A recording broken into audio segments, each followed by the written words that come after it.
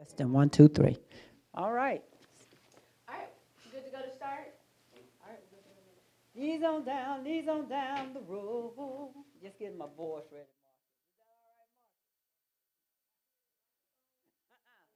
No,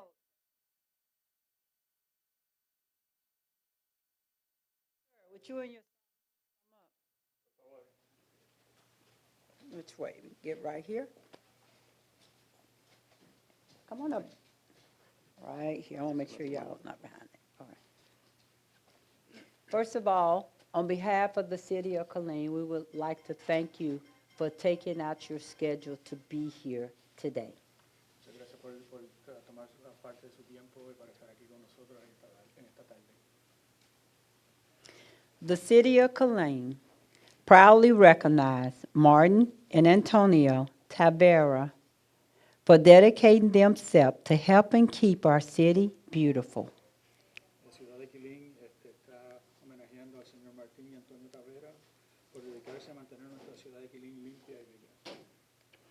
Their 12 cleaning activities at Andy K. Wells Hike and Bike Trail collected over 750 pounds of garbage. Las 12 veces que ustedes han limpiado el Andy K. Wells Bike Trail, ustedes se han reconocido por haber recolectado más de 750 libras de basura.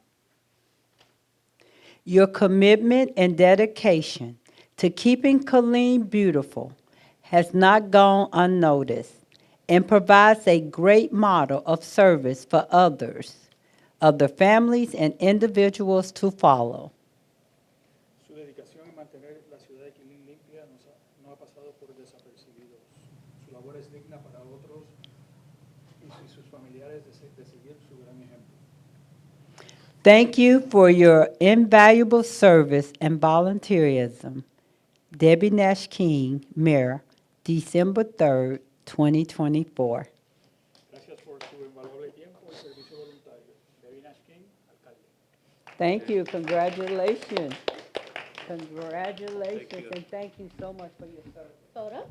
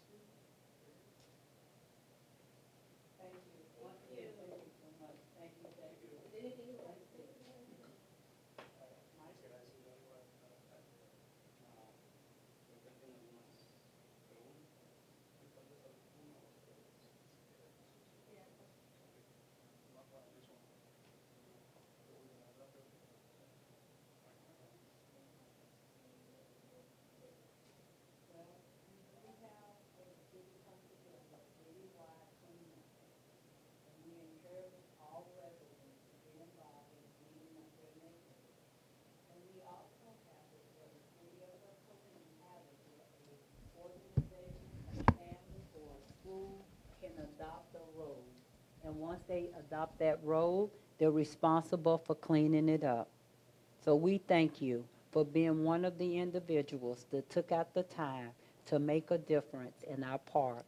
Thank you.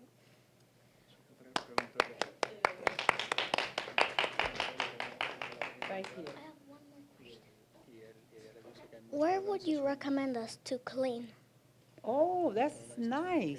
Well, we do have areas in the city, like the biggest areas that we do have a crew.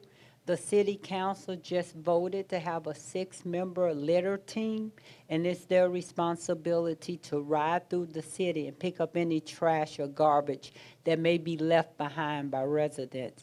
So whatever area you want to do, just let us know, and we can help you out with some trash bags.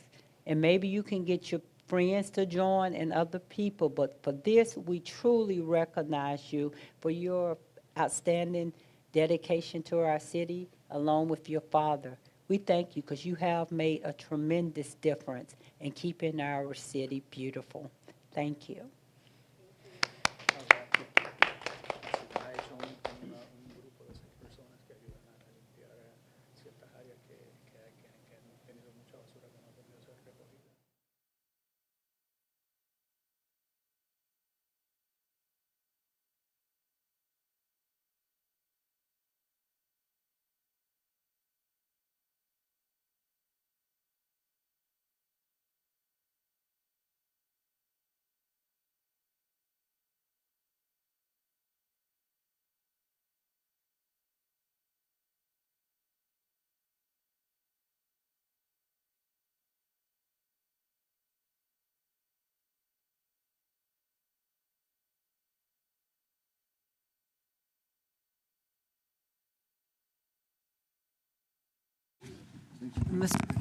Mr. Sean Price. Sean Price? Oh, sir, can you see the city secretary real quick for some clarification?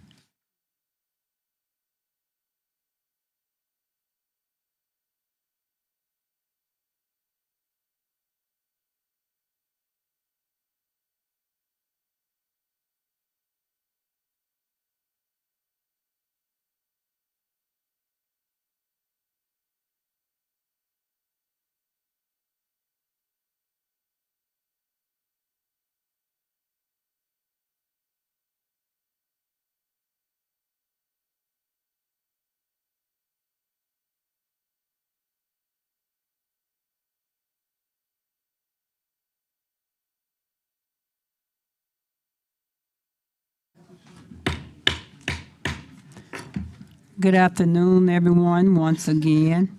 I am calling the 3 o'clock meeting to order. Thank you all for taking out of your busy schedule to be here.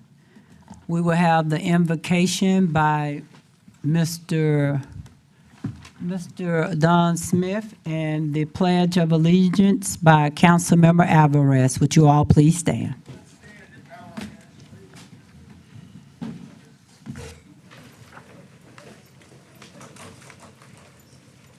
Lord, thank you for all you do for us.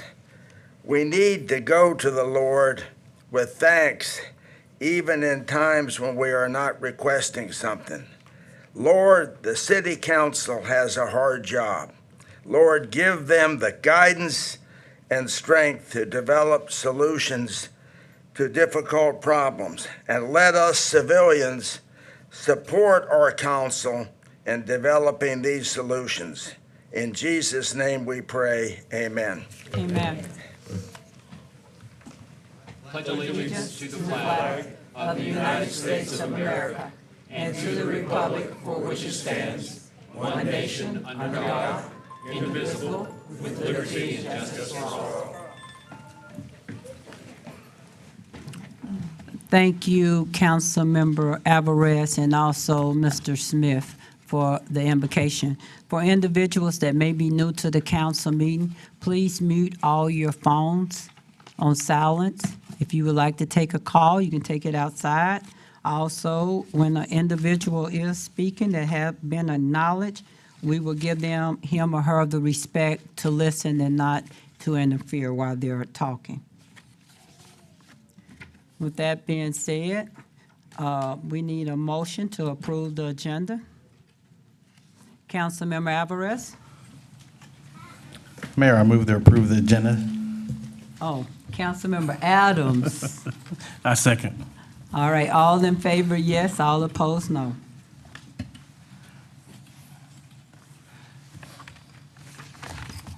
Let the record show that Councilmember Sagara is absent.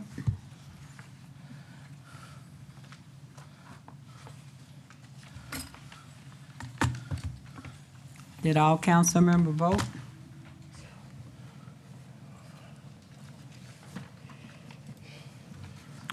Motion carries 6-0.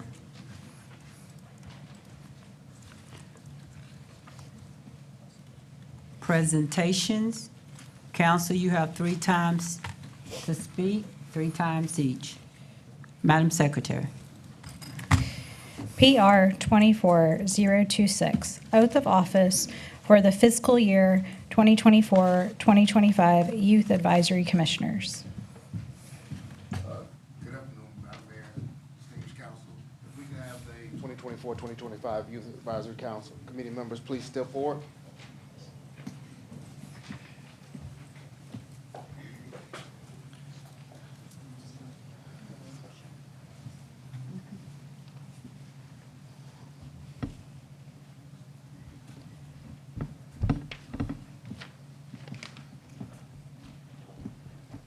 Thank you. It is indeed an honor and pleasure to stand here before you. I am so proud of you for taking the time and the effort to go through the interview process.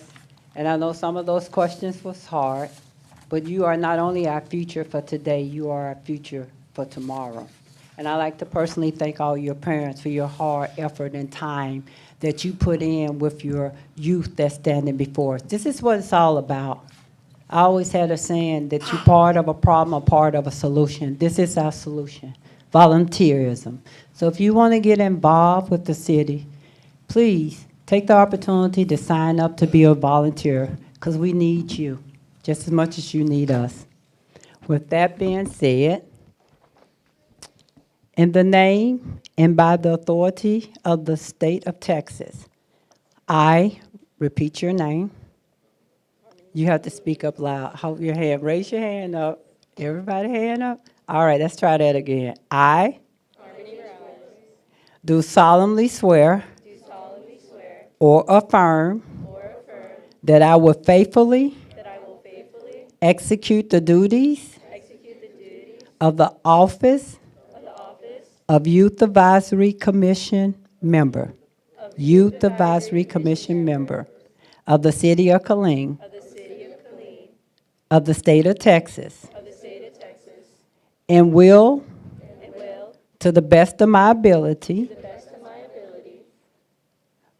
preserve, protect, and defend the Constitution and the laws of the United States and of this state. So help me God. Congratulations. Before we take our picture, we do have their advisor here and also our Park and Rec director. I'd be remiss if I don't give them the opportunity to speak. Sir, ma'am.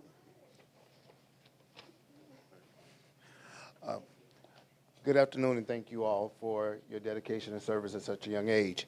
This is truly an outstanding opportunity, and we look forward to working with you and all the great ideas that you will come up to benefit the youth of Killeen as well as the city of Killeen. You are an asset to our city, and it's great to have you.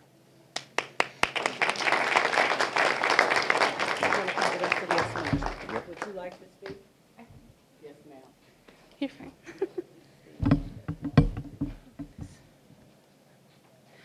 All I have to say to you guys is that being able to come into this program and see how much you all have grown and the ideas that you have all brought forward, it makes me very excited for what this program is going to continue turning into and moving forward with. So congratulations.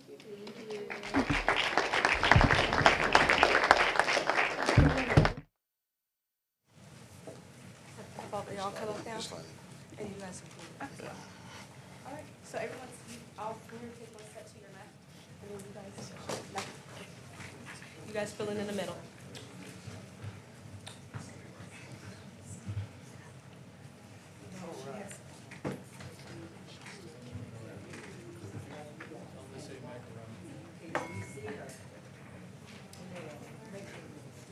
Brett?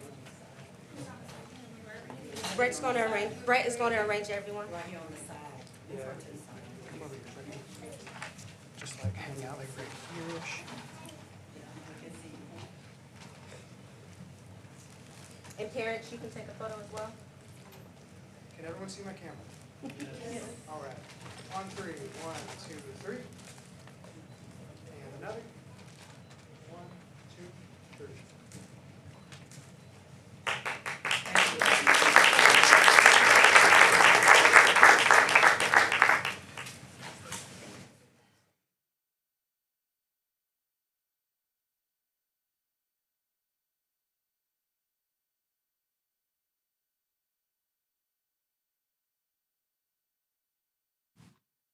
Madam Secretary. PH 24029, Killeen Star Award.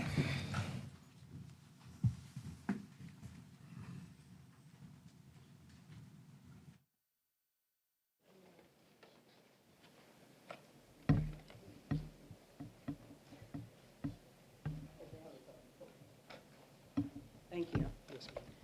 Thank you all. Once again, it's good to be in front of you. You know, tonight is a great night. It's all about volunteering, giving back to the community.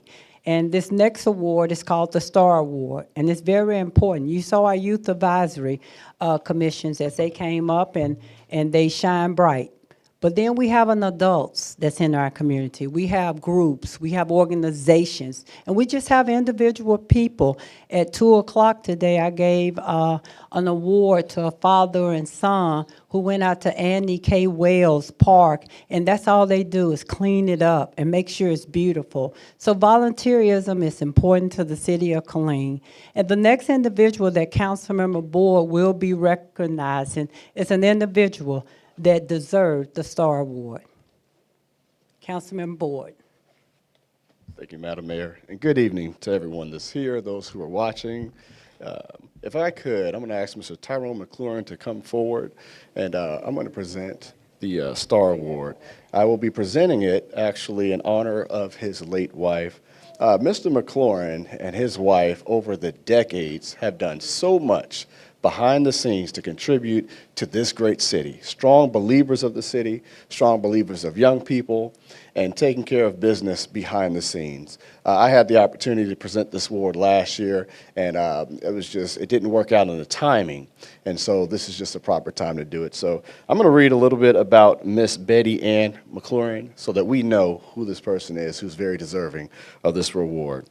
Betty Ann McLaurin's life was a beacon of service, dedication, and unwavering commitment to her community and country. A proud graduate of Tarleton State University with a bachelor's degree in social work, Betty also held a master's of arts in clinical pastoring from the American Theological Seminary. Her educational accomplishments were just one facet of a life dedicated to excellence and purpose. As a decorated Army veteran, Betty has exemplified the highest ideals of service and sacrifice.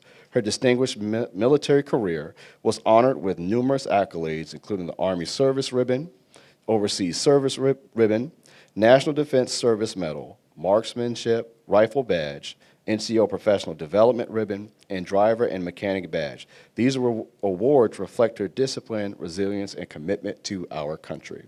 Betty's entrepreneurial spirit and vision left an indelible mark on the city of Killeen. After her military service, she founded and operated a child care development center for over a decade, providing essential services to local families. Her journey continued as she co-founded Solution One Industries, Inc., a leading logistics and engineering firm headquartered in Killeen with national reach. Through her leadership, Betty helped shape an organization that embodies her values of integrity, innovation, and hard work. Betty's passion for empowering others extends far beyond her professional achievements. She was a devoted mentor and philanthropist, dedicated her time and resources to uplift those around her, an active member of numerous nonprofit organizations, including the Boys and Girls Clubs of Central Texas and the Erica White Foundation. Betty exemplified selflessness and generosity. She also founded the Branch Foundation, an initiative close to her heart, which supported teenage mothers by providing them with resources and opportunities for a brighter future. Betty Ann McLaurin's legacy is one of profound impact and inspiration. Her dedication to her family, community, and country serves as a model for all who knew her. Today, we honor her life, her achievements, and countless lives she touched. Her memory will forever remain a source of inspiration, reminding us of the power of service, compassion, and unwavering determination. That's who the late Betty Ann McLaurin was. Powerful, impacting person, and I am grateful and blessed to present this award to you for her. So, on behalf of the City of Killeen, we present if we can get it together here. On behalf of the City of Killeen, we present the Killeen Star Award.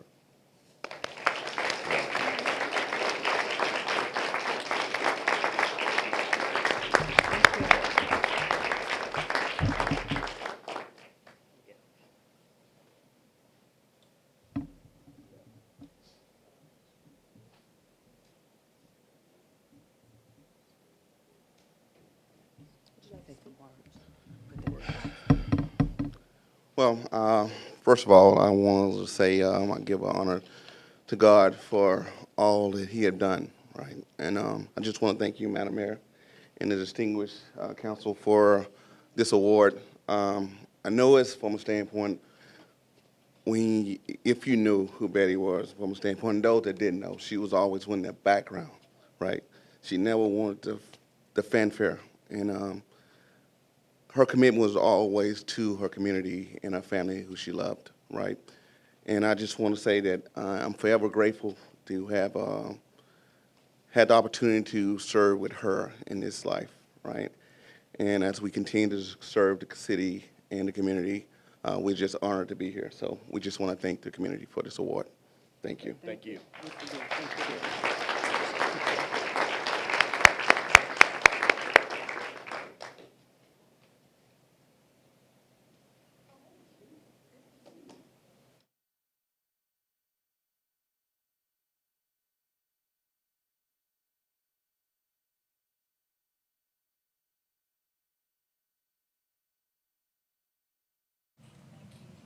Thank you so much, Councilmember Board, and for that honoring for the Star Award. That was really nice. Thank you. Council, we have is Judge Krishna here. So Council, PR-24-034, I would like to move it down until Judge Krishna get here. He had told me earlier that he had court and it may run over. So is that okay, Council? Yes, yes, yes. All right. And let the record show that Councilmember Sagaro is present. With that being said, Madam Secretary, discussion item. DS 24072, Semi-Annual Capital Improvement Advisory Committee Report. Thank you. Good afternoon, Mr. Zagers. Good afternoon, Mayor and Council. So we are here to submit to the Council the semi-annual report from the SEAC Committee. And so just what the SEAC Committee is. It's a committee that was required by the city to have because we implemented impact fees. So it is tied to Chapter 395 of the Texas Local Government Code. So the roles of the SEAC, our Capital Improvement Advisory Committee, is to monitor and evaluate implementation of our capital improvement plan, specifically to the water and sewer. File semi-annual reports with respect to the progress of the capital improvement plan and any recommendations, perceived inequities, and then in implementing the plan and imposing the impact fees. And then advise City Council for the need to update or revise, sorry, there's a spelling error there, the land use assumptions, capital improvement plan, and the impact fees. So the current capital improvement plan that we have, and again, we're specifically focusing on water and sewer. It provides the strategy in upgrading, expanding our water and sewer mains, our infrastructure, as it to addressing deficiencies or the needs as it relates to growth. The city current plan was done in 2019. We're actually working on developing a new one right now with Friesen Nichols. We have a draft, and then we're looking at bringing that to council early next year as we adopt the final one.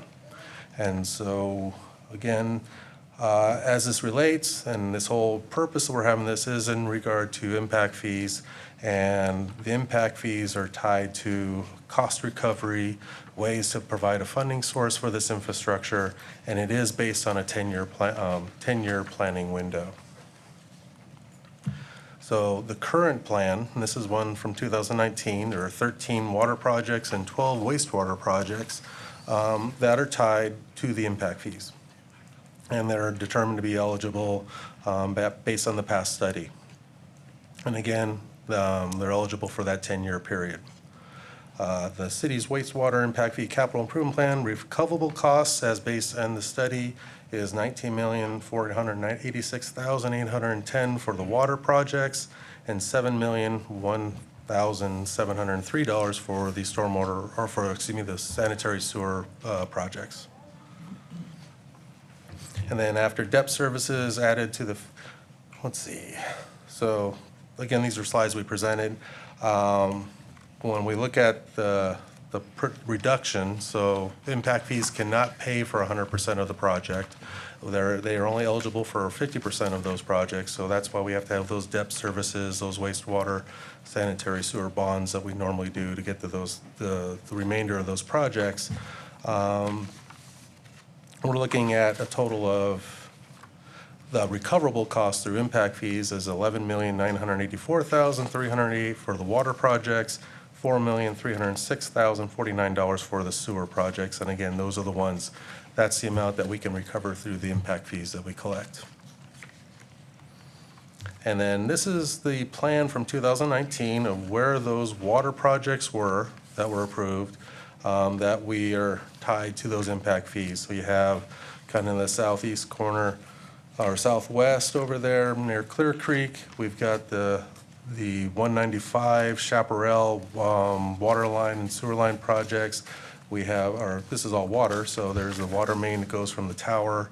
We have the pump station, the tower, the main that goes down Chaparral and goes up 195. And then we have a little bit up on the northeast corner as well.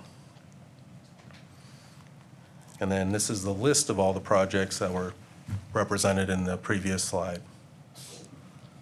And then kind of shows the status where we have completed several of them. Some, number 6 and 7 and 8, 6 and 7 were still under design. And then 8, the pump station is actually under construction right now over there by Chaparral, right by that water tower. We're at a point now where we've actually spent a lot of the bond money. So we're reviewing this. A lot of these projects, the ones that we haven't completed, are being part of the new capital plan. And then once we do that, we're going to reassess the impact fees.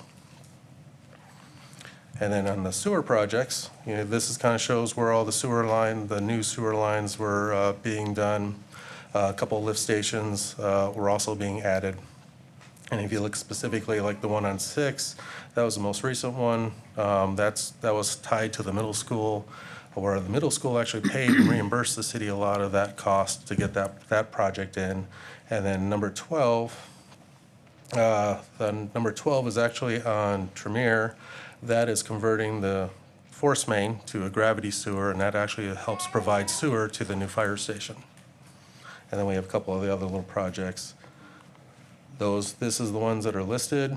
The ones on no activity is pretty much the ones that we don't have enough money on the bond, so we're kind of on a holding pattern on that until we come back for looking at some new, a new water and sewer utility bond next year. And then kind of shows which ones we completed and then which ones are on construction. So obviously number 12 was the one I mentioned. That one's really tied to the fire station. And then impact fees collected. This kind of shows a summary of how much of the impact fees we have collected throughout pretty much the last year, since October 2023. 2023, we were pretty low. We weren't collecting a whole lot of impact fees because of the amount of permits and developments. We weren't getting a lot in. It's kind of rebounded, and then in this year in 24, you can kind of see where those funds and those amounts collected have started to increase, and that's a little bit more of what we were expecting when we implemented the impact fees. And then right now, showing a fund balance, we have a fund balance extra for water. Our wastewater is negative, but with the collections and as we move forward, we'll be able to get that. Hopefully within the next year, we'll be back to zero and then start collecting more and working towards projects and implementing them with the new projects on the new plan. And then as we finished our SEAC meeting with the committee, we had a couple other topics that they wanted to discuss in our next one. So obviously we're going to be having, the next meeting will be around February when we finalize our master plan. So they can have a review, have any comments, any recommendations they can present to council. But in addition, they wanted a discussion on impact fees. They wanted a better understanding of what they're about, what are the restrictions, what are we able to use it for, and then also tied into funding of capital projects. And then again, we're going to review the master plan. So that will be the kind of the discussion and topics for our next meeting. And then with this, we are actually just presenting, as required, we're submitting to council the report from the SEAC committee. Thank you, Mr. Andrew Zagers. Councilmember Adams. Thank you, Madam Mayor. I just had one question. Money in parentheses kind of stand out to me. Yeah. Can you explain that one? So obviously, we haven't been collecting as much as we needed. When we implemented the impact fees, we had a kind of a proposed that expectations of what development as we were bringing in, how much funds we're going to be expecting. We weren't collecting a lot of them, so we have an excess, or actually, we have had a little, beyond, we expected and spent more towards sewer projects than we had. So right now, that fund balance is zero, but it is getting replenished as we get the impact fees. Okay, thanks. So Mrs. Zager, thank you, and that's why you made it to point out to the council that you will be relooking at fees, maintenance fees. Yes, once we To get the bring new it plan, back. we will then have to come back and look at that. Yes, sir. Thank you so much.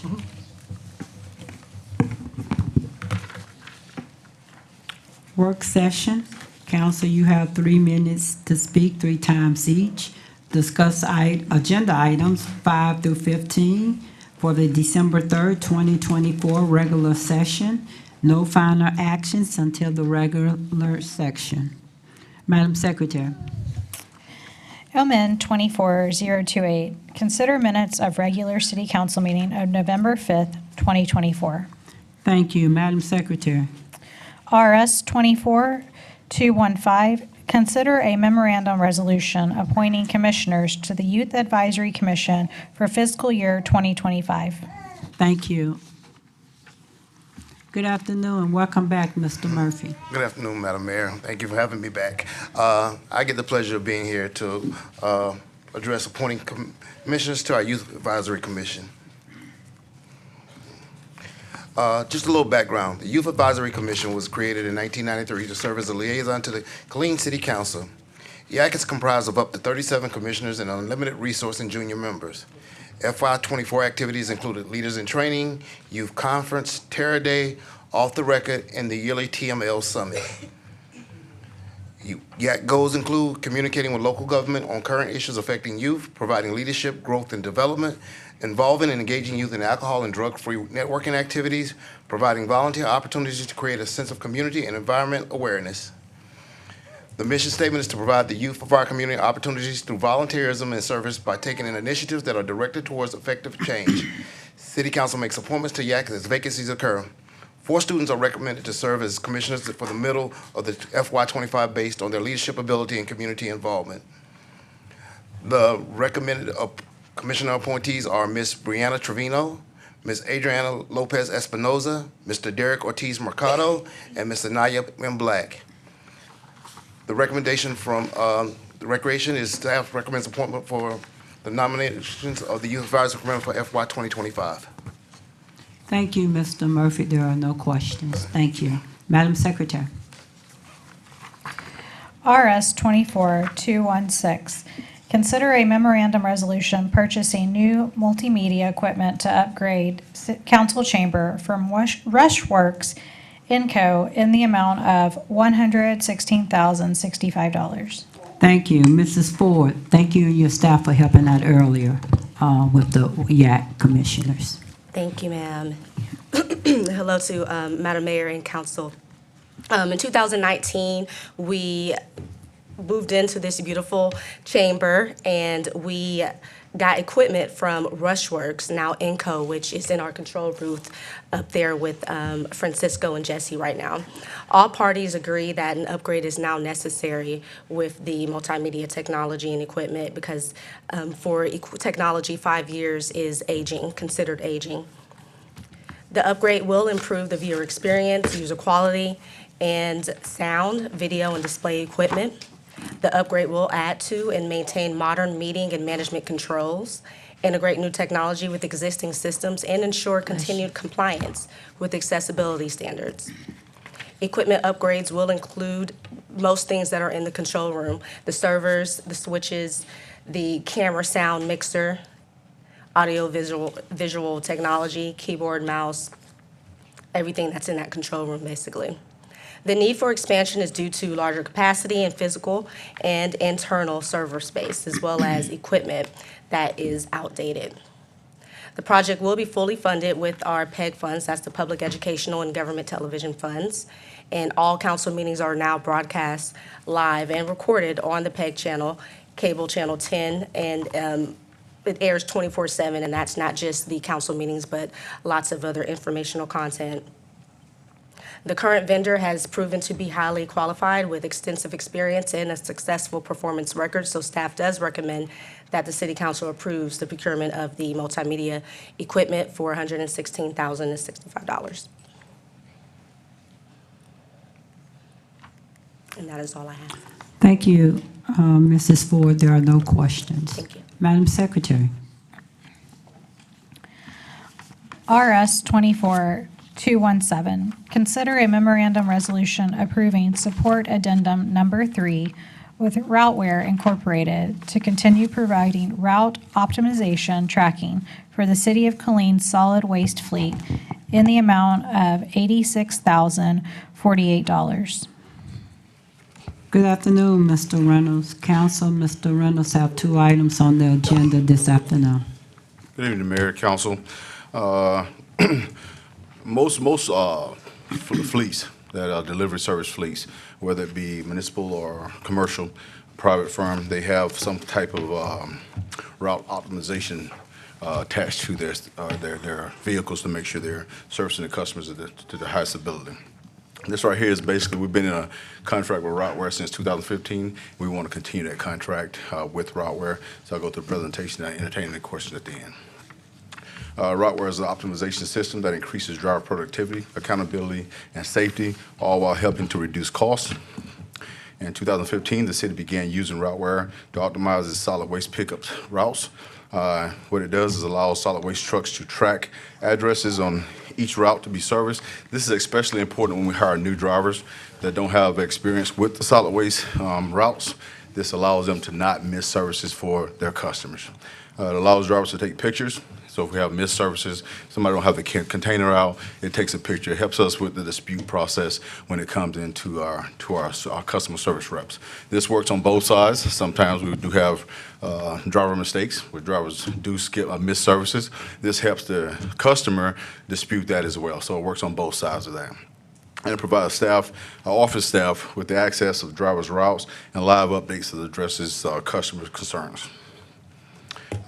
Routeware has a contract through the HGAC, Houston Galveston Area Council, contract number FL0321, and this is for a 5-year service support commitment.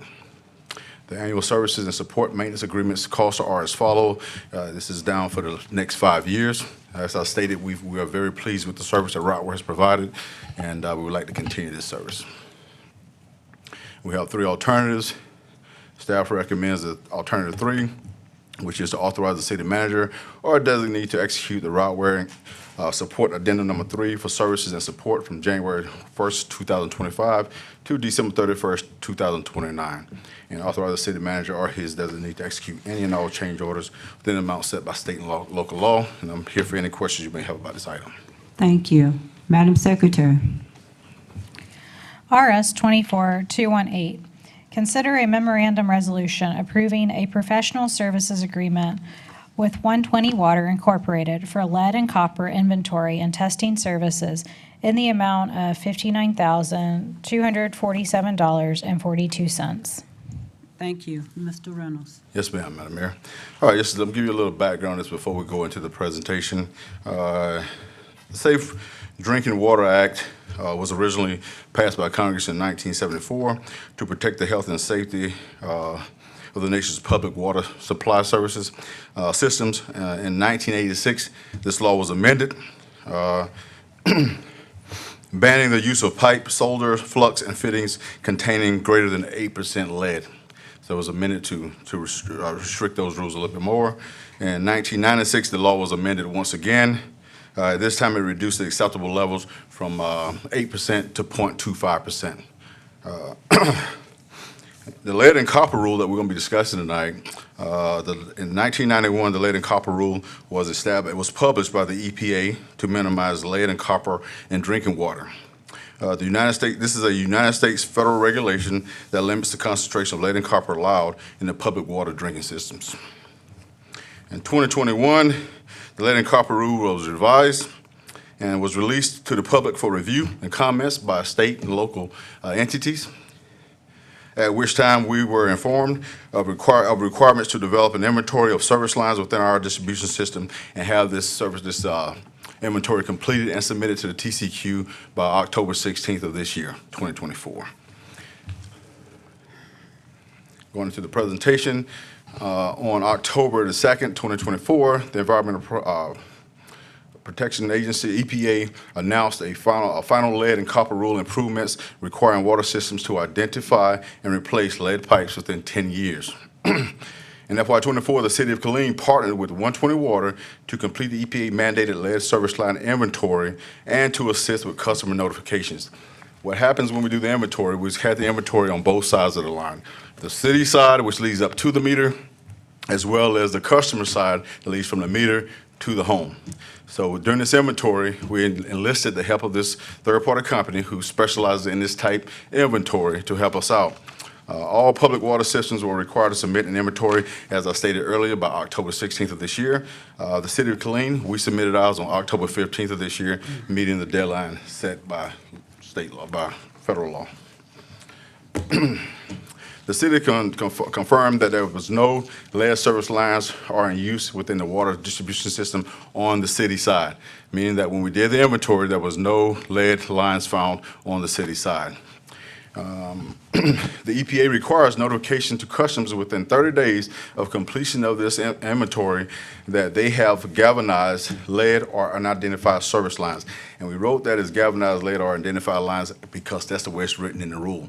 We ruled out through our inspection with 120 Water that there are no lead or unidentified lines in our system on our side or on the private side, on the customer side. We only have galvanized lines out there. And that was 2,512 residents that currently have galvanized lines. So as stated in the previous bullet, we have a requirement to notify those residents of those lines that need to be replaced.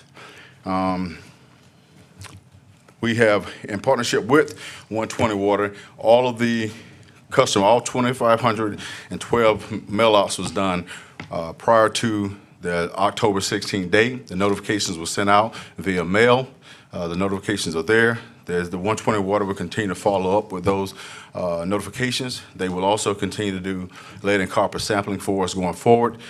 So this is what this contract is about, and this is what it does. And this is a federally mandated contract that we have to have. Well, it's a federally mandated rule that we have to meet. This company just allows us to help do that. We don't have staffing to go out and do these type of inventories on our own, so we enlisted the help of a third-party company that specialized, as most cities are doing. Okay? Also, before we get to this recommendation, I do want to highlight the fact that Mr. Wiley, who's here with me today, Water and Sewer Manager, and his staff has maintained a superior water rating with the TCQ since 2019, and we still maintain that rating because we are meeting these mandates and reporting things as we're required to do.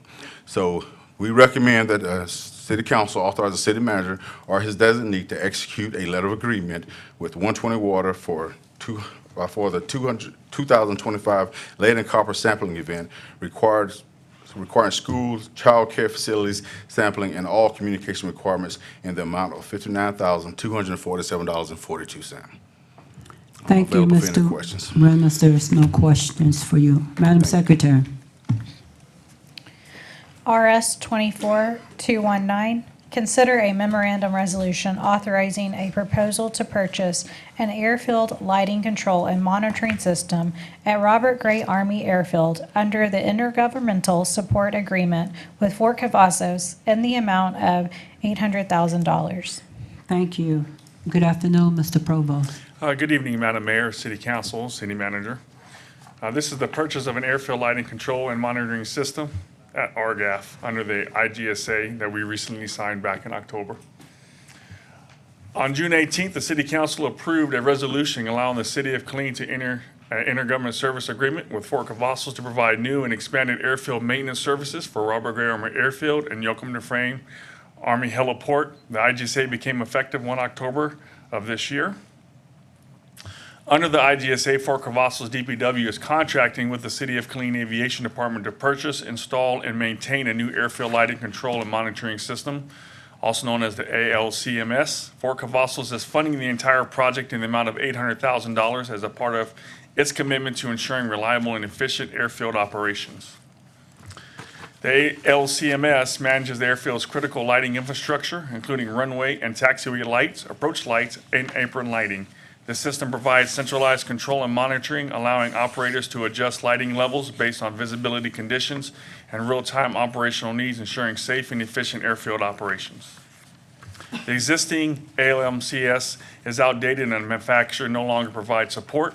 The system has become increasingly unreliable, requiring frequent manual interventions by staff. Temporary Band-Aid fixes are being applied to maintain functionality, but this approach is inefficient and not sustainable long-term. The ongoing degradation of the system poses a significant operational risk and could compromise airfield safety and efficiency without proper upgrade. The objective is to replace the outdated ALCMS with a modern, fully supported system that enhances reliability, safety, and operational efficiency. The new system will provide seamless lighting control, real-time monitoring, and the flexibility to adapt to varying conditions. Through the IGSA partnership, the City of Killeen Aviation Department will manage the bidding, purchase, installation, and ongoing maintenance of the new ALCMS. With Fort Cavazos funding the project, this collaborative effort will ensure both military and civilian airfield operations are supported by the state-of-the-art infrastructure. And the recommendation is staff recommends the City Council authorize the purchase of the ALCMS at Robert Garner Airfield in the amount of $800,000, and that the city manager or designee be authorized to execute any and all contract documents in accordance with state and local law. Pending any questions. Thank you, Mr. Provost and Director Wilson and your staff for that great, amazing, strong relationship with Fort Cavazos. These are the kind of partnerships will be a lifelong relationship because of you and your staff. Thank you for that. Yes, ma'am. Madam Secretary. RS 24220, consider a memorandum resolution authorizing a contract amendment with Scheib Consulting LLC for the Drainage Master Plan project in the amount of $62,810. Thank you, Council. As you know, this will be Mr. Revelle last meeting. He has the next 5 items. Good afternoon, Mr. Revelle. Good afternoon, Mayor and Mayor Pro Tem and City Council. The first item is an amendment to an existing contract that we have with Scheib Consulting. We are seeking this amendment that will allow for a FEMA study to be done in the vicinity of Rosewood Drive along Acorn Creek. This is being done to really support the city's efforts as well as to support the effort associated with Hudson at Killeen Apartments Complex. As you all recall, a couple of months back, you all had looked at the zoning associated with that property. One of the conditions, well, it wasn't associated with the zoning, but one of the motion of direction was that they had to do a flood study. And so they are going to do their flood study, but their flood study is different from this effort. This effort is just basically updating the flood models to existing conditions.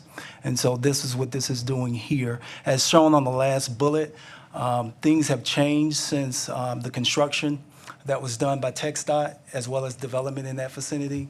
And so this, again, contract will allow our existing contractor, Scheib Consulting, to actually make adjustments to the flood model such that it's updated to current conditions.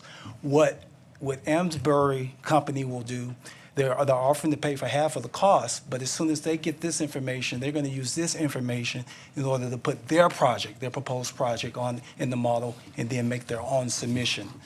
So again, this will allow us to update the model. This is actually what was going to be a part of our phase 2 of the of our study drainage master plan update, but we saw this opportunity to go ahead and advance this, and since they're willing to pay for half of the cost, we thought it was a good opportunity to share with this council.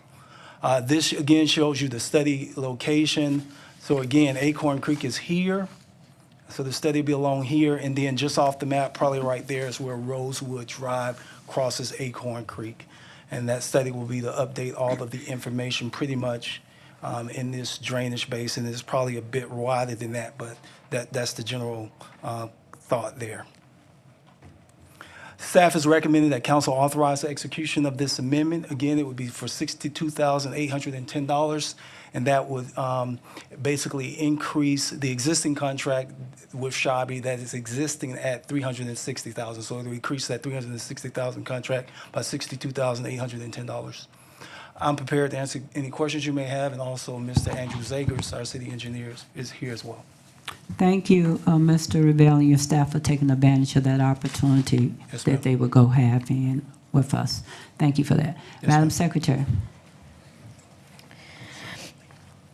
PH 24047, hold a public hearing and consider an ordinance submitted by EN Holdings LLC on behalf of Arcade News Incorporated, case number Z2427, to rezone approximately 1 acre out of Lot 1, Block 1, West Side Commercial Subdivision from CUP Community Unit Plan with B3 Local Business District uses to B4 Business District. The subject property is locally addressed as 2200 West Central Texas Expressway, Killeen, Texas. Thank you, Madam Secretary. Mr. Revelle. Yes, ma'am. This is a request to rezone property that's currently located at 2200 West Central Texas Expressway from Community Unit Plan with a B3 underlining base zoning to B4 uses. The intent of this request is, as noted on the last sentence of the slide, this will allow the applicant to use the existing building on the property and as a car rental business. The star on the map shows the approximate location. This is just off of Willow Springs Road, as you see on the map, intersection of Willow Springs Road and CTE. There's a subject property looking north, looking south. That's actually a picture of the building that's on the property. I think it was an old bank building, credit union building, something like that.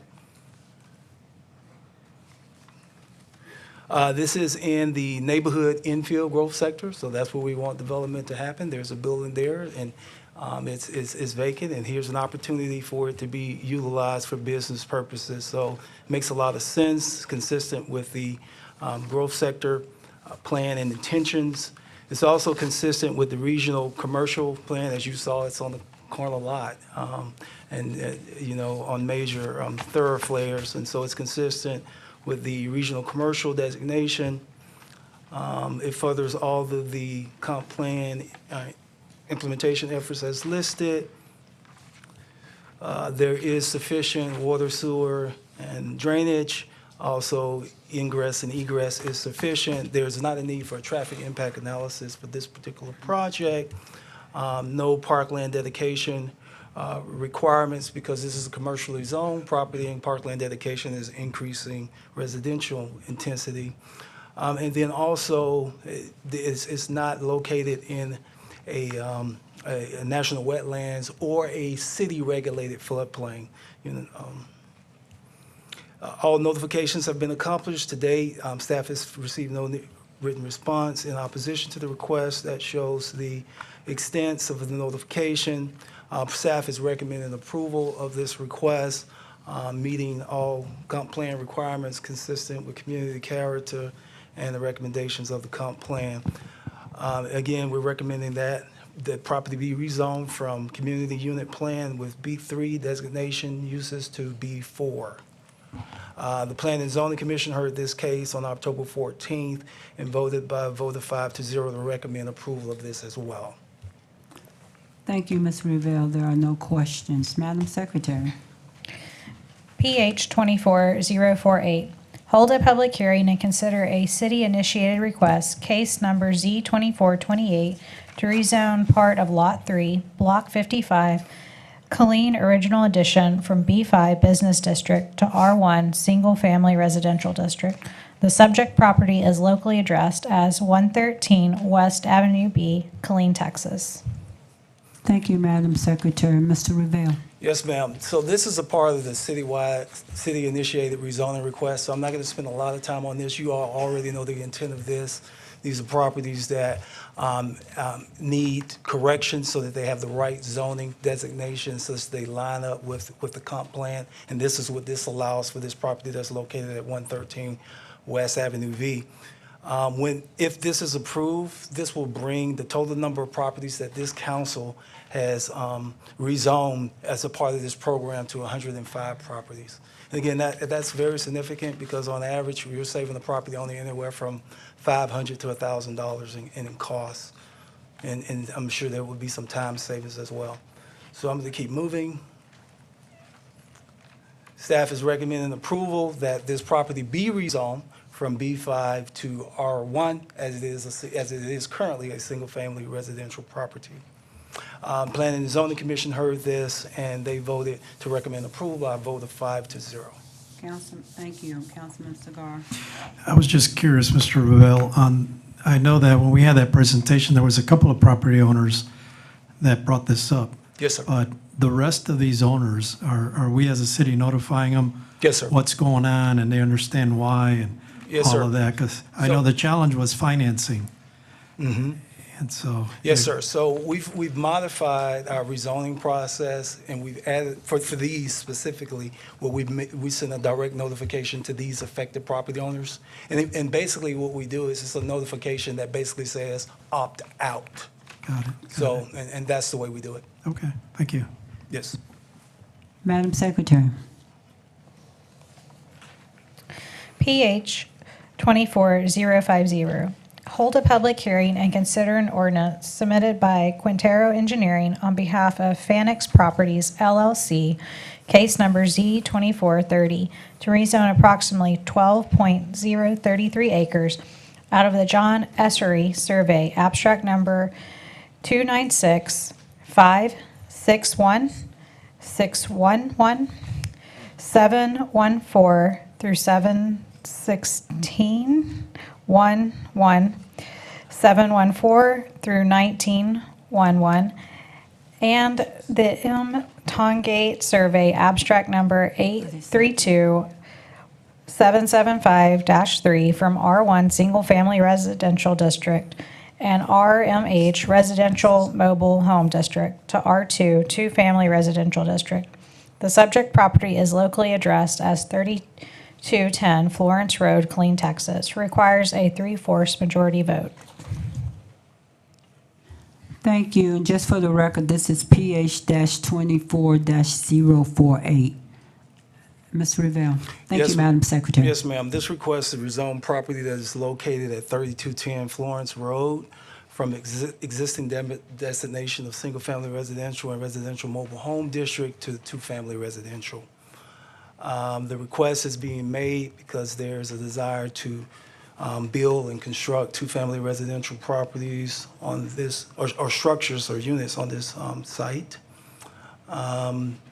It is important to note that per the International Fire Codes, for this particular case, you cannot exceed 30 dwelling units. If you do exceed 30 dwelling units, you got to have 2 access points, and they've got to be a certain distance apart. For this particular situation here, the access points will not be able to meet the distance requirement, and so that will limit the number of structures that can be built on this property. There will be basically 15 two-family units that could be built on this property based on the fire code constraints associated with access. That's important to note. The star shows the approximate location of 3210 Florence Road. The aerial here shows the property extents. Looking at the property north, south, east, and west. It is also located in the neighborhood infill growth sector, so that's where we want to see growth happening, and you want it to be as intense as possible. It is also located in the residential mix land use, so that is also, this request would be consistent with the future land use. The comp plan recommendations that would be furthered are noted on the slide. Again, the intent here is to allow for diverse housing. The duplexes will allow for that in this particular growth sector. And one could make the case that this is an example of providing missing middle housing. As it relates to utilities, all the utilities are provided and are available. As we mentioned, there is access off of Florence Road, but because it is limited, the number of dwelling units will be limited. And then also, there will be no need for a traffic impact analysis. So again, because the number of structures that's going to be built will not trigger those thresholds that require traffic impact analysis. There is a proposed thoroughfare trail that's located along the west side of Florence Road. Also, parkland fees or parkland dedication and development fees will be required for the future development, and the numbers on the slide pretty much show that either they can dedicate 0.4485 acres or pay fees in lieu of parkland dedication, which would be $22,500. And I will note there that basically the way the ordinance is written, most likely they'll end up paying the $22,500. And then also for the park development fees, that they would end up paying $13,500. So this is just showing that the final lot count could possibly change. If it does, or if it does change, then parkland dedication requirements and costs may change. It's also showing here that while none of the properties here are really located in a city-regulated floodplain, there is a known wetland area. But again, that's something that wouldn't be dealt with as a part of land use and zoning, but it would be dealt with as we go further into the development and regulatory process.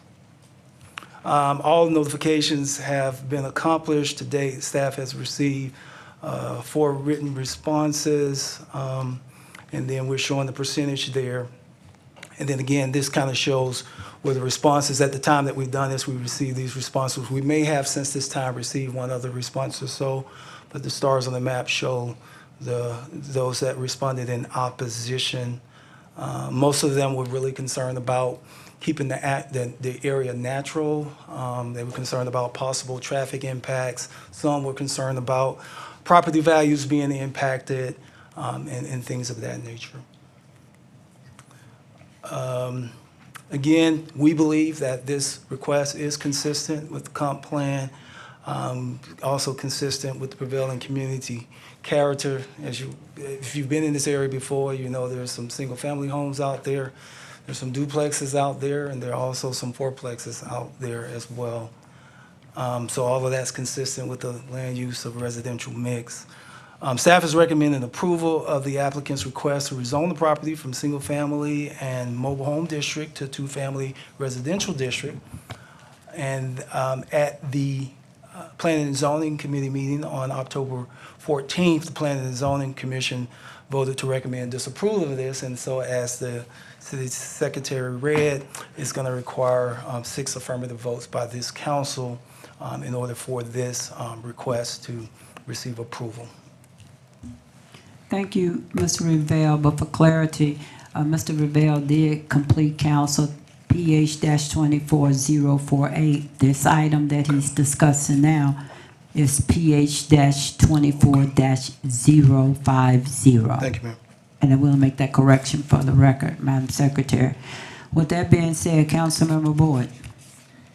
Thank you, Madam Mayor. I'm looking at an aerial map here that's pretty clear. I just want to make sure I'm seeing this correctly. Do you want him to put up the map? No. I'm looking at a separate area. Okay. Sorry. There are existing two-family inside of the shape of this property line. Is that correct? Inside of the shape of the property line? Right there in the space in between. Along Kings Court? Yes, sir. Correct. Yes. Sorry about that. Okay, and then there are two-family to the west of the property, correct? Yes. Then there are mobile homes just south of the property outside of that business use. Yes. And those are two-family north of the property as well. Oh, those are a single-family just north. It should be older single-family, And then yeah. to the east is older single-family. I mean, I can see the reason for proposing two-family here. To me, it just kind of makes sense as far as the buffer and transition. What exactly was the hang-up for P&Z, if you will, for this particular proposal? So, and I'm looking at that now. Basically, they stated that concerns about safety and flooding. When this was presented, there were several that got up and spoke and expressed concerns about the area staying natural, the protection of the natural things that are there.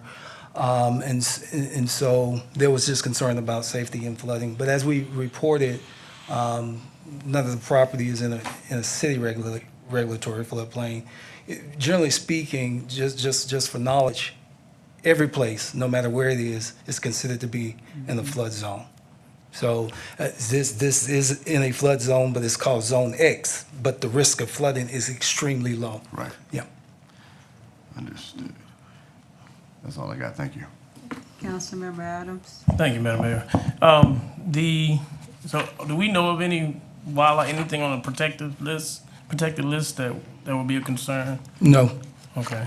And I'm looking at the same map, on your map, and I see where Kings Court is. I rode by there, and that would be the only ingress and egress for this, since there's already Grenada and Turtle Creek are so close. What about the entrance? And I don't want to get in too far into planning, because I know that deals with this more so. I guess let me ask, does the applicant know because of that, whatever they were planning is now, if this is approved, is going to be a whole lot less? Yes. Okay. Yes. Because I know that's where a lot of the fight comes when the planning process starts. The planning process? Yes, sir. Yeah. Absolutely. So I guess you answered about the wildlife. We already answered about the disapproval. My question was answered. Thanks. Yes, sir. Madam Secretary? PH 24049.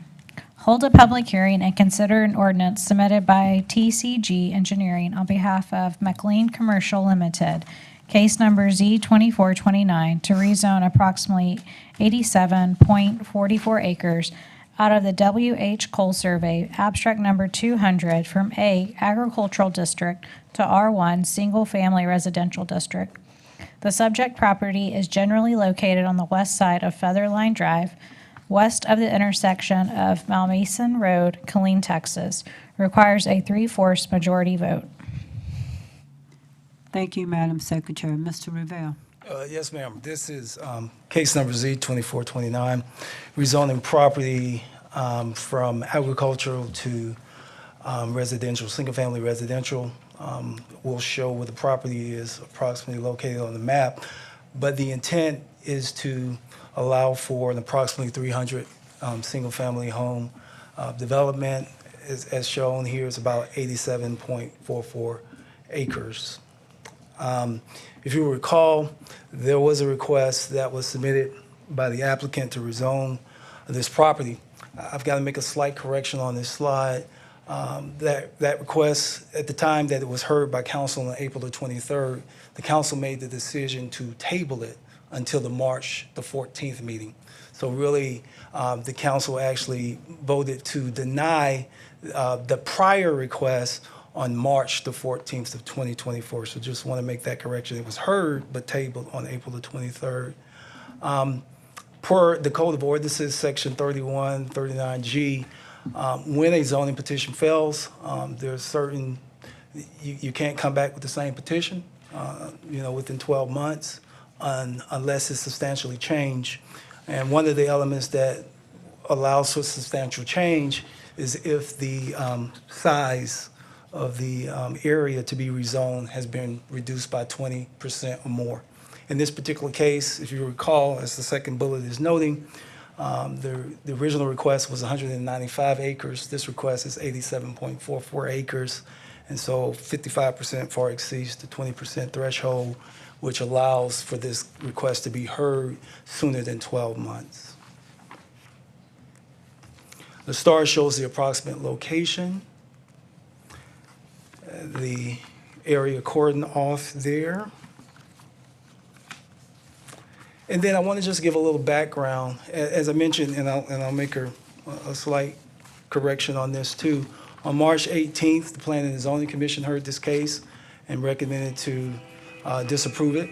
It came before City Council on April the 23rd, as I mentioned before, and the council made the decision to table it until March the 14th. To May the 14th. On May 11th, as noted on the slide, staff participated in the effort in the Orange community to test the water pressure and found out that the water pressure far exceeded the requirements.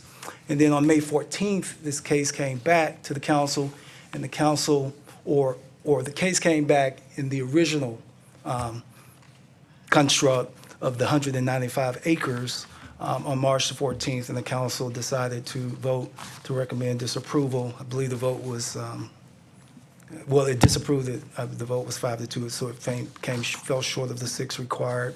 And then on July 8th, there was a town hall meeting that was held and convened by Councilwoman Cobb and Councilman Solomon, where there was an opportunity to hear residents' concerns regarding water pressure, regarding feather line, regarding the impacts to the schools and things of that nature.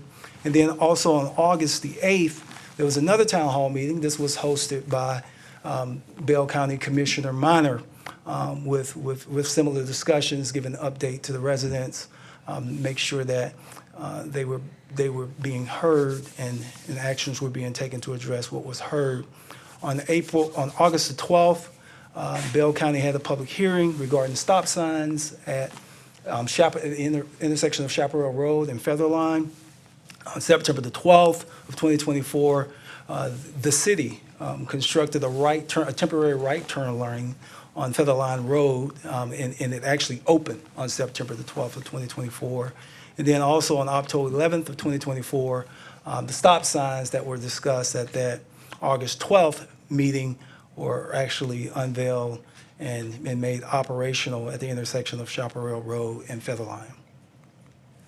And these pictures just kind of depict staff being on site. This was related to the water pressure conversation and testing.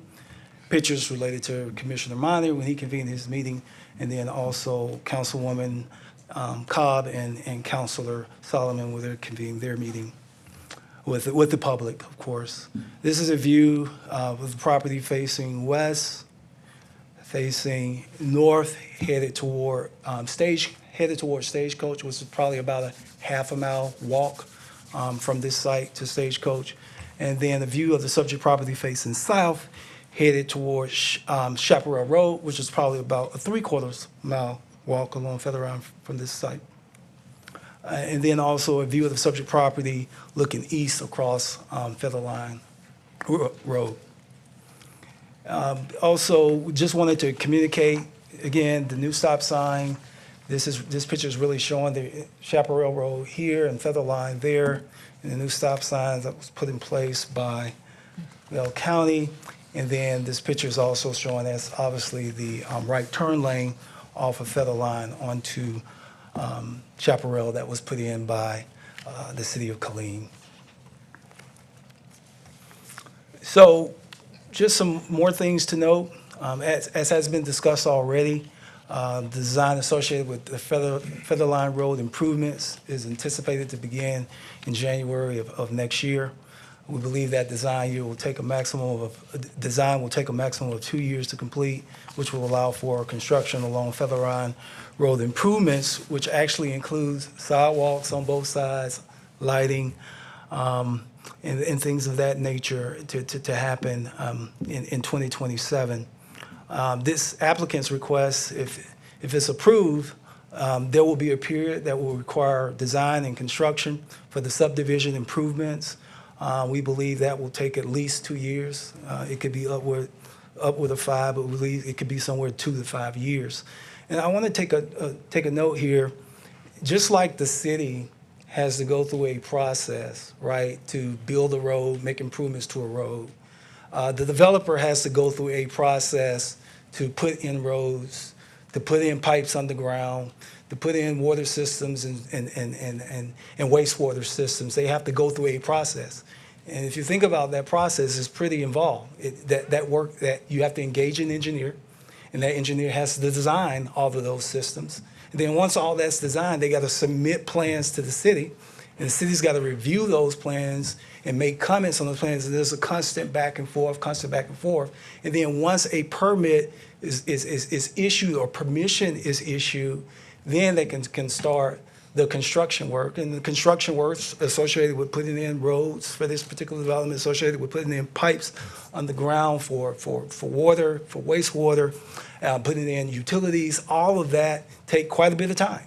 And that's what we're saying, that time period could be somewhere in the 2 to 5 year time period, because just like we take time to do improvements on city-related roads as a capital project, they have to take time to do that same kind of improvements, follow the same kind of process, but it also includes our review as a part of their time to get their development done. So it's not hard to see how the development on both ends could take the time that it takes, because it's a very involved process. Again, staff is anticipating that Featherline Road will be under construction before any new homes are built on the subject property. And we also further believe that even before the first C of O is issued for that site, that Featherline could actually be completed. So timelines are matching up. And I would say this too, as a point of personal privilege. Please recall, maybe about 18 months ago, I don't remember the exact date, Thousand Oaks Preserve, we had a similar conversation about when that development came up. There was conversations about what was going to be the impact on Stagecoach Road. Will the city be able to address its obligations to deal with Stagecoach Road? And I think we all know the answer to that. The answer is the city is able to address that. As a matter of fact, Stagecoach, as it relates to a bid being issued, being put out for construction, could happen this month or early next month. So the city has been able to keep its word. The city has been able to time itself. And as you all know, the development associated with Thousand Oaks is still going on. The first phase is still happening, and no home has been built, and so no impact has happened to that road. And so things are on schedule. So it works. This process works, and I don't want anybody to think that we're novices at this. It works, and it can work here as well. It's also good to point out that, there was some conversation about children having safe routes to schools. I just wanted to point out that this is actually part of an established sidewalk network throughout the Yow Ranch community that basically allows children safe passage through that community to Chaparral High School. It's also important to note that even properties that would be developed, if this development happens, and it's west of Featherline, there will be protections in place that allow for crossings of children that they can cross over and again, get to this kind of internal network that allows them to get to school safely. They don't have to necessarily walk down Featherline Road to go all the way to school. And then obviously when Featherline Road improvements are done, there will be sidewalks on either side that will accommodate that if that's what the desire is. Now, as it relates to the controlled growth, again, I want to take a little time here. This property is located in the controlled growth sector of the growth sector map. And again, controlled growth doesn't mean no growth. It just means that we need to be careful how growth happens. And it means that it's okay to allow growth to happen, but make sure that it happens in a way that it makes the neighborhood more complete. And we believe that this development does contribute to that. Make sure that it happens in such a way that it makes the neighborhood more connected and more walkable.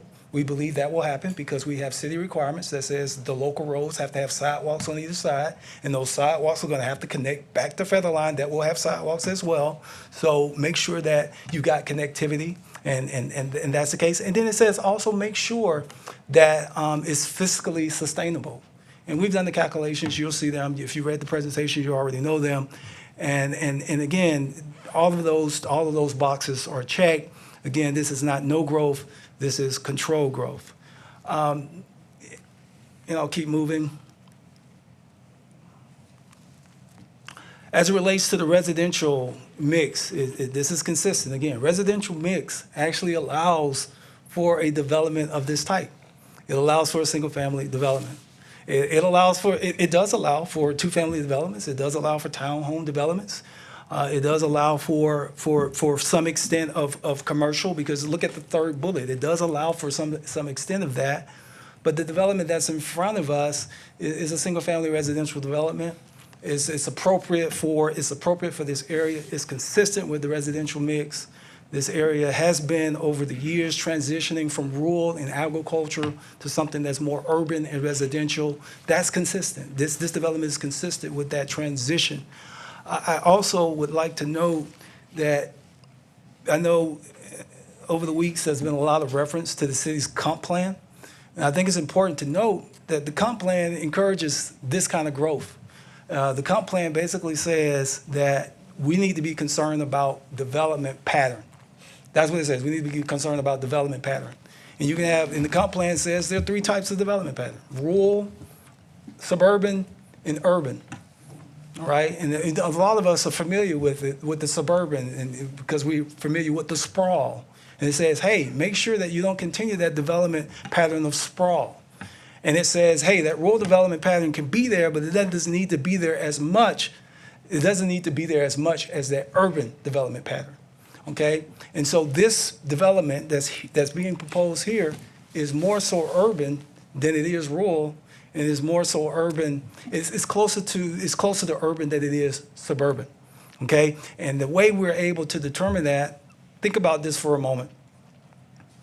The properties, if you're familiar with this area, the properties on Llewellyn Estate, those are 1-acre lots. That's just to the north of this area.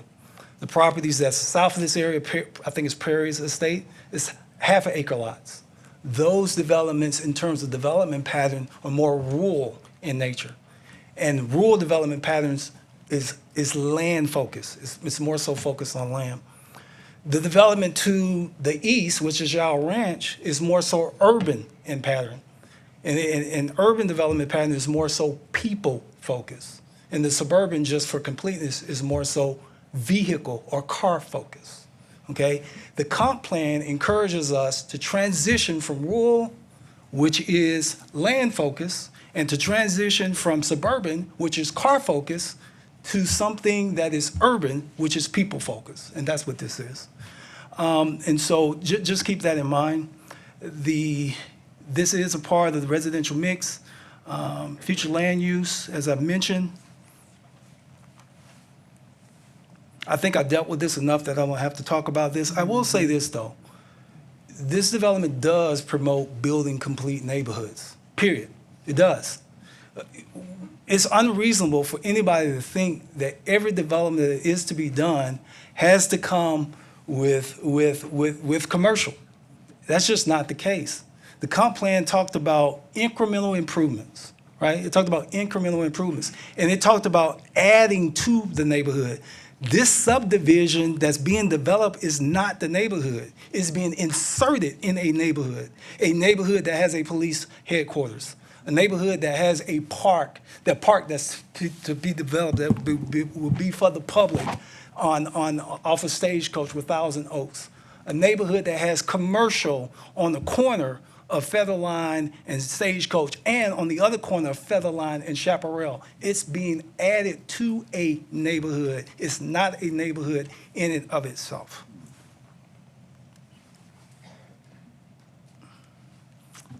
I'd like to deal with the fiscal impact analysis a little bit here. So the comp plan, again, this is the comp plan. The comp plan says that when this was done, that in order for a property to generate, that currently, based on when this was done, if you took all of the property taxes across the city, amongst all the property, and divided that number by the total acreage of the city, it's saying at the time that this was done, it's saying each property, in terms of an acre, is generating $1,440. That's how much each acre of property at the time that this was done is generating. That's what the first bullet is talking about. The second bullet is saying, while each property is generating $1,440 an acre, what's needed in order to support city services and maintain existing city infrastructure is $3,350 an acre. Ms. Brown, that's your first warning for disrupting the meeting by Mr. Revelle having to stop. That's your first one. Mr. Revelle, I apologize for that distraction. Yes, ma'am. Continue, please. Yes, ma'am. So the comp plan says what's needed to support city services and existing infrastructure is $3,350 an acre. So what the comp plan recommended was following a development pattern that was not that would not generate $1,440 an acre, but a development pattern that got you closer to $3,350 an acre. Which development pattern is that? It's surely not rural, and it's surely not suburban, but it is urban, and that's what this development is. So it's in line with the comp plan. And then the third bullet, the $5,000 an acre, the comp plan basically said, listen, if the council and if the staff does not heed the advice of the comp plan, if we don't follow the comp plan at all and we allow more suburban and we allow more rural, then instead of that break-even number being $3,350, it needs to be $5,000. That's what the comp plan is saying, okay? It needs to be $5,000. So check this out.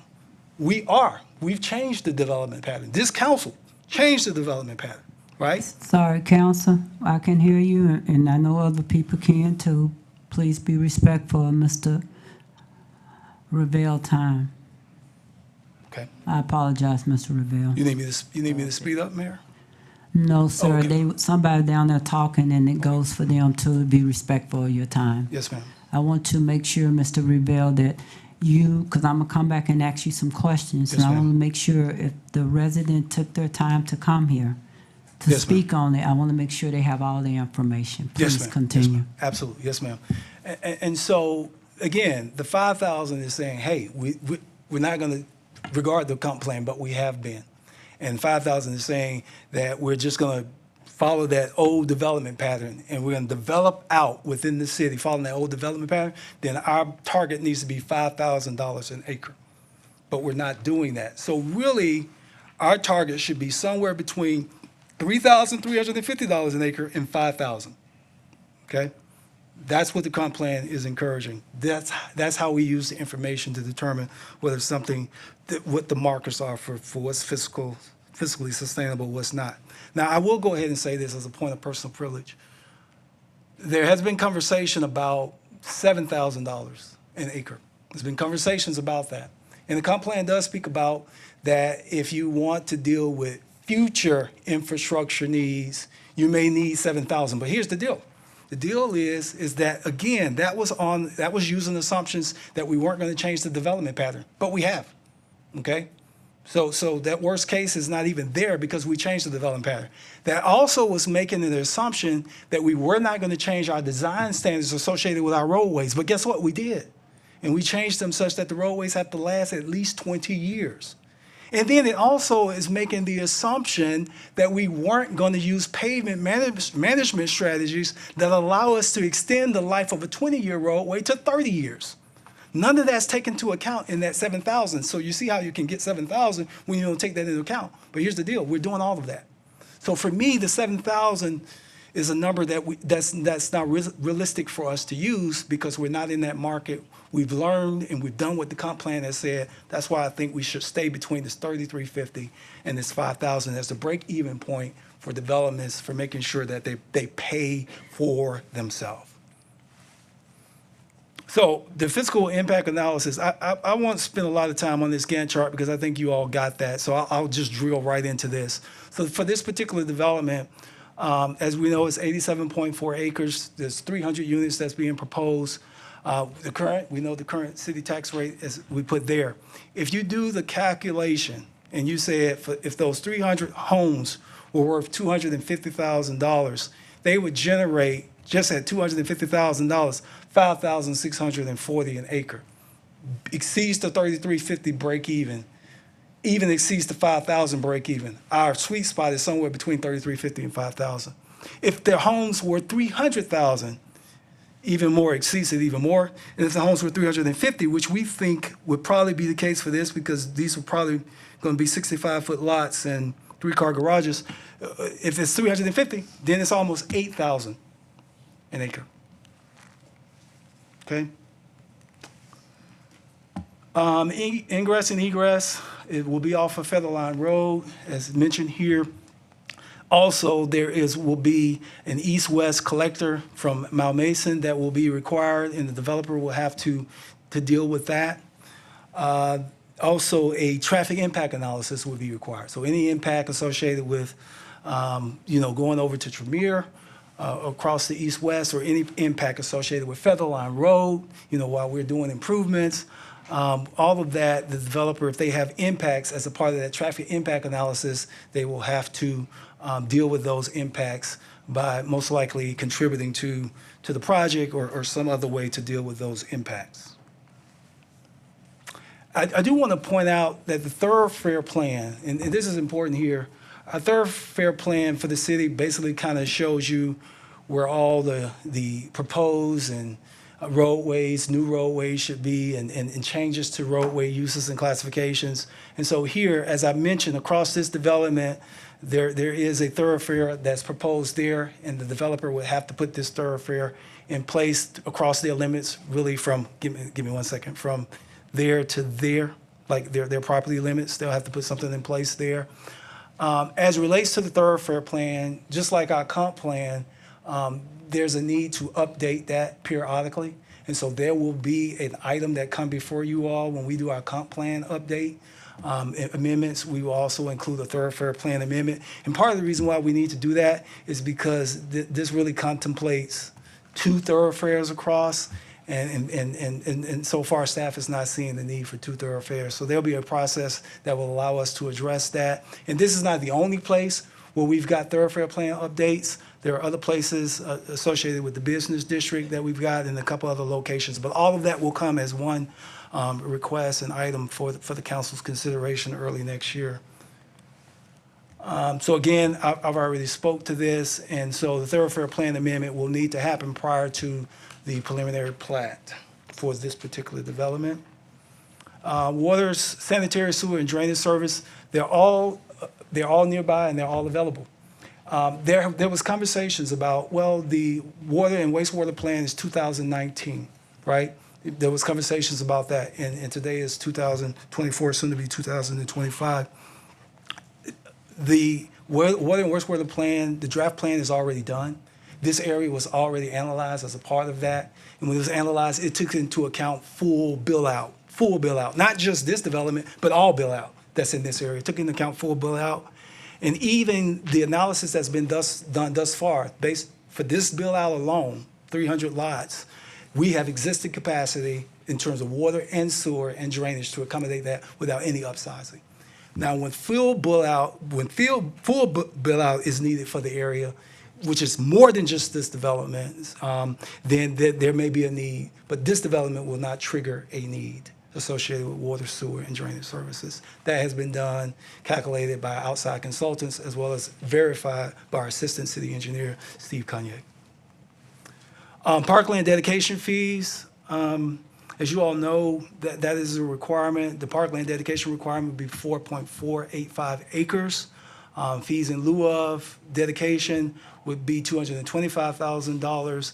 And then park development fees associated with actually allowing for park development to take place, park amenities to be placed and constructed, installed, or whatever it may be, would be $135,000.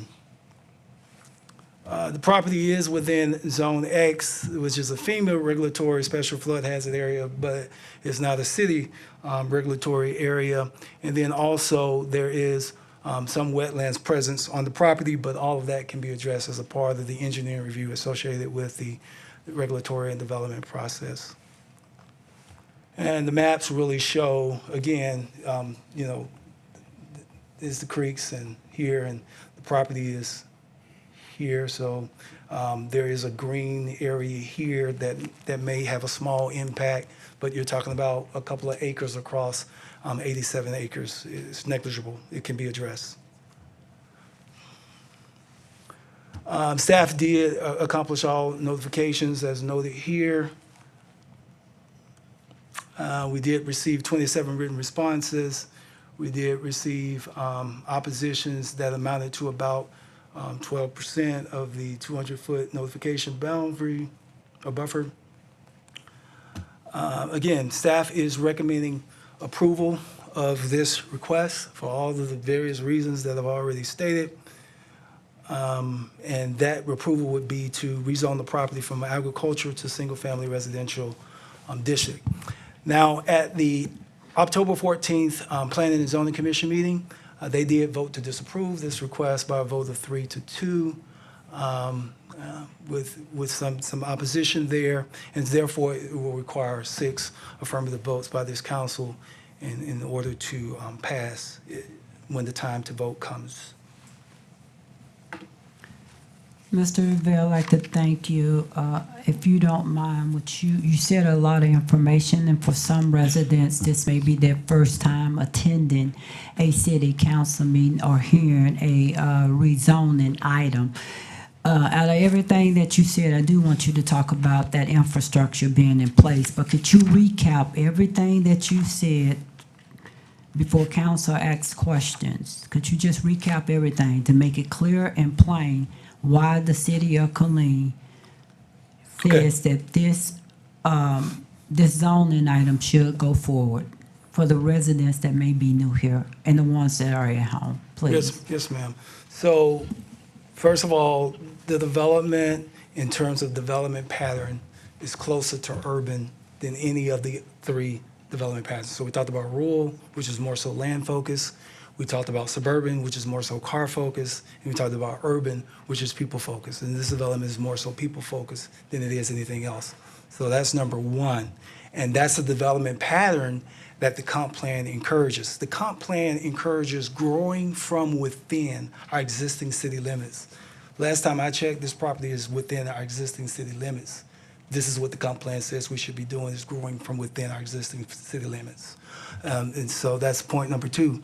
Point number 3 is, because it's in a controlled growth area, the comp plan says it's not a free-for-all growth, and what you should look at is does the growth that's being planned allow for the neighborhood to be more complete, more connected, more pedestrian-friendly, and is the development fiscally responsible? Answer to all those questions are resounding yes.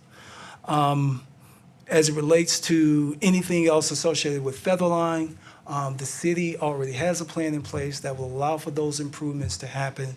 We strongly believe that those improvements can happen and be in place with the road functional and operating the way it is designed and constructed before the first CFO is issued associated with this development. And then as it relates to natural things and traffic things, there will possibly be traffic impacts, but those traffic impacts will be fully accounted for in a traffic impact analysis. The council has already put that standard in place. The next round of this process will allow for that traffic impact analysis to be done. If there are traffic impacts from this development, there will be opportunities for that to be addressed. The city will already have a project going on, so there'll be opportunities for that to be addressed, how it needs to be addressed there and in that time. And then as it relates to natural resources, as you saw yourself, as it relates to regulatory stuff, maybe 1 or 2 acres of the property is impacted by wetlands. Again, that can be addressed through a regulatory process, a stay away from, a stay out of process that can easily be accomplished. Thank you, and I have one ask of the council. I don't know which way you're going to vote, but I will not be on the council in 2027. And I ask if some of you are on this council, please ensure that that roadway is completed, as we have put out today, that it become a priority of yours to ensure Mayor, what Mr. Rebel said. I got Yes, sir. one more point, if I may. You sure can, sir. Yes, ma'am. It is also important to point out that this development is fiscally sustainable. Currently, the 87 acres on average generates $36 an acre. That's what it currently generates, $36 an acre. That's far short of the $14.40 that I talked about on the slide that was inadequate itself. All right? So this development will be fiscally sustainable. It will transition from being completely off the map to being completely off the map, but in a positive way, if you will. From the bottom end to the low end, so to speak. But so keep that in mind as well. It is fiscally sustainable. Numbers in the vicinity of I think it was 5,500 to almost 8,000 an acre. Thank you. Councilmember Boyd. Thank you, Madam Mayor, and thank you, Mr. Ravel. I did want to note that it's good to have young people here to witness how city business occurs at the local government level. That's great. The first time this case was brought to us, P&Z rejected it at 5-0. I believe it was unanimous. I want to make sure I'm correct there. The first time it came to the council. I don't want to say that. If Wallace, if you know. Okay. I'll ask Wallace if she can come to speak to that for me, please. Yes, Councilman Boyd. Mr. Revelle, did you not have a timeline that you showed up there? It was a timeline you had. So you can just flip back because he may have some more questions concerning timeline. Yeah, I've got the timeline, Okay. but whether or not the vote was unanimous, I don't want to misstate whether that. Yes, sir. Thank you, Wallace. I don't recall if it was unanimous or not, but if you bear with me just a second, I can get the answer to that pretty No quickly. problem. What I did want to note, and you can follow up with that at any point, that's fine, is that the vote was 3-2. So this was not a unanimous vote for this most recent Yes, sir. disapproval. Yes, sir. So I did want to highlight that for the council. That's all I have. Thank you. Yes, sir. Councilwoman Cobb. Mr. Revelle, if I had to go to court, I would take you. What an excellent explanation. When I first voted, I did not understand. My mother always told me, with all thy learning, get an understanding. Yes, ma'am. I have an understanding. Thank you for that excellent job, sir. Yes, I ma'am. hate to see you leave. Yes, ma'am. Councilmember Segar. Thank you, Mayor. Mr. Ravel, you bring up the cost, what the city brings in per acre. Yes, sir. And, that was eye-opening when we did the comp plan. And as you mentioned, in the past, when somebody wanted to build a house, what they were looking for was more space. And that was the big thing. Even as a city, we would say, these lots are too small. We want more space. We want them wider. And that was something in the past. And you mentioned that the prices, based on price, the city's going to make this amount. But what was eye-opening to me when we did that comp plan was that they kind of recommended we do the reverse. And instead of making these lots big per acre, make them smaller, Yes, sir. and the You're city right. Yes. will generate more revenue because now you're going against what a lot of people wanted. They want big acres, they want a lot of lots and stuff like that.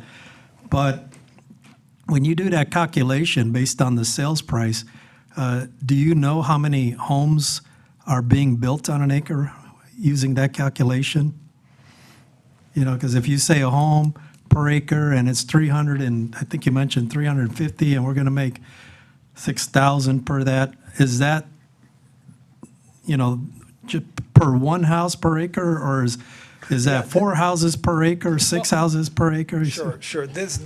If you look at it from a growth standpoint, you've got, 87.44 acres, you got 300 lots. Yeah. That's like 3.4, 3.5, whatever that number is. So that's 3.5 units a lot from a growth standpoint. Once you if you're taking the roads and the street network and things of that nature, that's going to change. And so it may end up being 5 to 6 units a lot. Yeah. But I'll tell you this, and I appreciate you mentioning this, it will provide a density that will be different. It will be different from the Yow Ranch density, which is probably 7 to 8 acres a lot. It surely will be different from the Llewellyn density, which is one lot, one house an acre, and surely be different from the Perry Estates, which is really 2 units an acre. Yeah. No, and I think that we're in line with the way the city, and I think the whole country is growing, because prices are, going up no matter what. And I'm saying today I saw a townhouse, and the townhouse basically was a duplex split. And you buy half of the duplex for $200,000, and it's like, that's insane. But, people can't afford our higher price homes, and that's what we're going to see of. And My first question was, okay, if there's a hail damage, who fixes the roof? So that's just an example, but there's a lot of things that are going to go on with that. But that's what we're seeing, and I think that having these smaller lots will help, because we're growing, and so. But I appreciate it. Thank you. There was one thing I failed to share, Mayor, if it's okay. There had been some question about, what's the housing demand? Okay, well, let's follow the comp plan. The comp plan clearly says that the housing demand outpaces the supply by 3,000 units a year. That's what the comp plan says. It says that. So is there a housing demand per the comp plan? You bet there is. As it relates to population, the comp plan says that the population from 2020 to 2040 could increase by 50,000 people. That's a demand. Those people need housing. So that population demand lines up with that housing demand. And so there was some conversation about, well, there's not a need for housing. Well, the comp plan says there is. And then I think there was a recent article in KDH that showed that population is increasing. Now, the population rate that the comp plan predicts is probably about 1.6% a year. The population increase that we saw in the paper was right at about 1.4%. So it's close, but it's happening. No, I agree, and I've mentioned that. It's supply and demand is what dictates that, and you're investing, whoever it is, developers, home builders, millions of dollars, and so they're being optimistic, and they know what's coming. They do the market research. And the other side of that is, as a city, one of the things that we want to try to do for all of our citizens, because I know that this is a true fact, they want to make homes affordable. Homes keep going up. They can't afford them, and then their prices on their taxes keeps going up.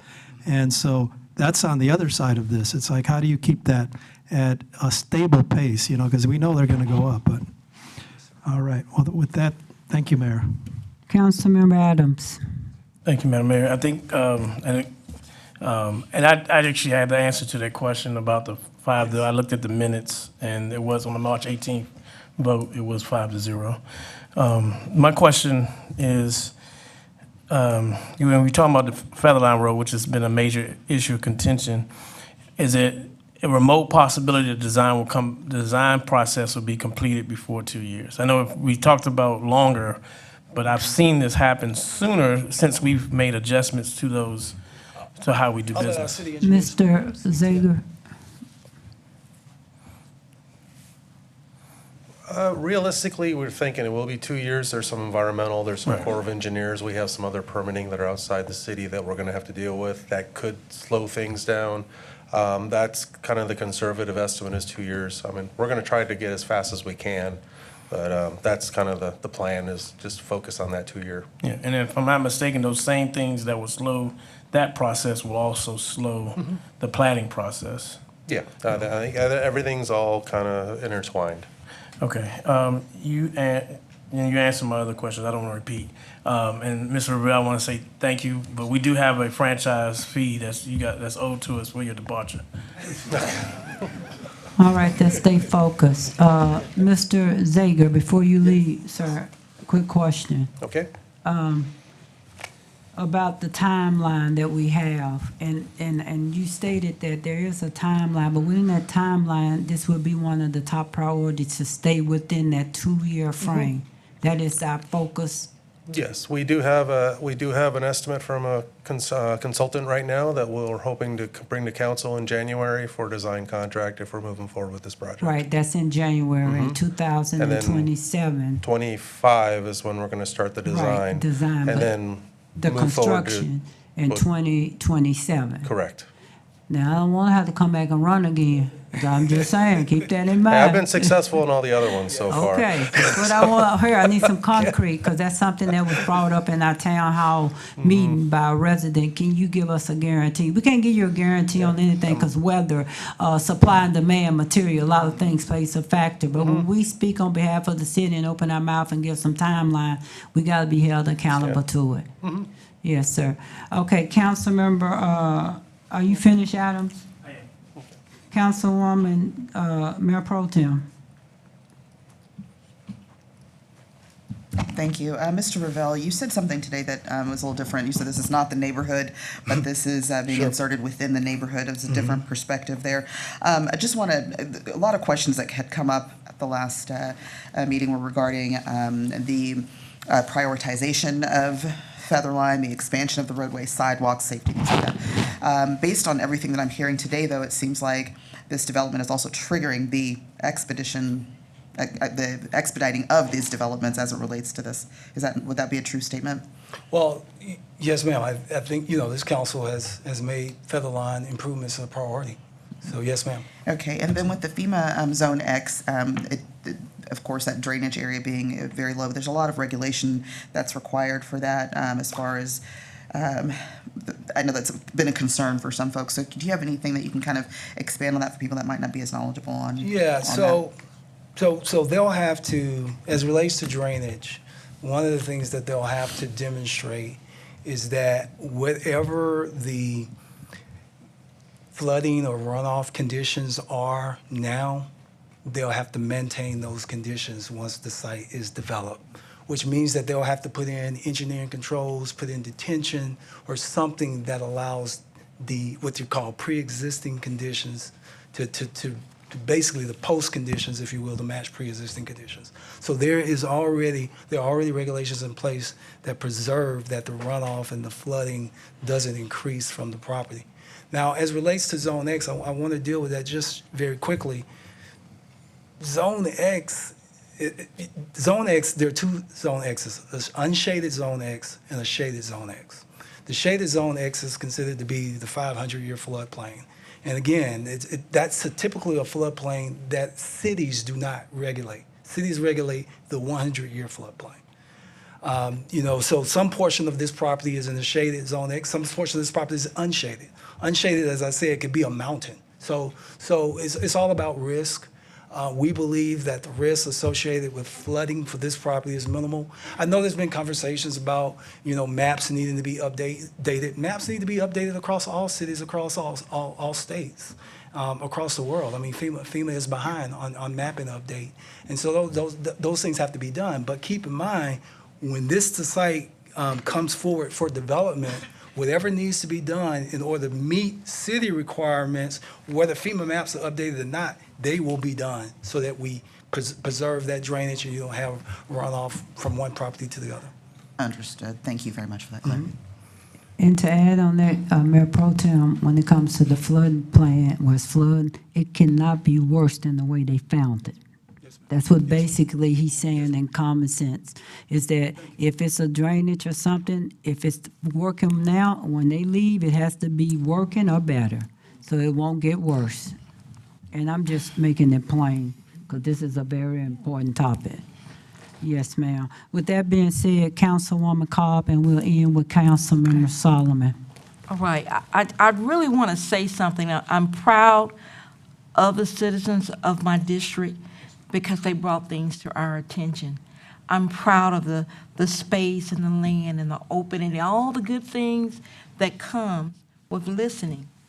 But the city of Killeen, I made a statement, the city of Killeen nor any of its representatives asked for this zoning case.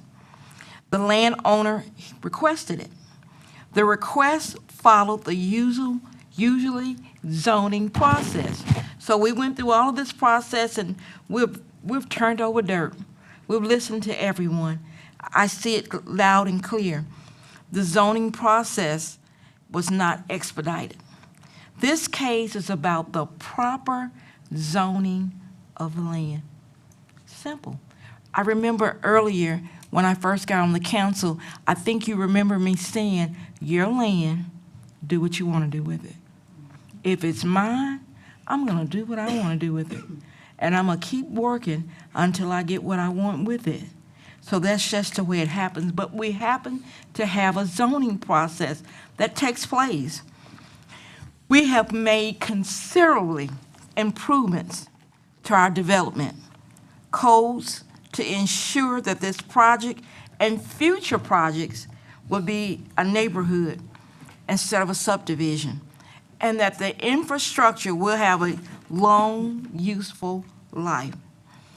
Featherline Road will be improved before the first residents would ever move into a neighborhood. If you listen to the information that Mr. Revelle has given us tonight, before anything can happen, it will improve. And I guarantee you, in or out of office, I'm gonna work and I'm gonna watch to ensure that it happens. So we wanna make sure that everyone has said and have had their piece in their word. But Mr. Revelle, you're not a novice. This is not your first time. Tonight, you have given us everything from the top to bottom, the side. I have walked on the line, I've listened to people, I've read reports. I've seen so much stuff, I think I look like Featherline. But what I know, that everyone has the heart to do right. I told you that I would be honest, I would be just, and I will be fair. And that's all I have for you. And for the residents that's new and also the ones that are looking at home, your land, your property, but you must follow one thing within the city ordinance. No matter what you build or rezone, it must fall within the city ordinance. And the other thing is, the councils, Mr. Revelle and Mr. Zager said, by 2025, we will have our design, January. Okay, in 2027, the construction will begin. And like I said, I want to go on the record that the city's saying it will be concrete complete. It predicated on the weather, supply and demand, a lot can happen. But Mr. Zager gave us the nod that so far, what he said has happened, and this council will make it a top priority to complete it. I just want to make that clarification. Councilmember Solomon. Thank you, Madam Mayor. I want to say, Mr. Revelle, thank you so much for that presentation and very extensive information. I wanted to ask you a couple of questions. First of all, would you comment again on the sidewalks, whether it be with the development or the Featherline area? Yes, sir. So for the 87.44 acre development, the local roads obviously will be required. And all of those required local roads will meet city standards, city width standards, city street side standards, which includes sidewalks on both sides of the street trees and things of that nature. So all those local roads will have sidewalks on both sides of the street. The Featherline improvement that the city is doing also will have sidewalks on both sides of the street. So does that address your?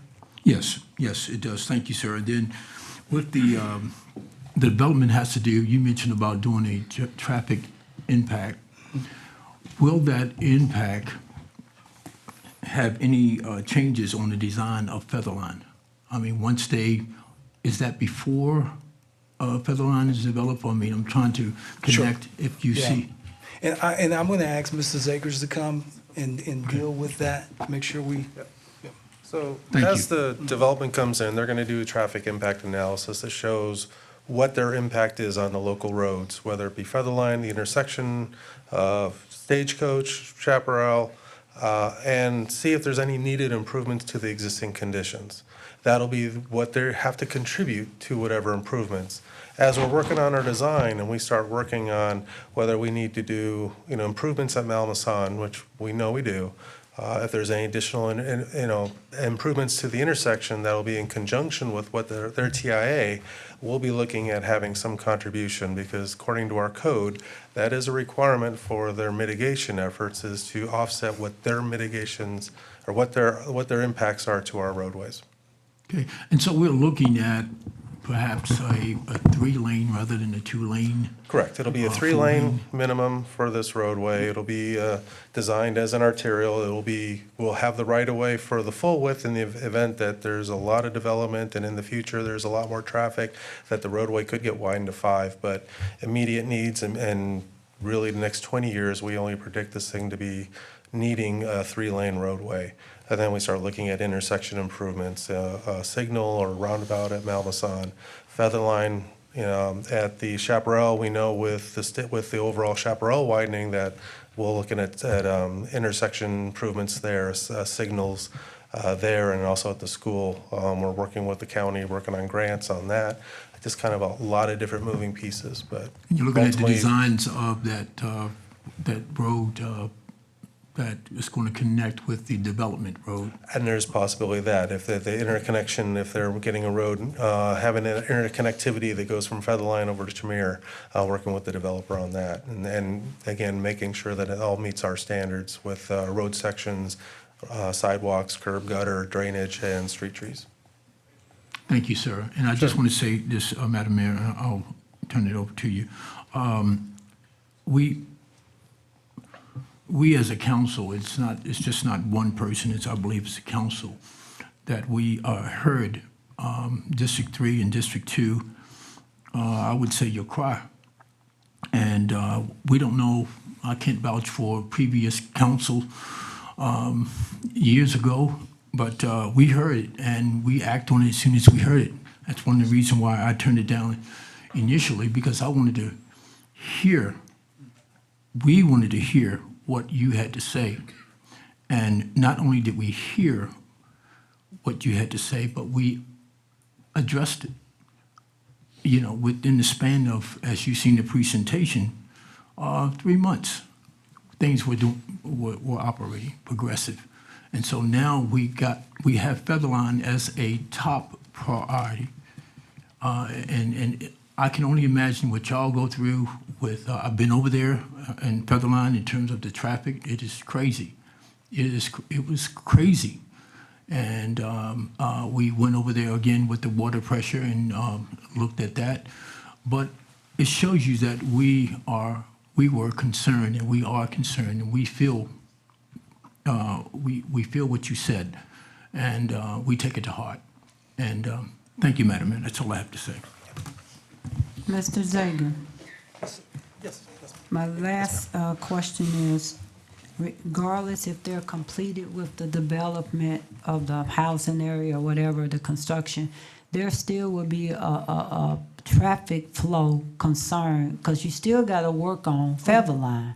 See, I think Correct. no one realized, no matter what happens, whether the council approve it or not tonight, Featherline Road will still have to work on it. So we have to have some kind of plans put in place as they work on it. Traffic will also be a concern. So what is our plan for that? That'll be part of the design, is the traffic control. As part of all our projects, when we have to take into account construction and how we manage safely the existing traffic that is out there.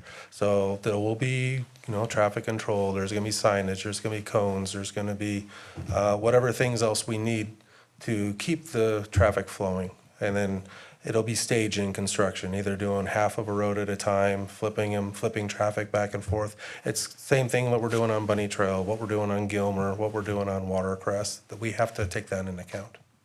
Okay, so no matter what, if they approve it or not, that has to happen with traffic control. It was gonna go down to one lane, correct? It would have to be a 2-lane minimum, so that way we Two-lane, keep the one going in- one in okay. each direction, so we don't One have to coming in, maintain one that. going out. Okay. I just wanted to see if there was a plan in place to try to ease No, up some of that that's traffic. part of the but design. That's gonna be part of the design. All right, thank you.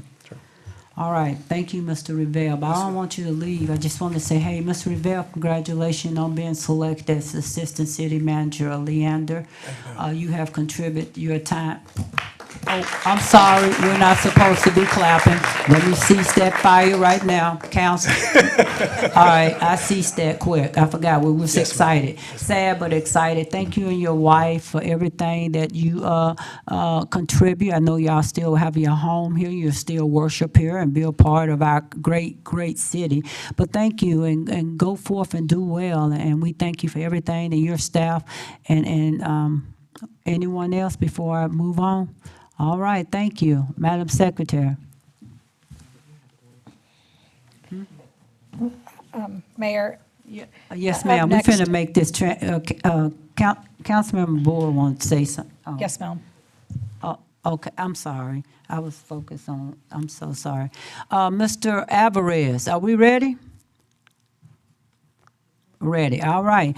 Madam Secretary, we are getting ready to go to our citizen comments on the agenda item. And for the individuals that may be new here, and this is your first council meeting, I just want to go on a quick protocol. The items that you must discuss must be on the agenda.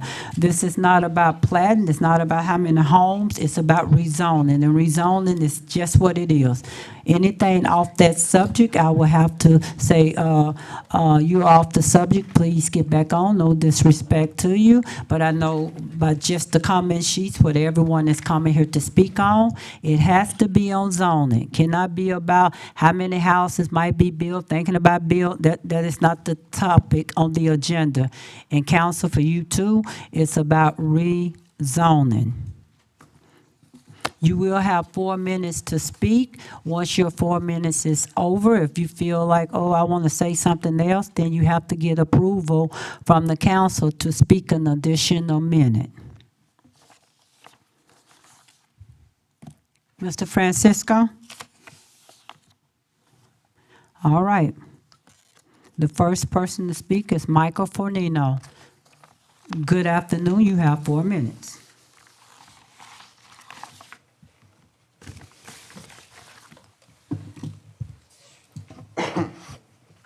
I'm surprised there could be this many people in attendance fighting their way through all that traffic to the Armored Warfare Museum. $116,000 for the media equipment.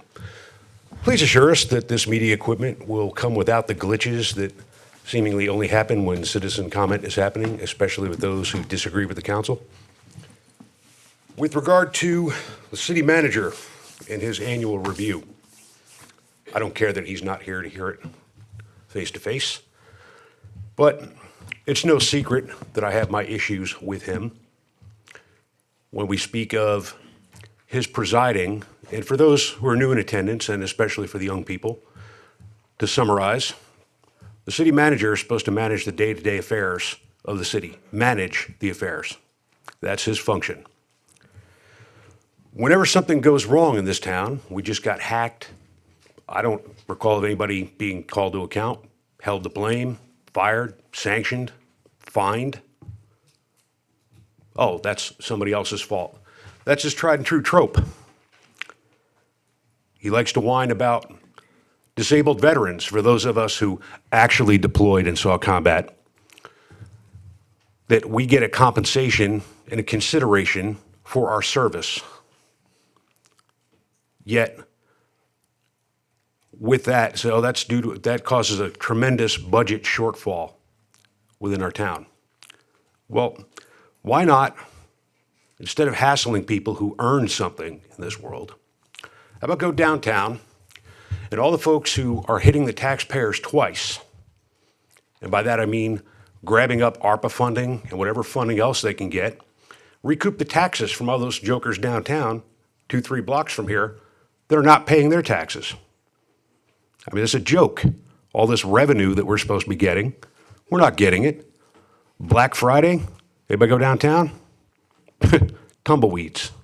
So this horse crap about revenue, stop blaming guys like me and girls like me who actually did something and get a little bit of consideration from the state. Go recoup those taxes that are unpaid. Those folks will greedily fill out forms to get the tax money, but we don't see anything back. If they're doing such big business, we wouldn't have these worries, or we would have less of a dent in any of the budget shortfalls. Contractor fees. Funny. Let's just wipe the slate clean. Let's not go back and try to recoup any of that. Again, firmly on his head, on his narrow shoulders. We're not seeing anything out of that. This man's performance is nothing but culpable inefficiency. Time and time and time again. Something goes wrong. When something goes wrong, Mr. Cagle smiles because he just found somebody to blame it on. I've seen him do it to members of senior staff in this chamber. And he's never held to account. He has no regard for the citizens. He comes up with regulations ad hoc that are illegal, that he solely presides over, that he has no authority to create or administer. So I know that you all love him, but we're the end user, we're the customer, we're the people who largely pay his salary through our taxes. And yet, you'll defend him till the cows come home. But as with most things, if we disagree or object, one team, one fight, all that, we're all Team Killeen, and you just sit there and you defend them. You never take our concerns and misgivings into account in any way. Melissa Brown, you have 4 minutes.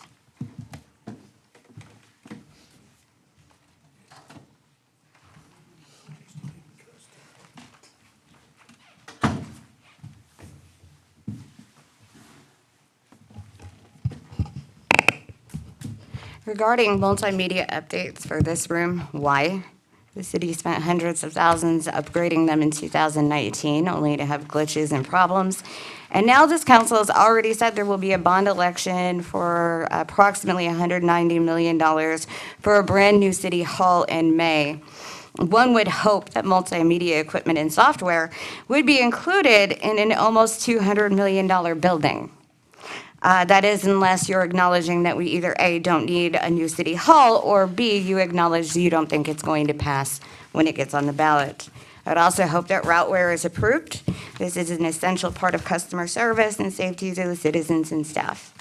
On the drainage master plan, why is it only going to have a completed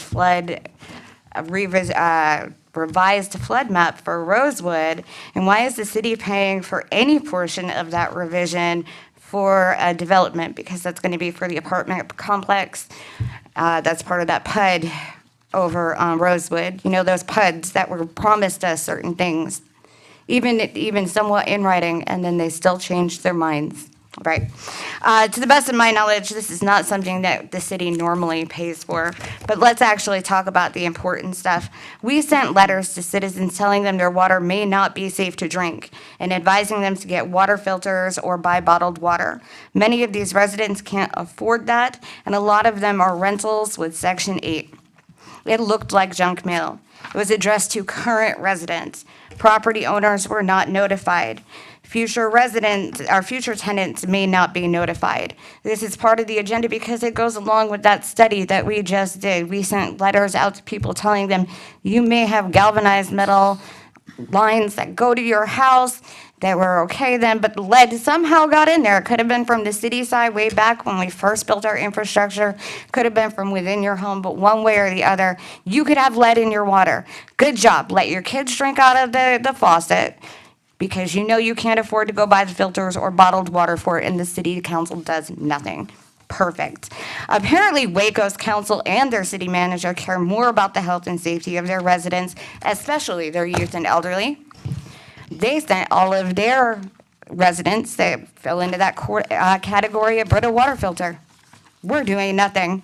Our city manager is more concerned with creating policies that allow for unlawful arrests for trespassing, for violating rules that our mayor abuses. He would rather take $4 million and put it into building a replacement shelter just to move people that the city leadership feel are undesirable in the downtown area and get them out of sight.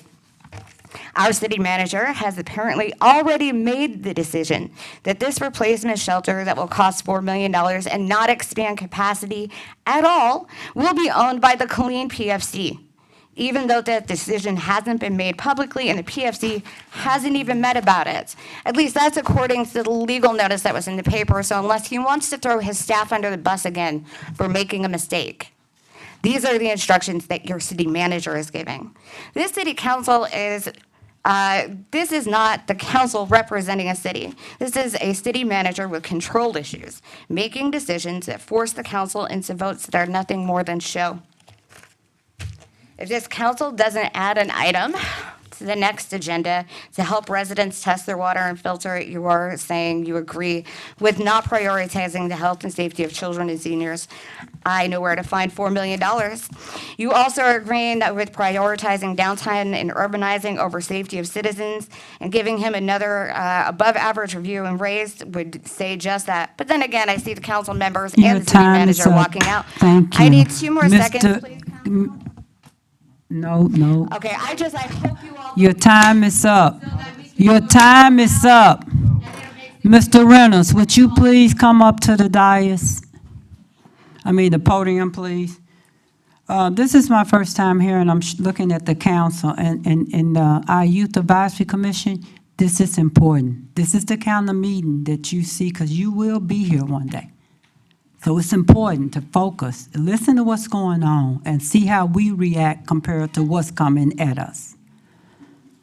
The first thing, the water bill and filter for water. Did a letter go out to residents for that? That was a requirement of the rule, of the lead and copper rule that came out. Yes, ma'am. We was required to send a letter out to the 2,512 residents that were identified to have had galvanized lines during our inventory. That's part of the requirement. So yes, that was sent out. We will have to do a repeat of that every year annually. We're looking for a new rule to come out in 2027, which is probably going to set a time limit for those homes to have those galvanized lines removed. So for clarification, it's not the city of Killeen sending it, but it's a mandate from who? From the EPA. In the city of Killeen, we do pay 120 Water to send those out, as per the federal rule that came out. Yes, ma'am. Yes, for the residents that is maybe their first time hearing this and on TV, could you explain EPA why we must do what they say? Yes, EPA is a federal organization that governs how we do business when it comes to these type of situations. They have a lead and copper rule out that was published by the EPA. They revised those rules back in 2021, and they revised them. And we had a requirement to go out and do a inspection and inventory of all water lines within our distribution system on the private side as well as the public side. So we identified in that process, in that inventory, that there are no lead lines in our inventory on either side of the meter, the resident side or the city side, but there are galvanized lines on the resident side for 2,500 homes. We have over 5,500 homes in our inventory. So to have 2,500 that have that galvanized lines, we're looking at a small percentage, and we are working through those issues with those residents as we speak. And I have a question about that, about the 2,500. I know you said 5,000, but 2,500. What funding do EPA give the city to buy filters of water? Zero. We don't get funding from the EPA to do any of this. This is our responsibility. This is, and it's not just the city of Killeen. It's all cities, U.S.-wide.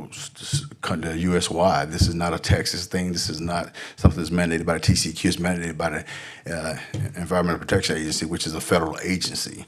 So all cities are going through this. A lot of cities are finding they do have lead lines. We were fortunate not to have lead lines, so I think we're ahead of the game in this rule, and we've done our part. We've done our due diligence. We've hired a third-party company that specializes in this. They're doing their due diligence, working with us to make sure we're meeting the requirements of the new rule. The rule has been revised. It's been revised several times. We're looking for the next revision, as I stated before, to come out in 2027. But I think it's kind of preposterous for us to think that we can go out and just provide water filters to everybody who has galvanized lines. They don't even pass the common sense test. I don't know what Waco did. I haven't investigated that. I don't live in Waco. I don't work for Waco. But I know for us, we go out, we have done our due diligence as per the rule, as per the federal mandate. We've done our due diligence, and we've met the letter of the law. And that's what we're required to do. That's what we will continue to do. And I will leave it at that. Councilwoman Cobb. Mr. Reynolds, I've always found you to be an excellent person when it comes to the providing the care of citizens. Have there been any citizen in this county or in this city that have called your office and have said to you, I am suffering from some type of lead? No, ma'am. No, ma'am. And that's likely not going to happen. As I stated before, it's only 10% of the public water systems in Texas that have a superior water rating. The city of Killeen is part of that 10%. There's over 7,000 systems, and we're part of that 700 that have a superior water rating. So people are not getting bad water. We have to notify them that there's a possibility of a galvanized line on their side of that meter. We cannot be responsible for what happens from that meter to that property owner's home. That's their responsibility. That's clearly known by most people. So we're responsible for what we provide to that meter. And we've done our due diligence. We will work with those people. I can tell you now there's been 157 of those that have come off that list already. So we're down to 2,355 as I stand here today. So people are doing their part on their side. So they need to hire a plumber, have them come down and look at it, investigate. In some of these places, when they do the investigation, they realize that it's a galvanized thing, but it's just a 12-foot piece of pipe that needs to be replaced. They replace that, and they're golden. So I don't think that's the city's responsibility. So if we got 55,000 residents who are paying their water bill to keep our infrastructure going forward, I don't think those people should be taxed to go ahead and fix the private lines of the 2,500 property owners. So if you got people who are renting these homes, and we're talking about people who are renters, that's what was discussed here by the resident, that property owner needs to be responsible for that, not the other residents of the city and not the city of Killeen. Thank you for that clarification. The other topic, Mr. Kager, the homeless shelter, that it was a statement that made that the council is trying to push out the residents that are, we call them unsheltered, individuals that do not have a place to stay, to an area that we do not want. This has been going into effect for a long time. This has been a planning process for a long time. It's just not something that the council just decided to do. Mr. Kager, would you elaborate on that? Especially for our young Youth Advisory Commission to understand this process. Sure. If you'll recall, we worked on a county-wide solution or process to deal with the homeless issue, and that was one of the recommendations out of that study that we helped pay for. And we're implementing that study. That's part of what we're going through. So and we're working with our current homeless provider, and they're working with us as well, and they approve of this process. Thank you so much, Mr. Kager. With that being said, there's no more questions. Mr. Cameron Cochran, you have 4 minutes.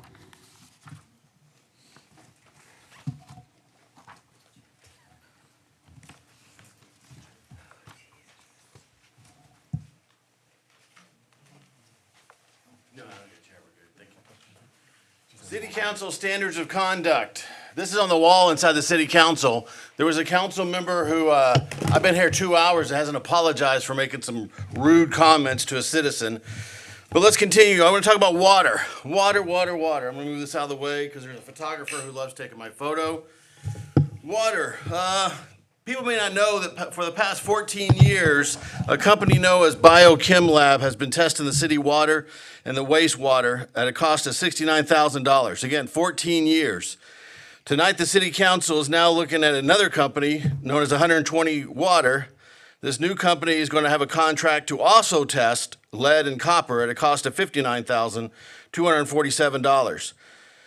Well, the previous company, Biochem, their company contract expires in 2025. They test for lead, copper, chloroform, and E. coli. So I don't know why we're spending $59,000 on a second company if it's already being done.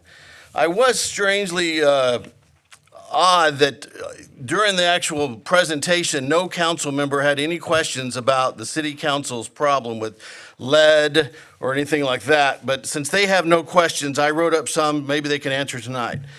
Basically, I've noticed that clay pipes, there was a resident who spoke about clay pipes in her area. There was nothing in the presentation about clay pipes. Is that because they don't want to address it at this time, or is that because, again, it's on the homeowner?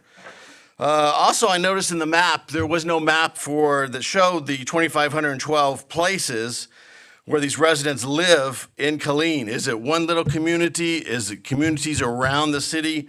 Who knows? There's no map. There's no transparency in the city council. The water and wastewater plan that was approved for this year, that cost us, how much was that one? $251,000. Is there something in there that talks about the lead line pipes? Probably not, since this is something new apparently the EPA just found. Also, my question is, how many homes have backflow testing issues? Well, if they're not paying for the backflow testing, what makes you think they're going to pay to fix their own pipes without the city's help? Let's move on to DS 24073, the annual evaluation about the manager. When you go back and talk behind closed doors about your city manager, I want to remind you of several things. In January 2024, an audit revealed that the Killeen developer fees were uncollected. The city lost an estimated $30,000 under the watchful eye of our city manager. An audit in February 2024 indicated the city overpaid its water rates since 2007. An estimated $288,000 was lost, or who knows where it went. They supposedly received it back. I asked for clarification on that, never received it. Let's move on. Another audit in June 2024 showed that the city departments under the city manager also failed to collect fines associated with abandoned property and the lawn care of those homes. The city lost an estimated $260,000 in revenue. Recently in October, the city was faced with a ransomware cyber attack. I guess the city manager, who's supposed to be in charge of all the different departments, failed to secure the computer network. What else? 45 seconds left. Let me just say, for all these reasons, in my opinion, the city manager constantly makes mistakes. I don't know why we keep him here. He's lived beyond his life of working for this city. He needs to move on. He's already lost us several thousands of dollars this year. He's having a devastating impact on the city. Please do not keep him in his position. Thank you very much. Mr. Reynolds, is there anything you want to say on that? Because I know there was some misinformation put out. And council, while Absolutely Mr. not. Reynolds is comment, Mr. Cagle is our city manager. He will be receiving this evaluation. Every time the evaluation happens, this is the process. Mr. Reynolds, the floor is yours. I mean, with all due respect, Madam Mayor, I think we've addressed this issue from every angle. We've addressed the issue where the public can understand it. We got a lot of new citizens here today that wouldn't benefit from any further comment about this issue. Thank you very much. Mr. Sean Price, you have 4 minutes. Thank you, Ms. Janelle, for putting that back on the wall. Thank you.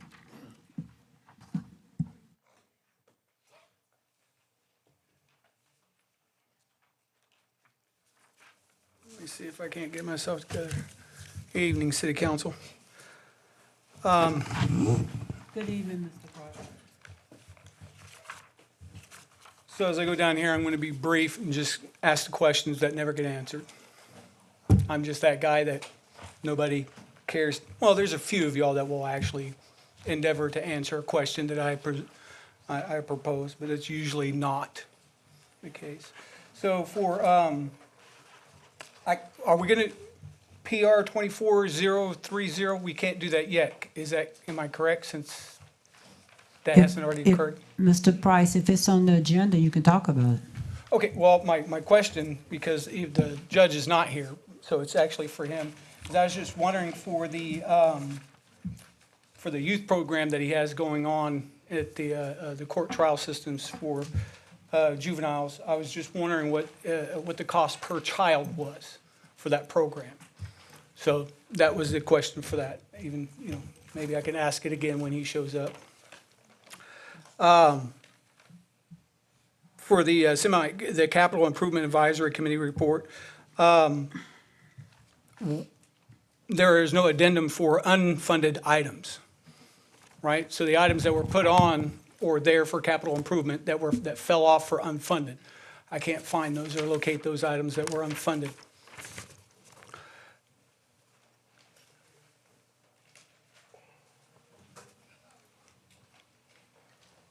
For RS 24216, for the $116,000, I can understand that we spend it, but that property should actually go over to the new City Hall, since we're going to build, or we're asking $154 million to build a new City Hall next year. So all that equipment should actually be included into that price. If not, I'm just wondering, the failures and glitches, how many of those were attributed to competency? Was it failure in user problem that created the issue, or was it, actual hardware failure? With the software, the RS 24217, the solid waste software, we do understand that it's not $86,048 this year. It's $95,000 when you average it out per year for the total cost for the next 5 years. It's $95,000 a year for 5 years. That's a little expensive for a software program for a truck to drive around. It's a trash truck. I don't know it's that complicated, but I get it.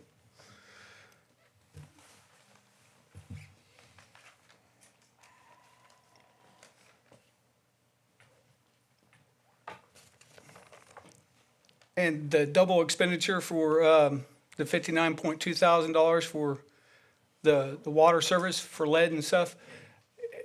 If this is to continue for a new company, okay, I got it, but it's, how many tests are we running?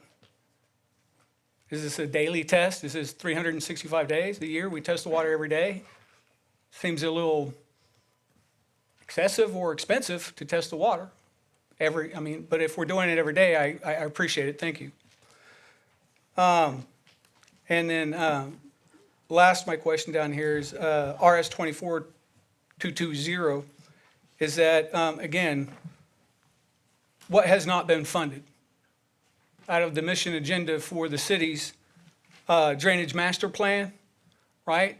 Does that include for my neighborhood the $360,000 that was voted not to be funded last year and this year? Thank you, sir. Your time is up. With that being said,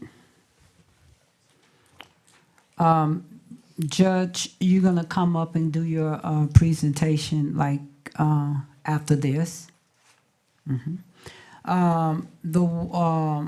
The system for our city hall, the city does not pay for that. That is funded through a grant. So we don't pay for that at all. The drainage plan, every city, as Mr. Ribell said, or Mr. Reynolds, I'm not sure which one. We have to go and update our plans, flood plan, drainage plan, any plan that we have. The city is growing, so you got to update those. And if I forget something, it's just because I left my glasses. The lead, EPA, he went through it, Mr. Reynolds, in detail why we must do that. It's mandated by the federal government. So if it's lead, there's some things you have to do. And we need a contract with a company that'll come in and assist with that process. We got to do it. We can't get away from it. And for the youth program, the justice piece, not justice, but Judge Krishna will answer that. All right, with that being said, the next person, Leo Gukeisen. You have 4 minutes. And because of the item that's on the agenda, that's why this citizen comment taking a long time.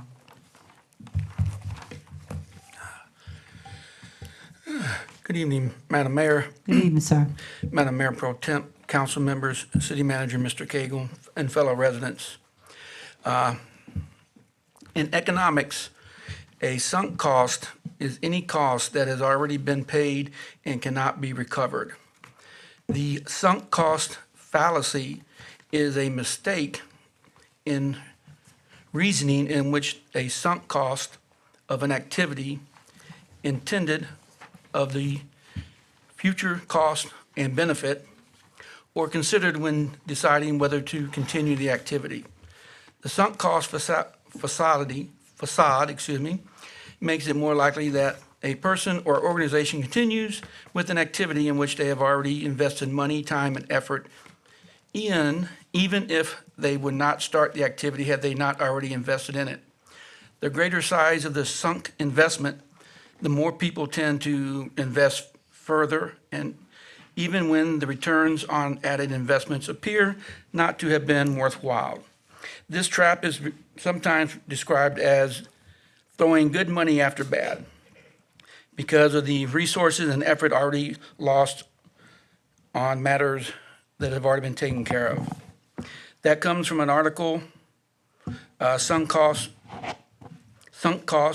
Throwing Good Money After Bad, March 21, written by Lee Grumbaugh. So that leads me to my topic for today about the media.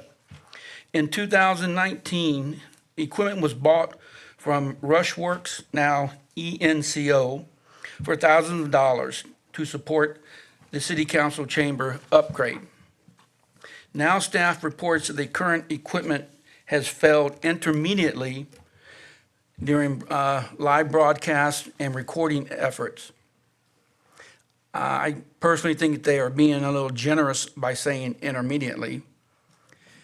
Staff now states that the current vendor, Rushwork/ENCO, has proven to be highly qualified with extensive experience and successful performance record. Staff also recommends to approve the procurement of new equipment from the same company in the amount of $166,065. So if I have this straight, we bought thousands of dollars of equipment from this company in 2019. Now the equipment is failing within 5 years of buying the equipment. And now staff, who this body refers to as experts, want to go out and spend another $166,065 for equipment from the same company that we bought the faulty equipment from before. To me and to other residents, that it makes no sense. You're throwing good money after bad into a system. So why are we going to reward this company with another $166,000 of funds? Yes, it's not tax, it comes from a grant, but that's besides the point. It's tax money if you look at it. No matter how way you look at it, it's tax money. If we get it from the federal government as a grant, it's still our tax money that we pay yearly. So why are we going to reward this company with the opportunity to fail again? 5 years is not a long time. This stuff is not used daily 24/7. So was there a warranty or something on the products we bought? Can we not use the warranty? Why pay these people more money for faulty equipment? Thank you.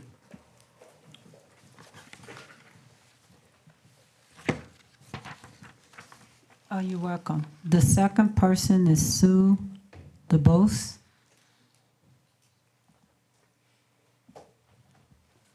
You have 4 minutes.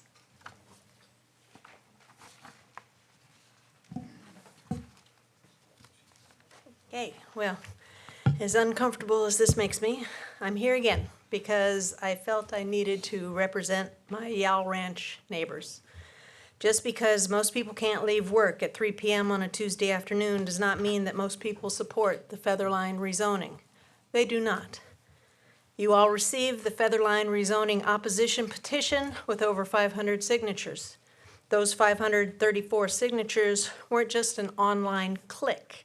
They represent an in-person effort by every single person listed.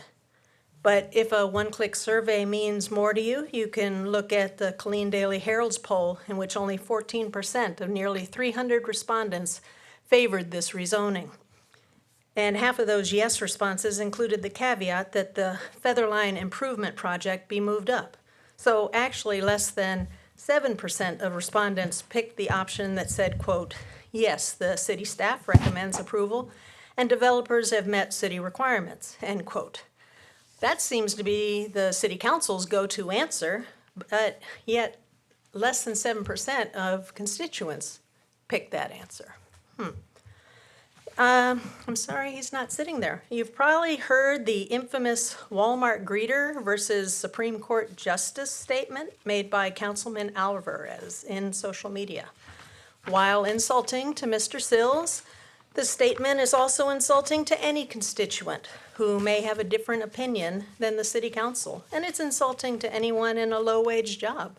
But what is most important to me is that it concisely showed the level of reverence the city council has for their staff. Apparently, the city's staff outrank all of you. They outrank all the citizens. They outrank the Planning and Zoning Commission. We've been told that we just have a difference of opinion, and specifically the Planning and Zoning Commission's conclusions are just a recommendation. Well, if it's just a recommendation, why do you need a supermajority to override them? Seems like their opinion may be a little more important than what you want to acknowledge. My big question is, this council has continuously avoided answering the question of why this rezoning has to happen now. If you vote yes today for the rezoning, you are favoring one landowner over hundreds of constituents who are also property owners who've made it clear that we're against rezoning at this time due to infrastructure and safety concerns. I have nothing personal against the landowner, and I'm not against homes being built on that land if they don't make an area even more unsafe. I'm not here to argue about what type of homes should be built, or how many should be built, or how long it will take to build them given the current market and so forth. I'm here because Featherline Road at its current capacity is unsafe. Driving on it is unsafe. Walking on it is unsafe. Residents can't pull in and out of Yowl Ranch safely. No one can walk safely along the rutted side of that narrow road. Adding to the current road conditions the traffic necessary for all the steps needed after rezoning and before building houses is unconscionable. You all have been so careful to say things like Featherline will be widened before any homes are occupied on the rezoned property. Occupied homes aren't the only issue. The preserve at Thousand Oaks, east of Yowl Ranch on Stagecoach, isn't building homes yet, but they regularly close down a lane on Stagecoach during the pre-building process. How's that gonna work on Featherline? May I ask for just a little more time? You I have know to I've got exit 6 count. seconds. Yeah, I didn't tell you to stop. I know, okay, I've got 2 paragraphs, okay. But, ma'am, your time is up. Can I You- have one more minute, please? Requested from the council. May I have one more minute, please? Yeah, you have 1 minute. Thank you. Thank you, Madam Secretary. You set the clock for 1 minute. All right, so the preserve at Thousand Oaks, east of Yowl Ranch on Stagecoach isn't building homes yet, but they have regularly closed a lane on Stagecoach during the pre-building process. I live there. I try to go out that way to avoid Featherline. It's the truth. How will that work on Featherline when there's only 2 lanes, or when Featherline's in the process of being widened? I mean, you talk about occupied homes, that's not what I'm worried about. It's all the traffic that even planning for homes is gonna cause. I really, really hope at least 2 of you are listening tonight. Please, 2 people, that's all we need. Don't bet our future safety on how long it takes to widen a road, or how long it takes to plan and build houses. Widening Featherline Road before approving this rezoning is the only responsible option. Otherwise, tell us why. Why does it have to be right now? Because we don't get it. Please vote no on this Ma'am, rezoning. your time is up. Thank you. You're welcome. James Seals. If anybody else put in if you have to go, parents, if you have to take your youth home, I mean, that's fine too. But after Mr. Seals, I was gonna take a break because I didn't want to be disrespectful to him or anybody else speaking. Good afternoon, good evening, sir. It's evening time now. You have 4 minutes. I'm here on behalf of 534 people who signed a petition to oppose this rezoning. I provided the opposition packet and petition at the last meeting. When a zoning case comes to the council, it isn't simply choosing between residential, industry, or commercial. The council's duty is to abide by the guidelines in FAR versus Tippett in section 211.004. Of greatest importance is compliance with the comp plan. This case is not compliant, and the packet goes into great detail as to why. First and foremost, the comp plan states the city should encourage mixed-use complete neighborhoods and large lot rural estates for new greenfield development. This case has neither. Secondly, complete neighborhoods are defined as a mix of housing and small commercial, parks and public space, and amenities within a safe and walkable distance. Apple Mart is not an amenity, and children shouldn't have to walk 1.5 miles to go to a park in Thousand Oaks. The staff is stating lot size is housing diversity, and that is not factual. Llewellyn and Prairie View are R1, and Yowl is a PUD with only R1. From the comp plan, paraphrased, diversity of housing type is directly tied to affordability. Middle housing comprises the range of housing styles that fall between the extremes of detached single homes and mid-rise apartment complexes. These housing styles include townhomes, duplexes, and live-work units, and will be an essential part of Killeen's fiscally sustainable future. This area is centered between 3 schools, and yet none of the housing is affordable for a single-income teacher who wants to live near where they work, a single-income parent of a student who wants to attend these schools, or a low-ranking single soldier wanting to escape apartment lifestyles. 5 to 10% of this development should include middle housing, small commercial, and parks. This is not a complete neighborhood.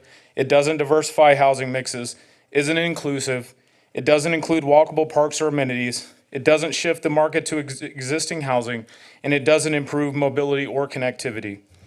This case is not fiscally responsible. In fact, this case goes against everything the comp plan is pushing for the city to change in their zoning guidelines. In order to be fiscally sustainable to cover future infrastructure needs, parcels need to generate $7,000 per acre. This case will not hit that mark. The city staff showed an inflated revenue per acre because they do not factor in DV exemptions, which averages 57% of exemptions. Even factoring in a lower 40% rate, the city won't even hit $5,000 per acre for $350,000 priced homes. There are 0 subdivisions in this city with no DV exemptions. They impact revenue every single time and should be accounting for. Lastly, the comp plan states, paraphrase, most developers build subdivisions. Developers focus on building exclusively new single-family homes for entry-level buyers, hurts Killeen's ability to offer a wider variety of options to residents, both in price and type. The result, it pulls demand away from the resale and reinvestment market. It also pushes the city further into a financial hole by adding more service and infrastructure liabilities than the tax base can support. Today, 534 people and I are telling you this zoning infringes on our safety and well-being. For District 2 and 3 council members, this petition is your constituents' voices. For all of you, do you know Killeen's identity values listed in the comp plan? 1, diversity and inclusion. 2, safe neighborhoods. 3, sense of family. 4, service and stewardship of our community. This is your opportunity to show the community you care about diversity or inclusion of middle-income residents. You truly care about safe neighborhoods by not allowing 2 simultaneous construction efforts. You strengthen the sense of family between the city and community by listening to our concerns, and you reward the service and stewardship of this community by disapproving this rezoning.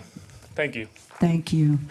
Is there any other residents that filled out a comment form that I did not call? All right. We're gonna,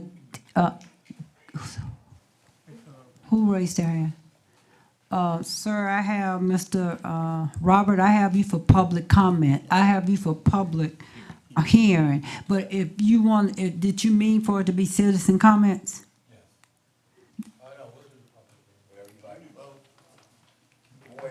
Mr. Cochran, please.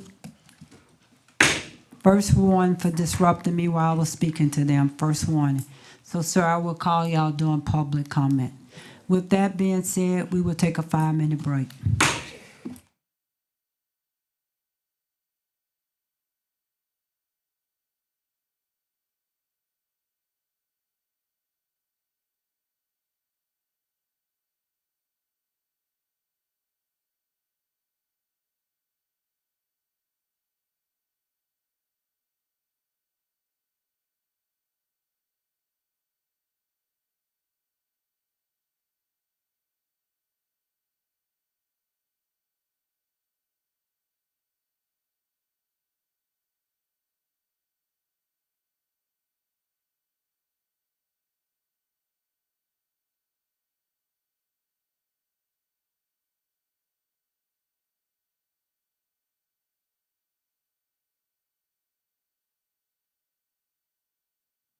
All council members,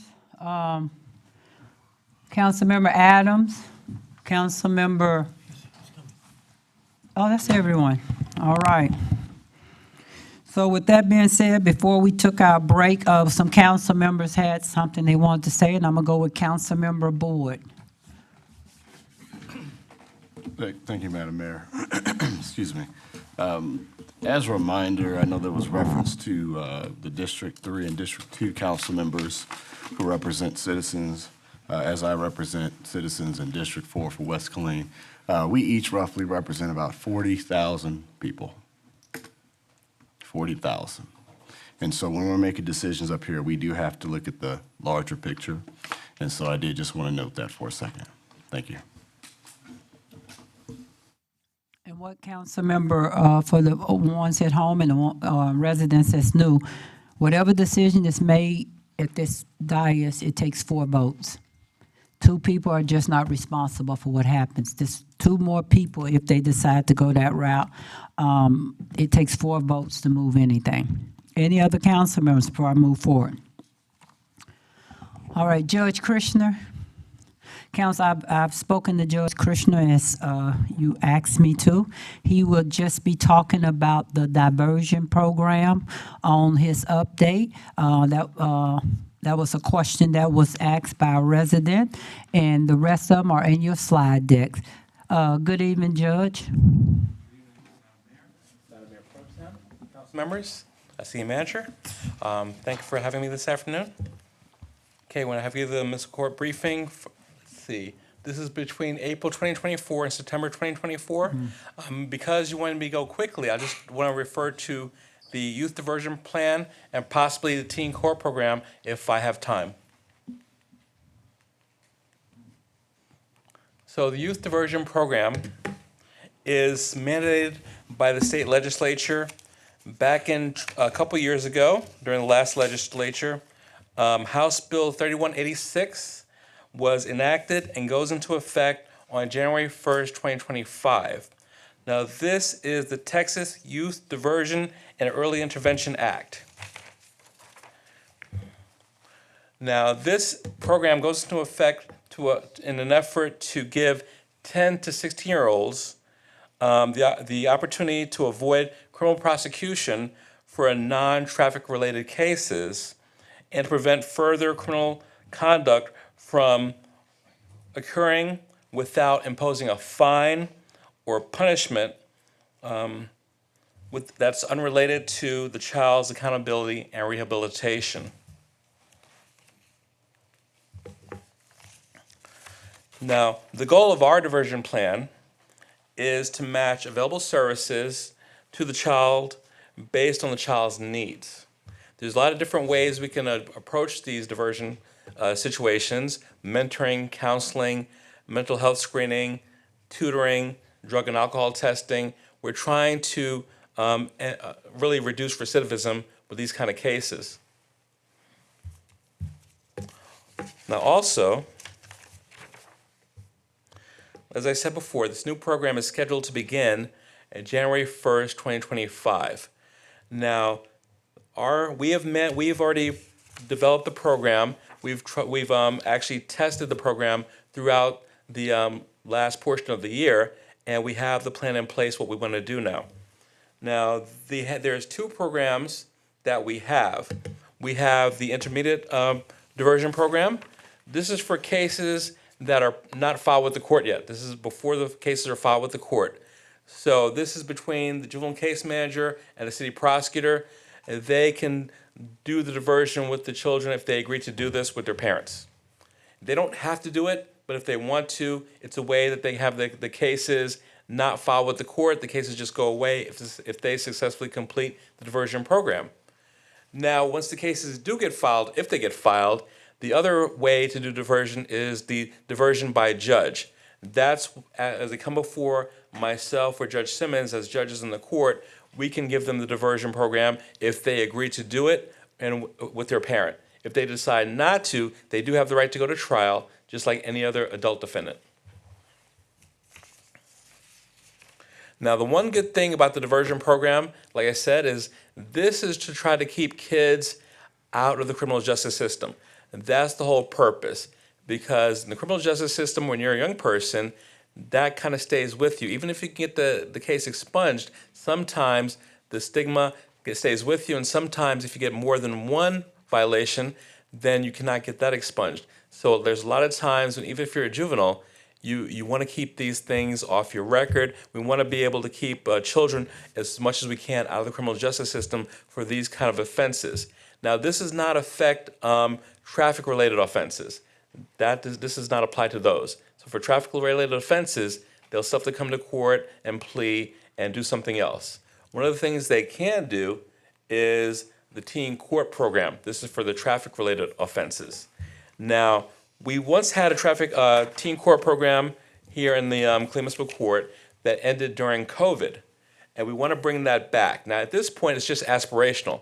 Now, at this point, I'm trying to work with KISD to give opportunity to KISD students to participate, to learn about the criminal justice system, the way the court works, and to actually work and volunteer as student attorneys, jurors, and that way they can get more involved. And if they choose in the future to go to college, go to law school, they'll have a lot of knowledge, and they'll have things they can put on their applications for volunteerism and recommendations, things like that. This is to benefit them, but to also benefit juvenile defendants, because the juvenile defendants, we want to reduce the recidivism for the juvenile offenders, so they'll participate in it as well. And also, we want to increase the interest in the legal professions to the KIS students, and also maybe the juvenile defendants as well, if they see this is something that, hey, maybe I can do this as well in terms of being in the criminal justice system. Now, I think my time is about up. That's really what I wanted to focus on. And are there any questions? Yes, sir. One other question. Thank you for that quick overview. Council, we will bring him back before his evaluation to go in more detail with it, and that would be.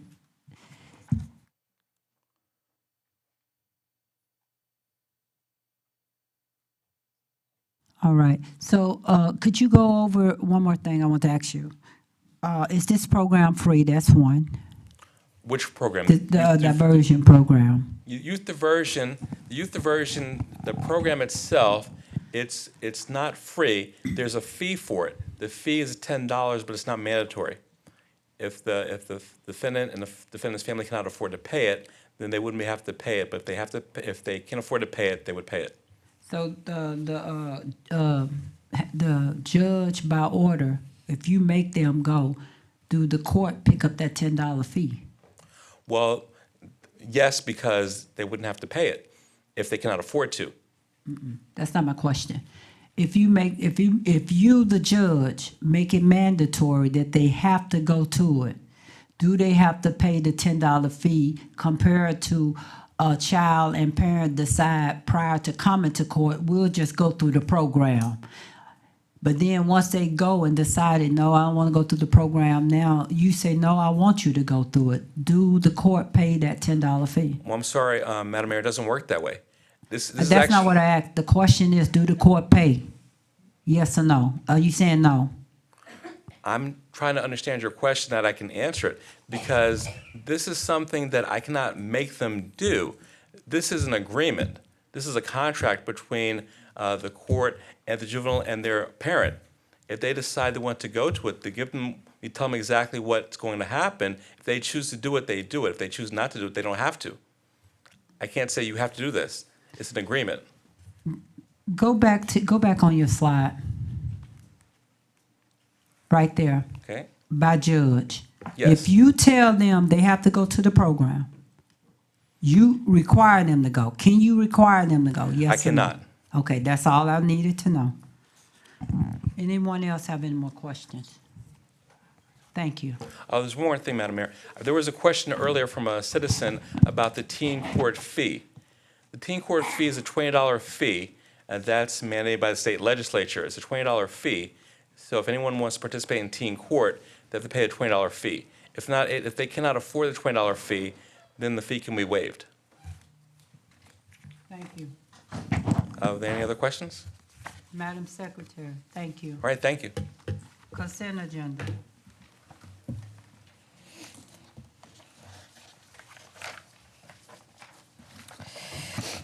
MN 24028, RS 24215, RS 24216, RS 24217, RS 24218, RS 24219, RS 24220.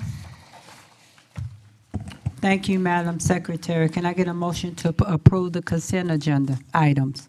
Councilmember Solomon. Madam Mayor, I make a motion that we approve the consent agenda. Councilmember Alvarez. Mayor, I second that motion. All in favor, yes. All opposed, no.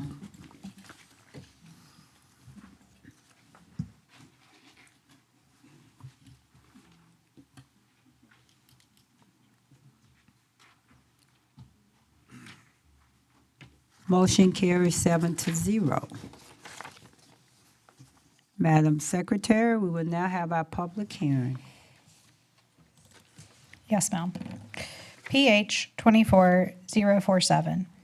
Hold a public hearing and consider an ordinance submitted by Ian Holdings LLC on behalf of Arcade News Incorporated, case number Z2427, to rezone approximately 1 acre out of Lot 1, Block 1, West Side Commercial Subdivision from CUP Community Unit Plan with B3 Local Business District uses to B4 Business District.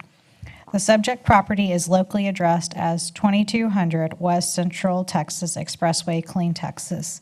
The caption of the ordinance reads, "An ordinance amending the City of Killeen zoning ordinance by changing the zoning of approximately 1 acre being part of Lot 1, Block 1, West Side Commercial Subdivision from CUP Community Unit Plan with B3 Local Business District uses to B4 Business District, providing a savings clause, providing for the repeal of conflicting provisions, providing for an effective date."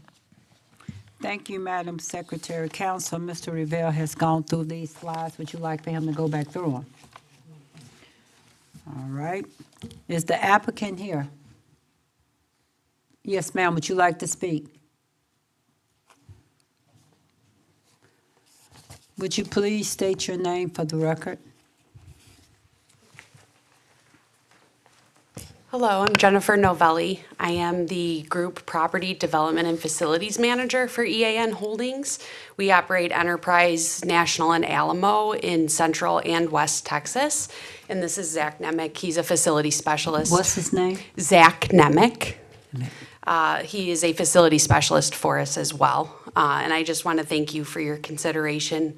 We're very excited about this property. I don't know, I gave her something to pass out, and I think she gave it to you, but it shows that this property is, that's it. It is, the goal is to move our existing rental car location that's located at 900 South W.S. Young, so that it has its own property, and then replace it with a brand-new business to Killeen, which is the Enterprise Car Sales, where we would sell our vehicles once they're done with rental. So that would add with 12 jobs to the city of Killeen, and just more ways for us to serve the community. All right. Thank you. Thank you both. Hold the public hearing. The public hearing is open. I do not have anyone that put in a form to speak on this item, and I will go through them again.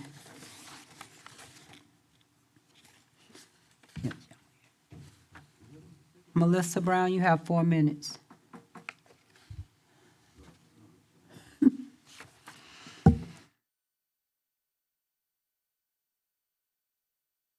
Thank you, Bill. Yes, it is a surprise. I actually was going to withdraw my request, but the applicant raised a point that makes me question. So for a car rental, I don't know why it had to be before to begin with. And then she said something about making it a car sales. So will this be the location where there are car sales or car rental? If it's car rental, I really don't care one way or the other. But do we really need another car sales place along Veterans? I don't think we do. Part of the job of the council, or whether you like it or not, is to actually make the decision about how our city looks, what it looks like as you're driving through, which is why you pass the ordinance with all of the walls, saying you have to have all of these walls, these fences, these barriers in between commercial and residential along the roadway. If you've got a subdivision in between various restrictiveness of zoning, you're already making decisions. You have all the architectural requirements. You make decisions every week about how the city looks. Zoning is no different. Doesn't matter if it's this, if it's housing. We should be caring about what it looks like as you drive down through our main thoroughfares. Do we need another car dealership?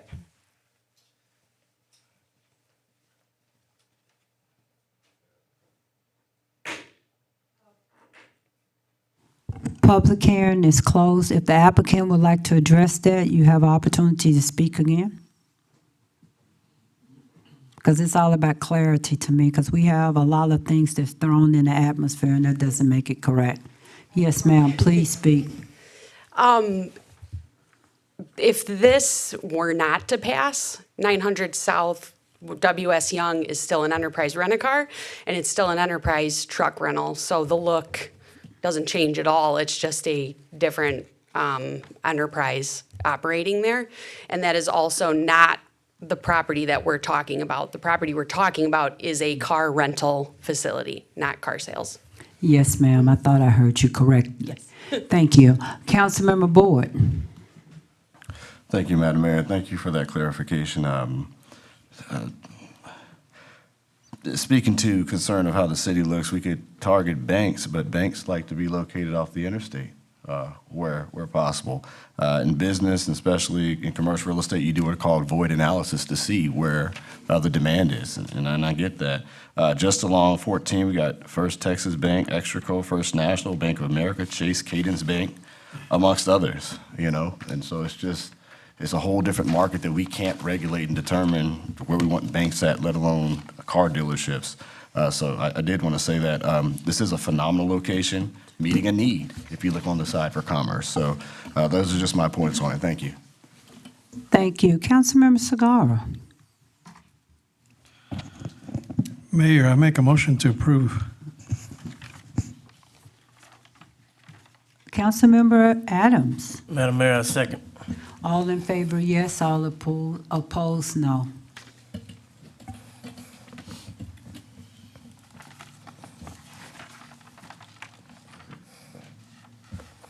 Motion carries 7-0. Madam Secretary. PH 24048.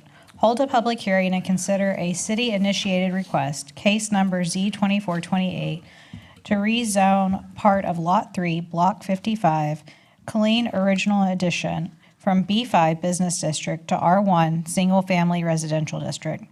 The subject property is locally addressed as 113 West Avenue B, Killeen, Texas. The caption of the ordinance reads, "An ordinance amending the City of Killeen zoning ordinance by changing the zoning of Lot 3, Block 55, Killeen Original, from B5 Business District to R1 Single Family Residential District, providing a savings clause, providing for the repeal of conflicting provisions, providing for an effective date." Thank you, Madam Secretary. Council, Mr. Revelle has gone through the slides. Would you like for him to go back through the slides? No? All righty. Is the, Mr. Revelle, that's PH-24-048, Madam Secretary? Yes, ma'am. Thank That's you. correct. Thank you. Public hearing is open. Public hearing is closed. Councilmember Sagara.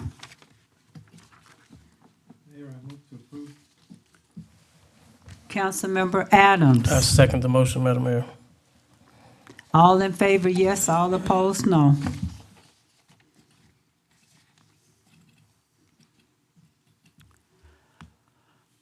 Motion carries 7-0. Madam Secretary, whenever you're ready.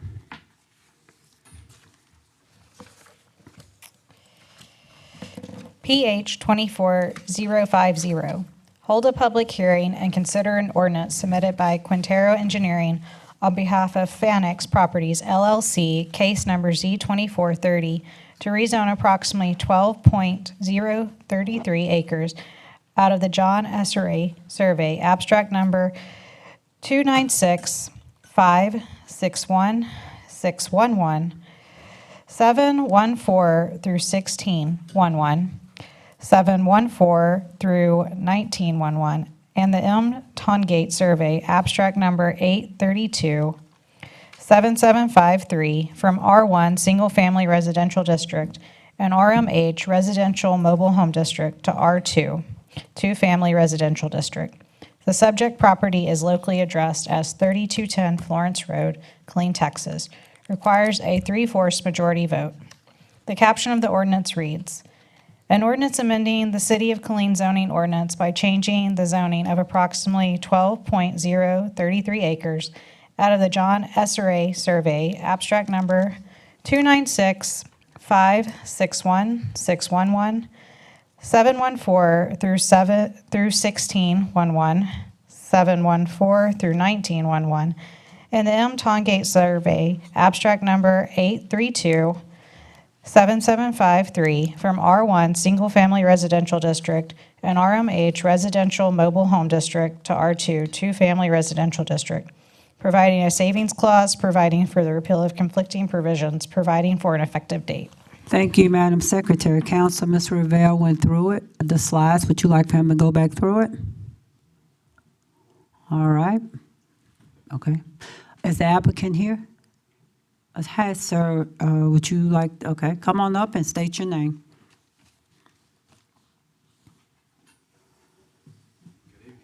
Good evening, sir. I would kindly ask the council to grant me an extra minute, if y'all will. All right. Hey, Well, sir, you have to use your 4 first before we can grant that one. You got That's it. just protocol. Hey, well, thank you for having me tonight. We're excited about this property. I'm gonna get up here and say the standard stuff. We're excited about this property. It matches the comp plan. Staff supports it. Our great codes will defend on how this development would go. But what I do want to say, what's changed? We brought this earlier this year, and what's changed from earlier this year till now is we've literally, our owner bought a piece of tract that's at the end of King Court, which allows us access to develop the entirety of the 12 acres. Where before we weren't able to do that. So now, as part of this development and that opening up the access and the density of what we're trying to do, I'm up here because I know I've met with Mr. Rogers. It was kind of last minute. I said, Mr. Rogers, I'm not trying to change your mind. I'm not trying to work with you. I'm just trying to tell you the facts. Here's what's different. I've never met Mr. Kano or Miss Griffin, but in my meeting with Mr. Rogers, one thing that I understood is, and I made this exhibit. Right here, there's 2.35 acres. Mr. Rogers thought it was green space and trees, but this 2.35 acres is zoned for residential mobile homes.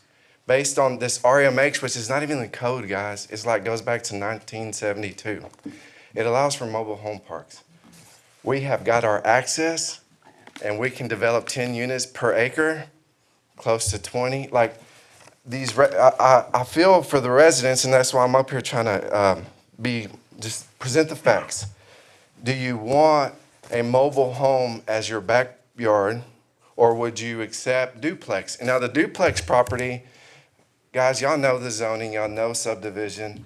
Y'all have standards that protect how this develops. The traffic will be directed to Florence Road and Kings Court. There's dividing fence lines. There's protection to the residents that live there now. Otherwise, they're not gonna get that. And you know what? I'll say this. I know some of the applicants may talk about how beautiful the land is and it's green and the animals. Well, guess what? They didn't buy it. My client owns it. And if you walk on the land without permission, it's called trespassing. You can look at it from a distance, take a picture. But here's the deal. I'm not trying to go there, but I am. I want to go there and I want to make it a big deal because, hey, I know it's where they live. It's their backyard. And how do you preserve what they have? Well, right now, based on the way it sits today, guys, and we secured access to this place, they can be seen up to 20. If you take the density from the trailer home park just south of us and lay it out, it's a perfect rectangle. Look at this. Like right there. If you take these trailer homes that are here and you drop it in there, we're looking at about 20 mobile homes that we could put up there. Yeah, engineering studies will have to be done. Based on your subdivision regulations, we, as a professional engineer and one that's developed in the city, I don't see how we wouldn't be able to do that. I know Mr. Rogers claims to be an engineer, and you know what? His concerns about floodplain and grading and drainage, I took it back, looked at them, analyzed it against your code, and guess what? Your code that you adopted addresses all those things very effectively. I am a licensed state engineer. I would challenge you to challenge someone who claims to be an engineer if they are licensed in the state of Texas. I would ask you to ask them if they realize what the situation is for what it is. Sir, your time is up. This is where you request a minute. Can I request another minute? Council. I would. Madam Secretary, please set the clock for 1 minute. I ask the council to ask those that are coming up here to speak on this if they realize that access, our client has been given access and it's RMH, and if they want a mobile home to be their backyard. You would vote for it because this case complies with your comprehensive plan. Staff supports it. It's a higher density development. You won't vote against it. You can vote against it if you want a mobile home park.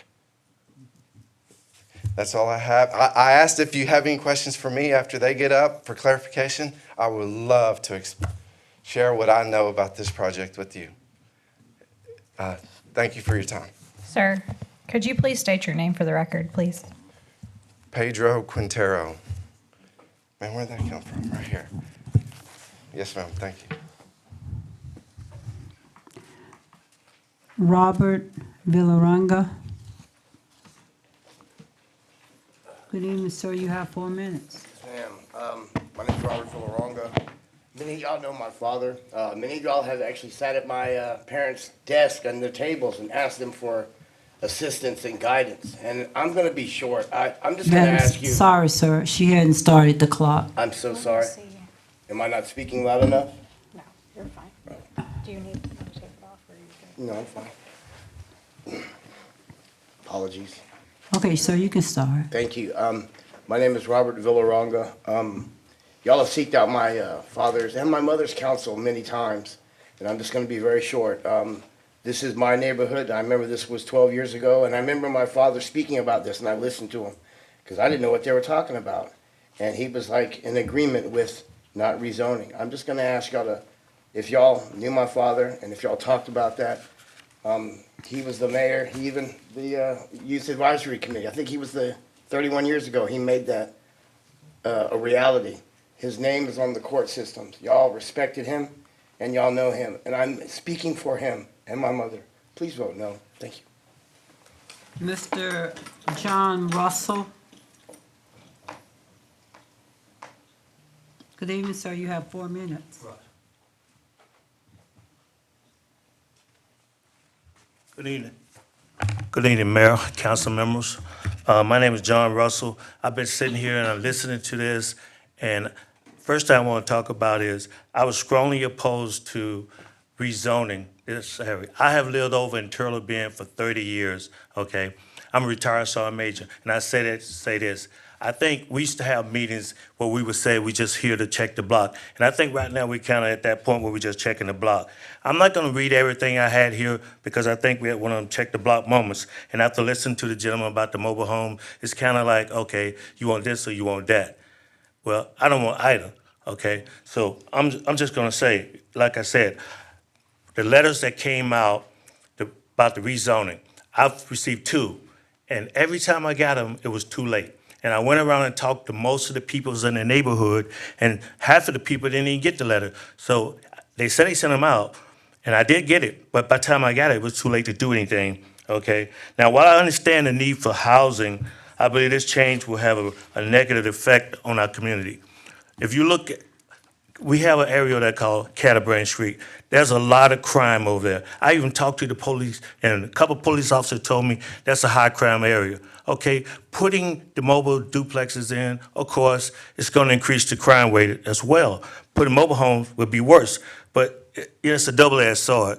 But I propose against both of the items. However, if you're going to do that, if you're going to approve it, I think that we should at least decide and make sure it's designed to the highest standard, maybe fences, maybe, the street wide enough. Everybody knows what Lowe's Boulevard is. You can't even drive down there because they only put enough room for cars. You have to go in the middle of the street just to get by there.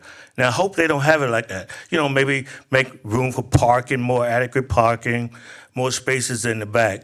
But I oppose it, and I have at least 75 signatures on the petition as well. But I want to thank you all because what you do is a hard job. I wouldn't want to do it, so it's up to you. And I hope you oppose it, but obviously it's up to you. Thank you very much. Thank you. Melissa Brown, 4 minutes.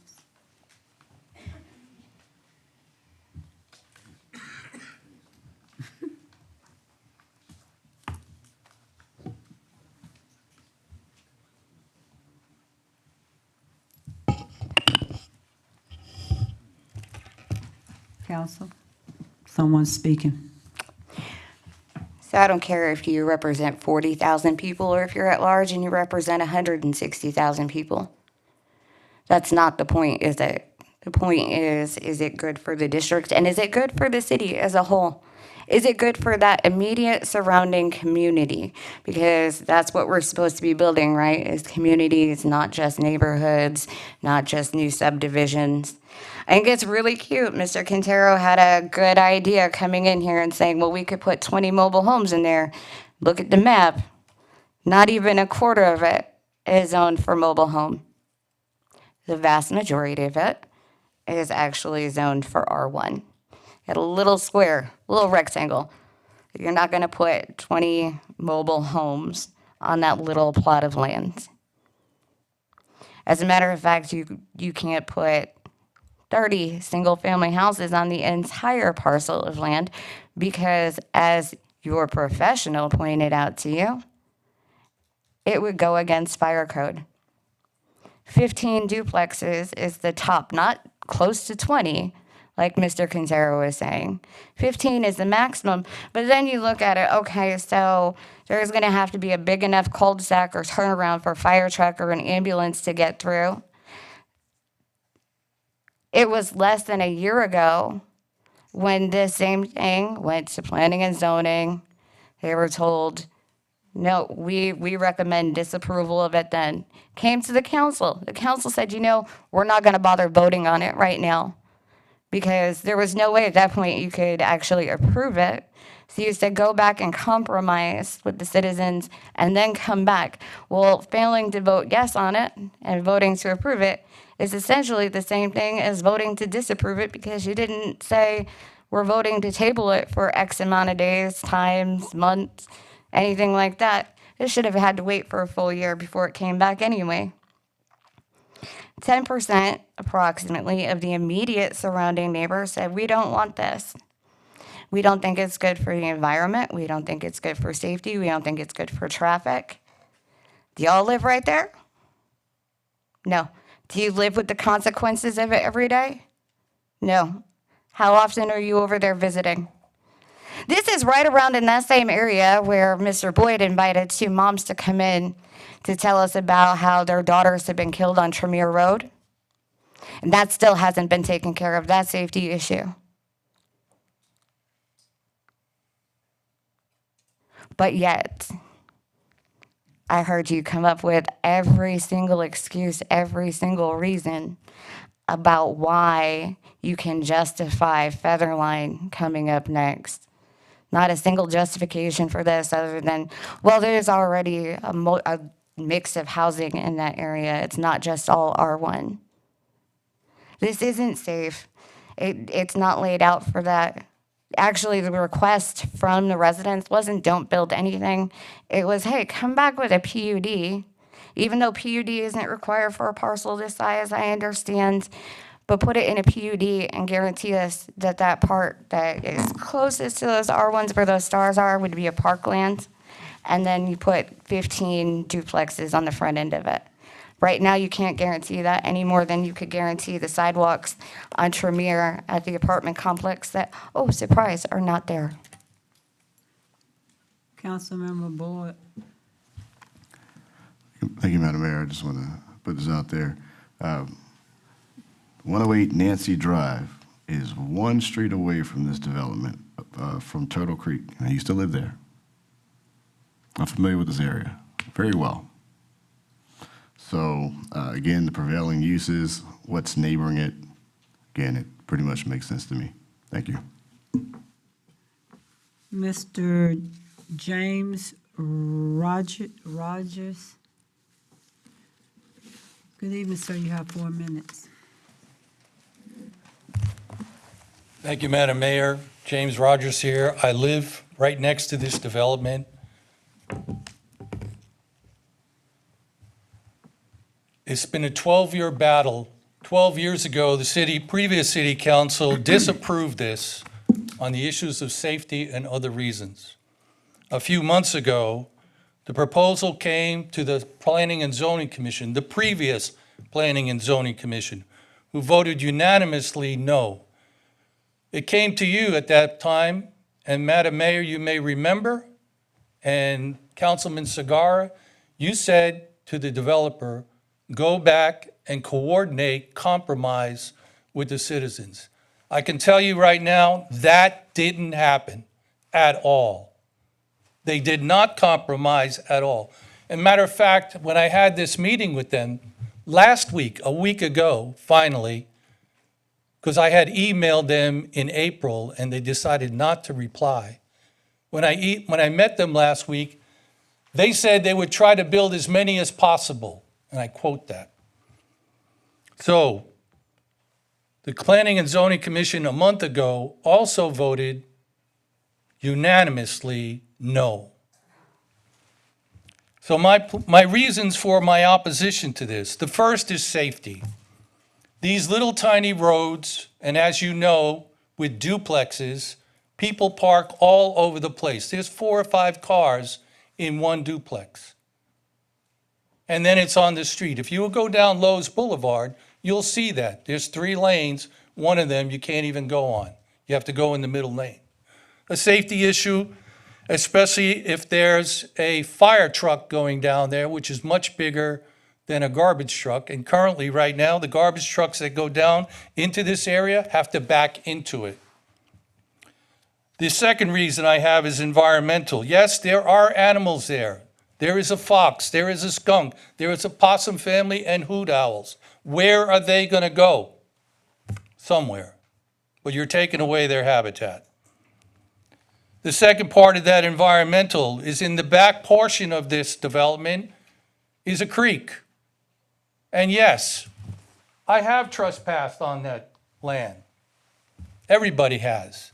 And I went back there. And if you see this land, it is an 100-year floodplain. And my credentials as an engineer include my graduation from the United States Military Academy at West Point. I'm a retired Army officer and a degree in engineering and public administration. I know what I'm talking about with development. The last part is compromise. Quintero Engineering, as you requested way back in May, was to compromise. They did not. So I'm going to hold the council to this. I and my neighbors are on the moral high ground.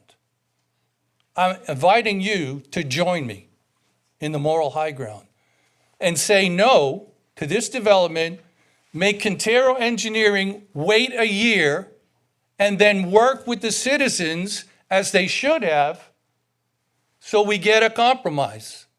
This is what you told them to do. They did not do it. So I'm incensed, first of all, about someone impinging on my background as an engineer. That's unfair. And you know who I am. So the green space is gone. We have no more green space in this area. And quite frankly, I called their bluff about the mobile homes. It's a little tiny Sir, your quarter time is space. up. Can I have another minute, please? Council, can he have another minute? Thank you. Madam Secretary, would you start the 1 minute as soon as he start talking? Thank you.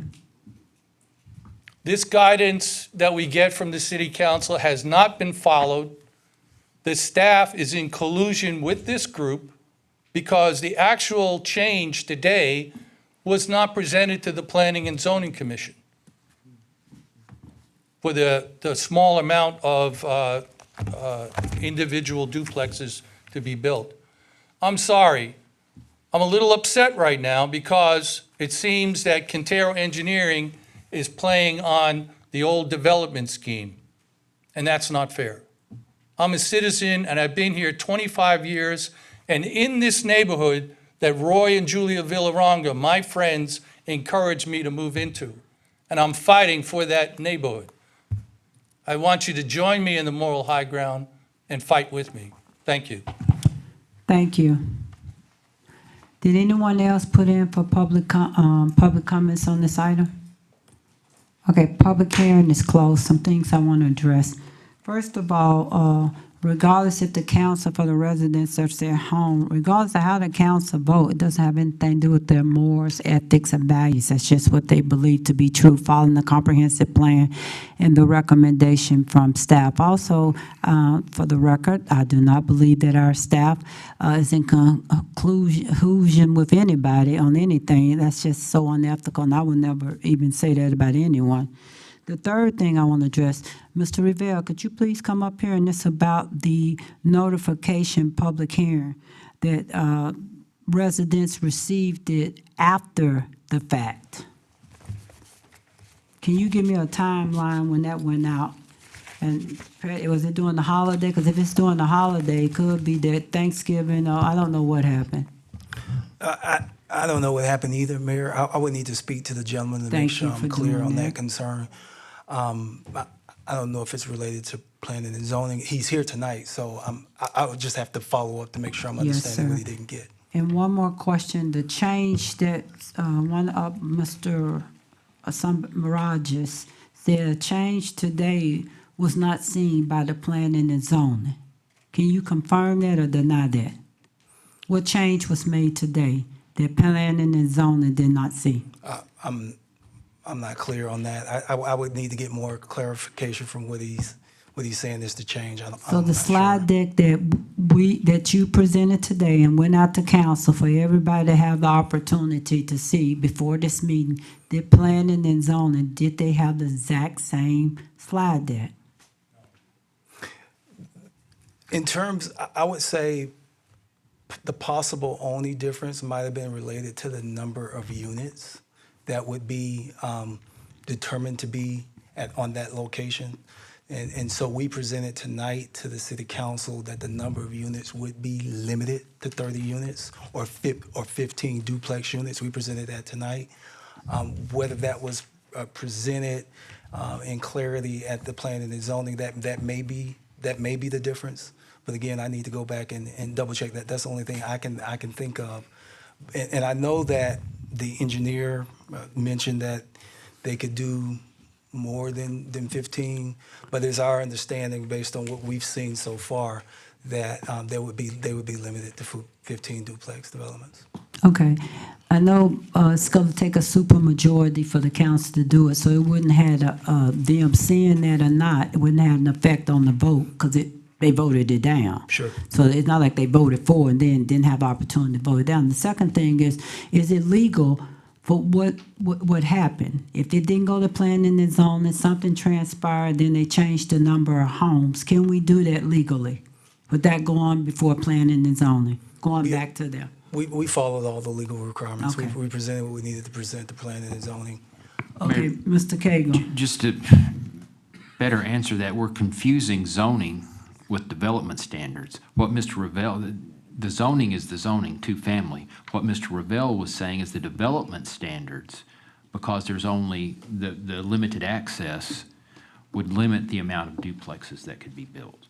Correct, I understood that, but if a resident come up here and make a statement and say that the council was in collusion and all that, I just want clarification. Yes, ma'am, and I was trying to clarify that the zoning is different than the development standards. The development standards come after the Correct, property sir. is. Yes, sir. Thank you, Mr. Cagle. Thank you. Any more questions for Mr. Revelle? Councilmember Adams? Mr. Revelle, I done lost my train of thought. I'll come back, Madam Mayor. And also for the record, it was only 2 council members on here, and that was Councilmember Sagara and I. The other council members was not on here when that council made that decision. So it's not like you're accountable. We were the 2 that was sitting on the council. Councilmember Board, Thank you, Madam Mayor. I'll get you last because it's your district. I have to be honest, I'm having difficulty understanding the challenges for this development. In other words, please qualify these safety issues, because when I look at this, and if the map was pulled up, I see a creek to the east that separates to single family. I see mobile homes to the south.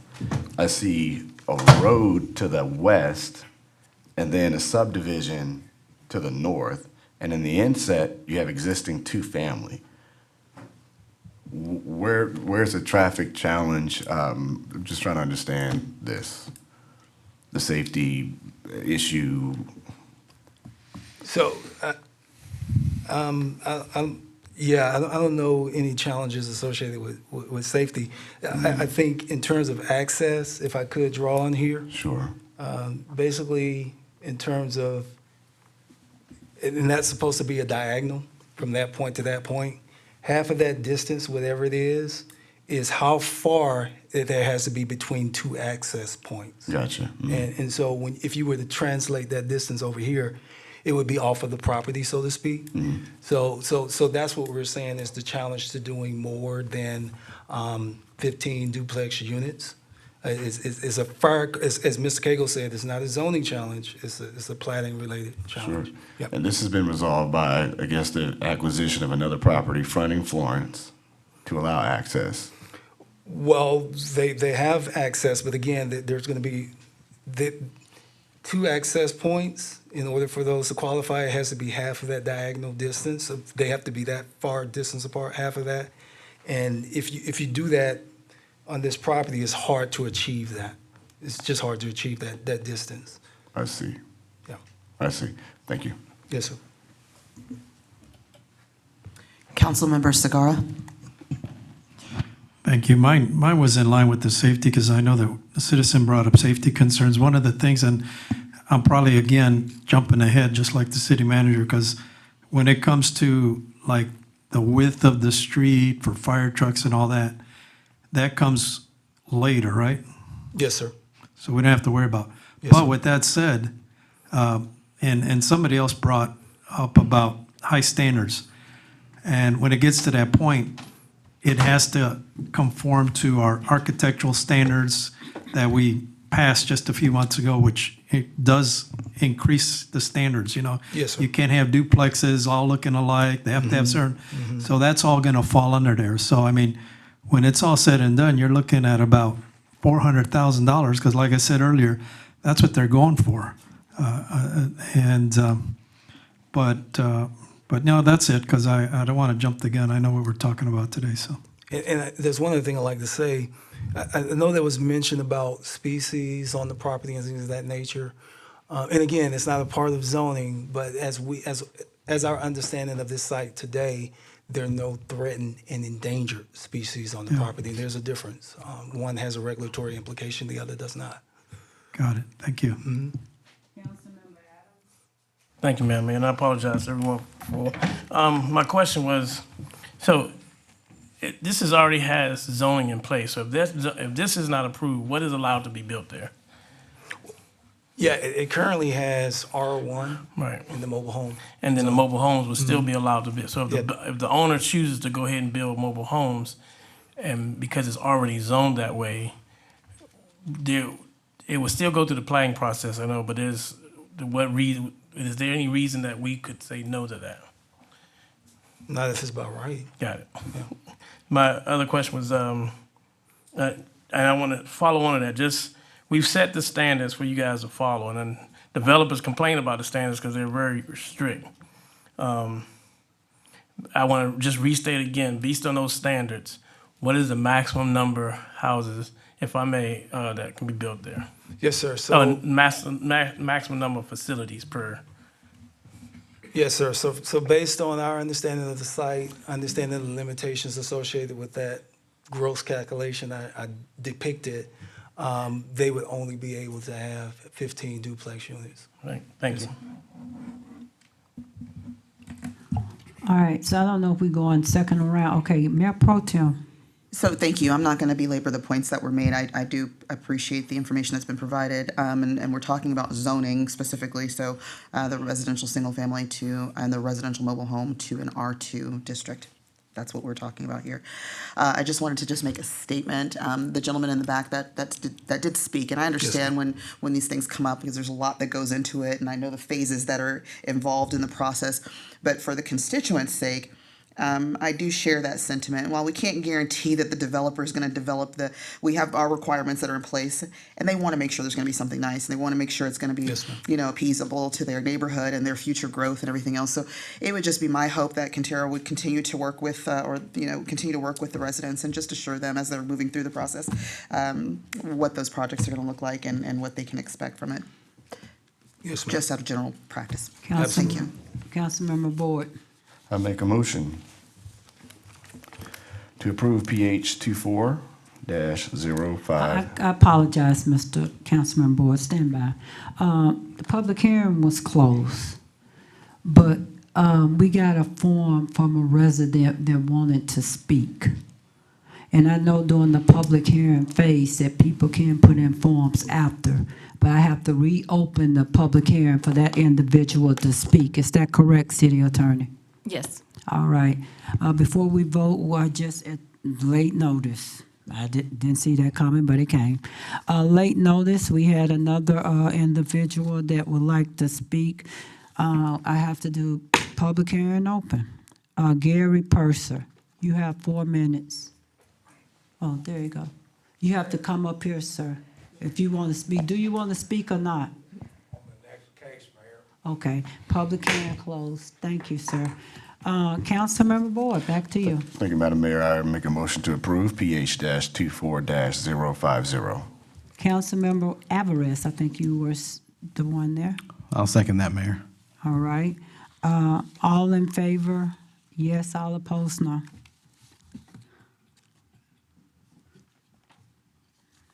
Want to speak on 04.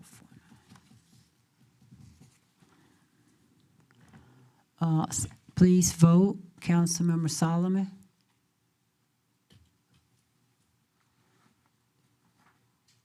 Motion carries 6. In opposition, Councilman Solomon. Motion passes. Madam Secretary, whenever you're ready. Oh, Councilman Boyd, did you want? Oh, well, we already voted. Madam Secretary, whenever you're ready. PH 24049. Hold a public hearing and consider an ordinance submitted by TCG Engineering on behalf of McLean Commercial Limited, case number Z2429, to rezone approximately 87.44 acres out of the W.H. Cole Survey, abstract number 200, from A, Agricultural District to R1, Single Family Residential District. The subject property is generally located on the west side of Featherline Drive, west of the intersection of Malmason Road, Killeen, Texas. Requires a 3/4 majority vote. The caption of the ordinance reads, an ordinance amending the City of Killeen zoning ordinance by changing the zoning of approximately 87.44 acres being part of the W.H. Cole Survey, abstract number 200, from A, Agricultural District to R1, Single Family Residential District, providing a savings clause, providing for the repeal of conflicting provisions, providing for an effective date. Thank you, Madam Secretary. Council, Mr. Revelle just went through the slides. Would you like for him to go back through them? All right. Is the applicant here? Sir, would you like to speak, or do you have a representative? All right. As you come in, sir, Mr. Purser, I'd like to apologize. I read your number wrong. I apologize for that. Sir, would you please state your name, and you have 4 minutes. Garrett Nordyke, TCG Engineering. I have 500 fires I need to put out tonight. I've been pretty quiet about this, the whole process. We've been going over this for 6 months now. Is it possible, since I'm representing the applicant, I understand that I'm not constrained by the same 4 minutes? Sir, you do, is that correct, Madam City Attorney? It's 4 minutes, correct? The applicant isn't Sir, constrained by you're the not 4 constrained, minutes. Please. Thank you. Got your 500 fires.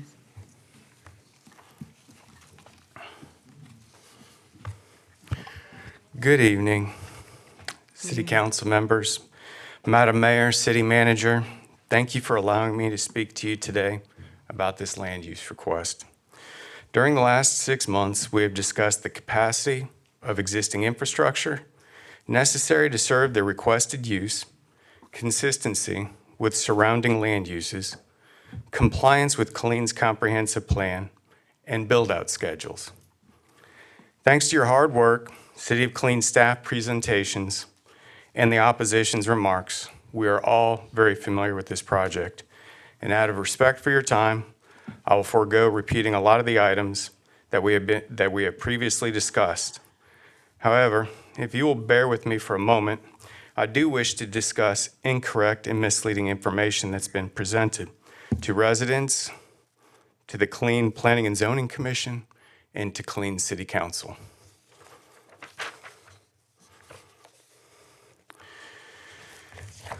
A petition with 500 Sir, signatures. stand by, City Attorney.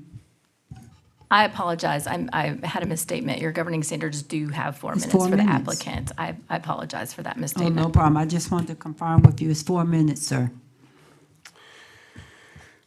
So a petition was signed by 500 signatures, but understanding the incorrect and misleading information that was presented to both P&Z and City Council, it's not hard to believe that the same incorrect information was presented to those who signed the petition.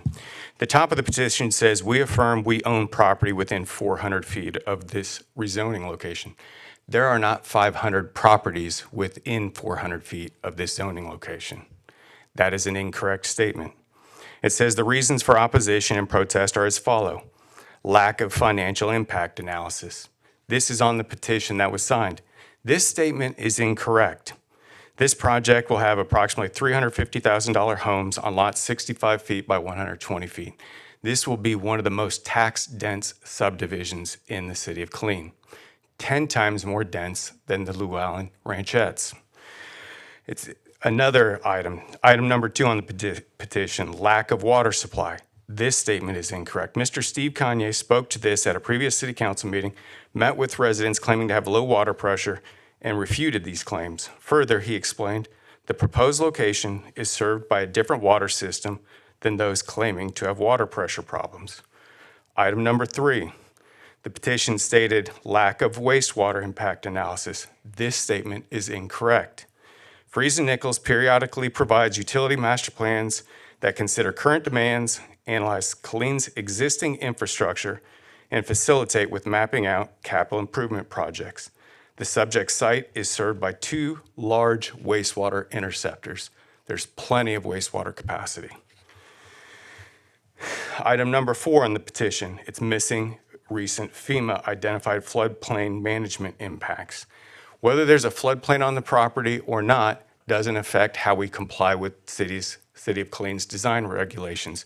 As the mayor stated earlier, we are required to mitigate whatever runoff is produced by increasing impervious cover. We will have to have detention facilities, and we are not allowed to adversely impact downstream residents. The last item on the petition says that Featherline Road does not meet minor arterial requirements. This is true. The city of Killeen, we understand, has prioritized Featherline reconstruction, funded the project, and construction will begin in 2027. If the council approves the applicant's request tonight, it will take approximately 1 year to design the project, 1 to 2 years to construct the project, and another 8 years before it's completely built out. That's on a fast schedule. So it will be 3 years before we have any residential traffic that's contributing loads to Featherline Road. How much time do I have?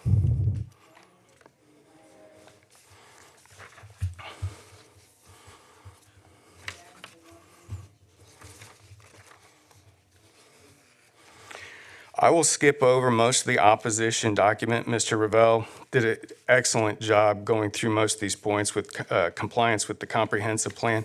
There was a lot of copy and pasting in this document saying that it doesn't comply with the comprehensive plan because it doesn't adequately address pedestrian mobility, mixed use, sidewalks. These are all things that are considered during the design phase, not the land use phase.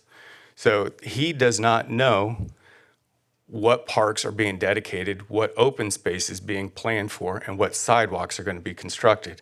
I don't even know that. I'm the engineer. The City of Killeen does have design regulations that we have to comply with that address each of these issues, and that will be handled during the design phase of the project. Sir, your time is up. Can I have 1 minute? Council. Thank you. Madam Secretary, please start the clock. 1 minute. At a town hall meeting, this is at the end of the opposition paper, there's a statement that says TCG Engineering confirmed at the town hall meeting that they are proposing to rezone the property immediately to the north of the subject property. This is no secret. This was part of the original request. And a new zoning application will be submitted. What he did not tell you is the reason I spoke to him, I told him we're going to submit a new zoning request. We wish to be good neighbors. We want to work with you. Is there anything that we can do to work with you, saving trees along the fence line, maybe having a lower density stretch of houses along the north property line that back up to your property? Anything that we can do to accommodate you and be good neighbors. He did not include that in the opposition. Lastly, the comprehensive plan has given direction to a lot of other entities, including KSD.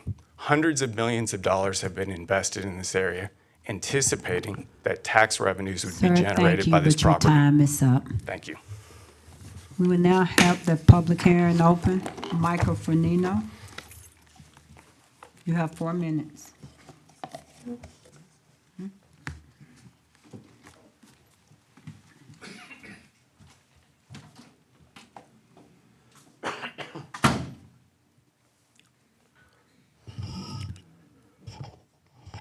Over 500 signatures, people who live in that immediate area. Semantics is 500 taxpayers don't live within that area. Those people are going to be directly affected. 84% of the people who participated in the poll as published by the Killeen Daily Catbox Liner also. That's a majority. That's democracy in action. I personally don't care that the real person, as part of the applicant, wants this done. I know who he is. I know all of that. Smells a lot of this Committee of 12 stuff. Anybody listening at home, look up the Committee of 12. It's in the paper. It's an article in 2010. People whose names are all up and down this hall have absolutely confirmed the existence of C12 and what it does. Simple fact of the matter is, it may comply, meet, or exceed with any regulation, engineering survey. We're now at the precipice of who and what do you represent with your votes? The people don't want it. Doesn't matter what one person wants. The comment was made, I represent 40,000 people. Well, that sounds dangerously close to that tired trope of, well, we've heard from other people. No, you haven't. The overwhelming majority of people who live in the general vicinity who will be affected don't want it. Comment was made, your money, your property, you can do what you want. Well, that's funny. The car dealership, I seem to recall the same council representative had a problem with a car dealership not too long ago and wanted it moved here, there, and everywhere around the town. So that's hypocrisy in motion. So who and what do you represent? How about you listen to the people? And we'll get ahead of, oh, well, this is an election year. Well, for the folks at home that are waking up, every year in Killeen is an election year. There's always half the council is up for grabs for the election. So it's not a stunt. It's not a trope from this side of the dais. The people don't want it. The people have stated clearly a whole host of reasons as to why they don't want it. Let's also consider you're all practically drowning in your own saliva over how much money is going to be made on the front end with this project. $350,000 houses in a town where the average income is $25,000. Because controlled growth, for the last 30 plus years, this town's only been growing one crop, single family homes. You chased out Dell. I mean, it's the same bad idea. Forget the different faces up here. It's the same bad ideas. Chased out Dell, chased out Toyota, and God knows who else. The jobs and the income aren't here. So what's going to happen? Who's going to be able to afford those houses, possibly? Disabled veterans. You're not going to get the tax money on all this stuff. Look at the reality. And remind us all what most of you do for a living and how you make your money. Buying and selling houses. The benefit is to you, not to the residents who actually signed the petition and have a stake in the game. I mean, we're at a sea change here. This whole issue, you argue back and forth the semantics. You know, the engineer who was just up here arguing his case. Yeah, he's got that right to do it. But the people, over 500 signatures on that. When you consider that barely 2,000 people on any given election come out to vote for the council, consider the percentage of that as the voting public, and especially concentrated in that area. Tax density, this and that, doesn't matter. The people don't want it. That's democracy. How about you do what you're supposed to do? Represent the will of the people. Melissa Brown, 4 minutes.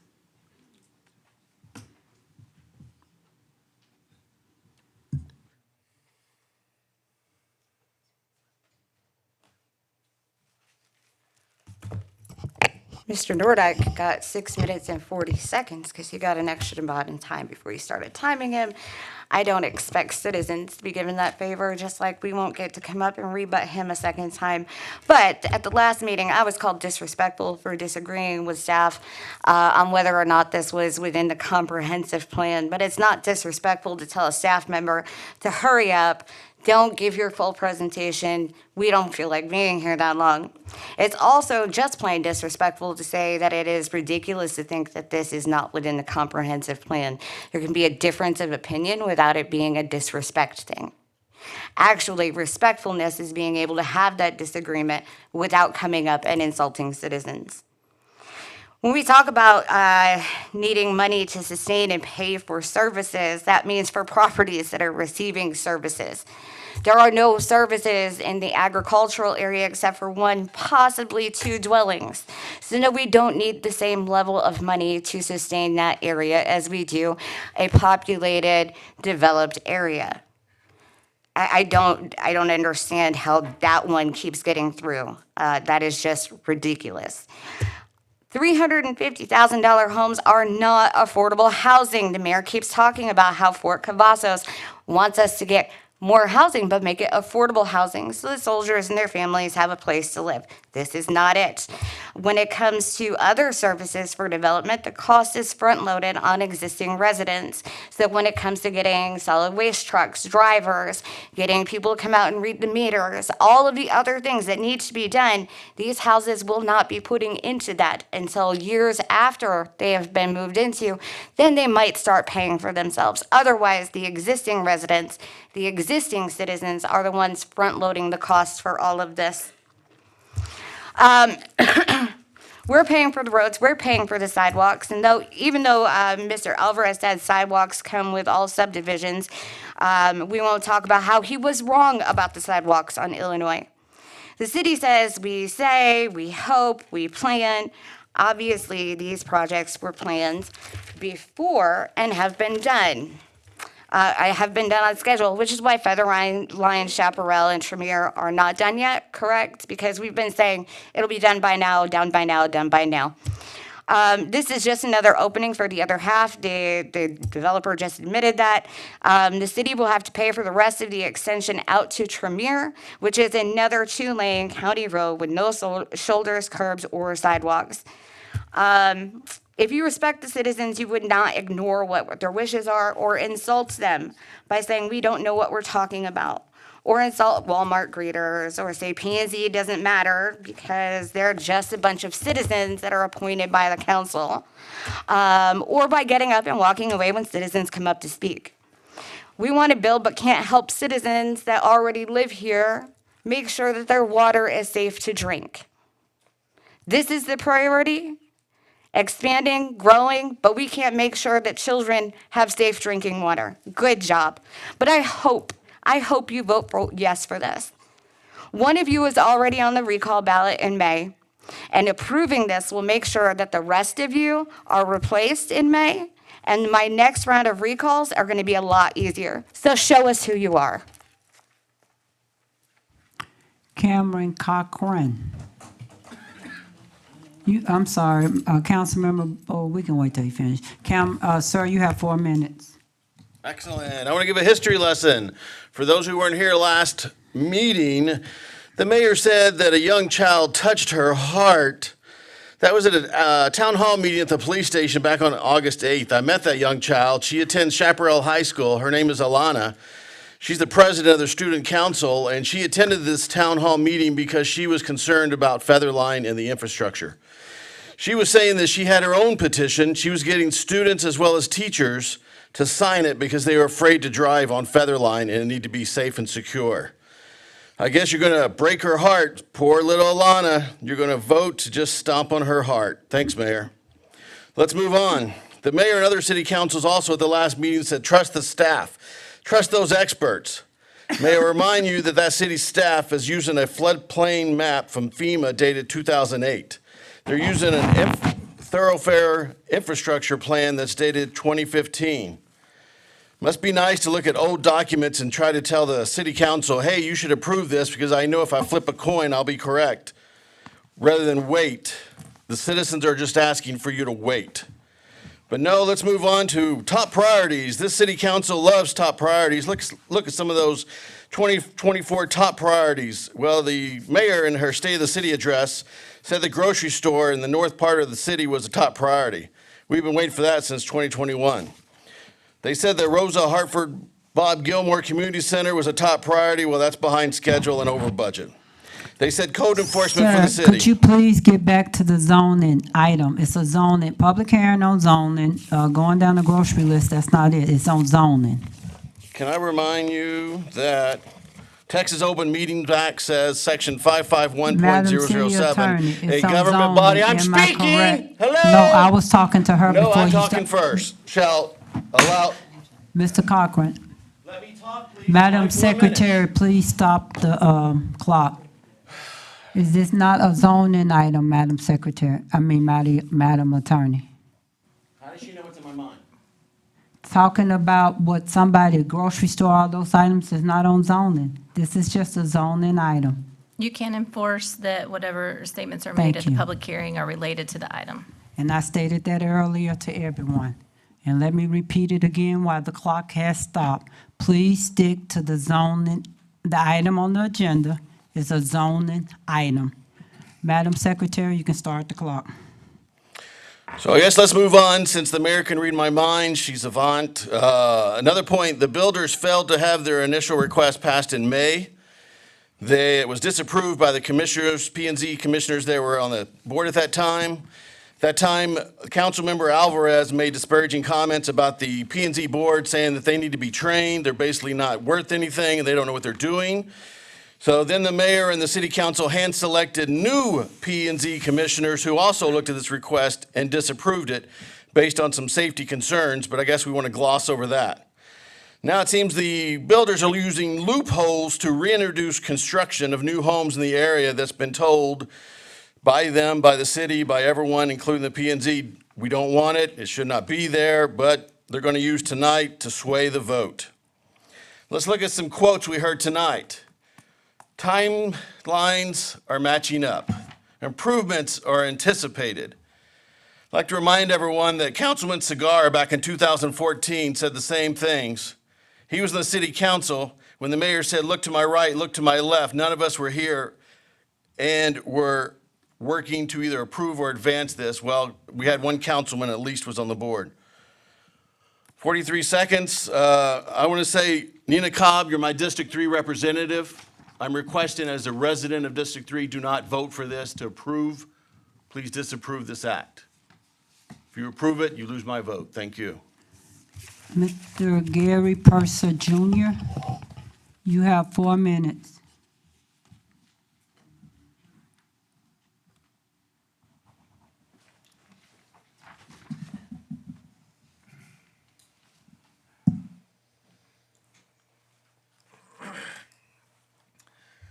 Thank you, Mayor.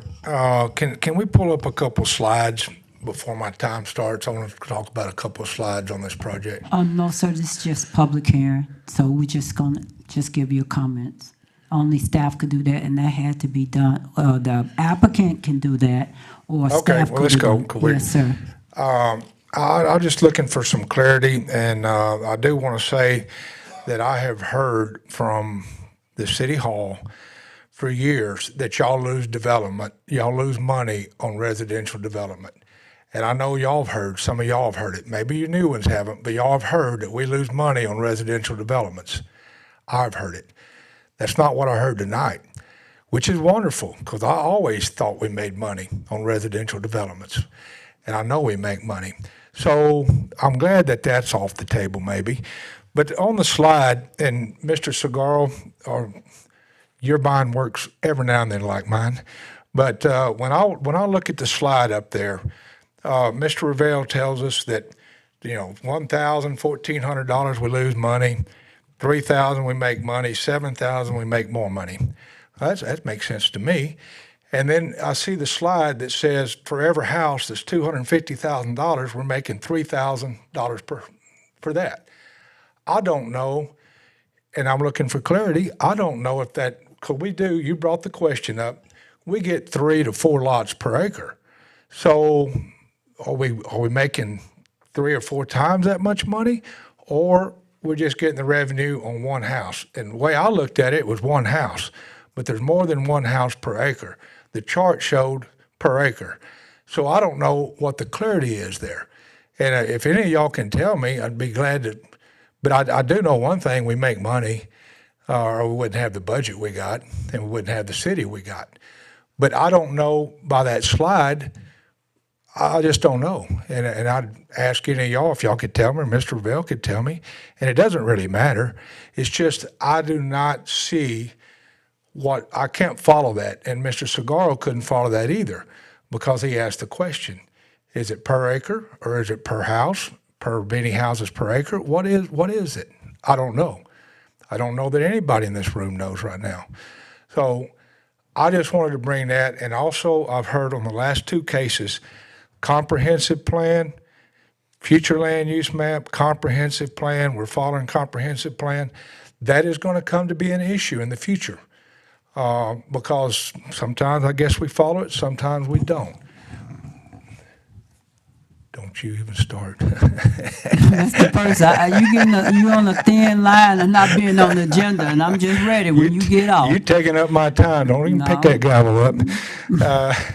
But we heard comprehensive plan over and over tonight. And I don't know that it's going to be an issue that I've tried to communicate with some of the city council with not much success yet, that they don't want to talk about it. But I've got some big issues coming up with the comprehensive plan. And this comprehensive plan they're going with tonight, the same one. So, okay, I'm not here to argue. I'm not here. I just didn't know about the slide. I don't know that we know about the slide. And I do know that I'm glad to hear that we're making money because I have heard we lose money on residential, and I know that we don't. That's all. Thank you. Thank you. Mr. Price. Sir, you have 4 minutes.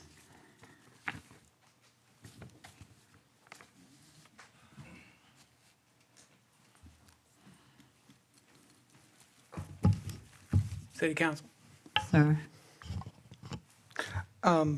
With respect to this property, from my understanding from the zoning of this is going to be right next to the BES, right? That was already adopted and approved, right? So we're going to have this battery storage system sitting out there next to all these new homes, right?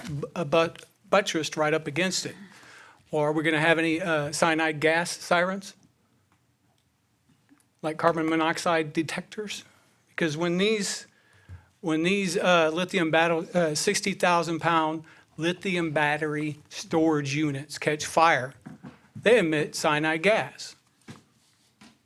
Now, the fire chief will say that it's not such a big danger because it's contained, but it does emit gas.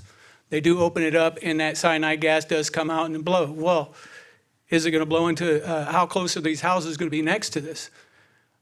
Is that part of this zoning program? Was that part of this zoning? That's what I'm looking at, is because I don't see that that's part of this hazmat situation for this property right next to this that's already been approved by the city. So I'm just a little confused.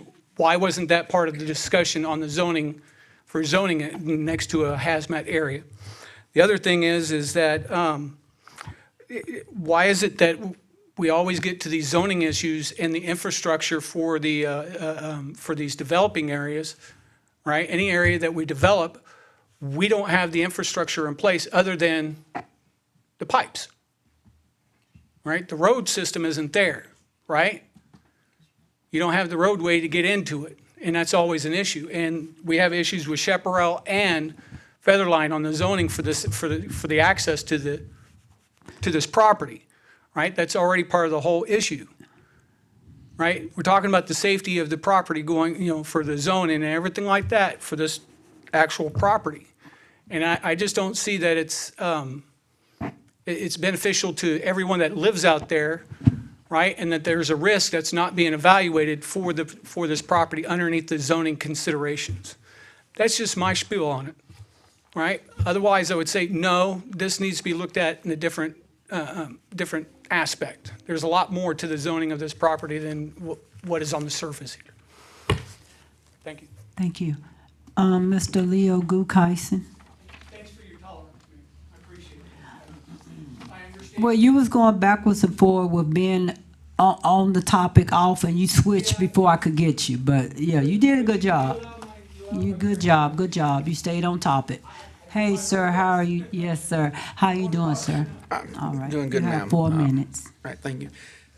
I want to start with a quote from Patrick Henry that was delivered before the Virginia Convention on March 23rd, 1775, excuse me.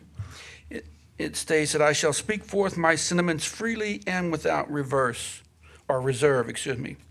Can't read my own handwriting. This matter has been going around the circle for a long time now, and both sides have stated their opposition or for it or whatever. But I'm going to try and keep it low key and stay on topic. When this item first came up in front of the P&Z, as a member of the P&Z, and after considering the whole facts, I was one of the ones who voted against this item. And today I stand on my decision to vote against this item. As a citizen of this city, I did sign the petition opposing this item based upon the information at hand that I knew of from the city from the planning and zoning. And I do take to the point where an outside individual states up here that the Planning and Zoning Commission did not know what they were doing when they disapproved this.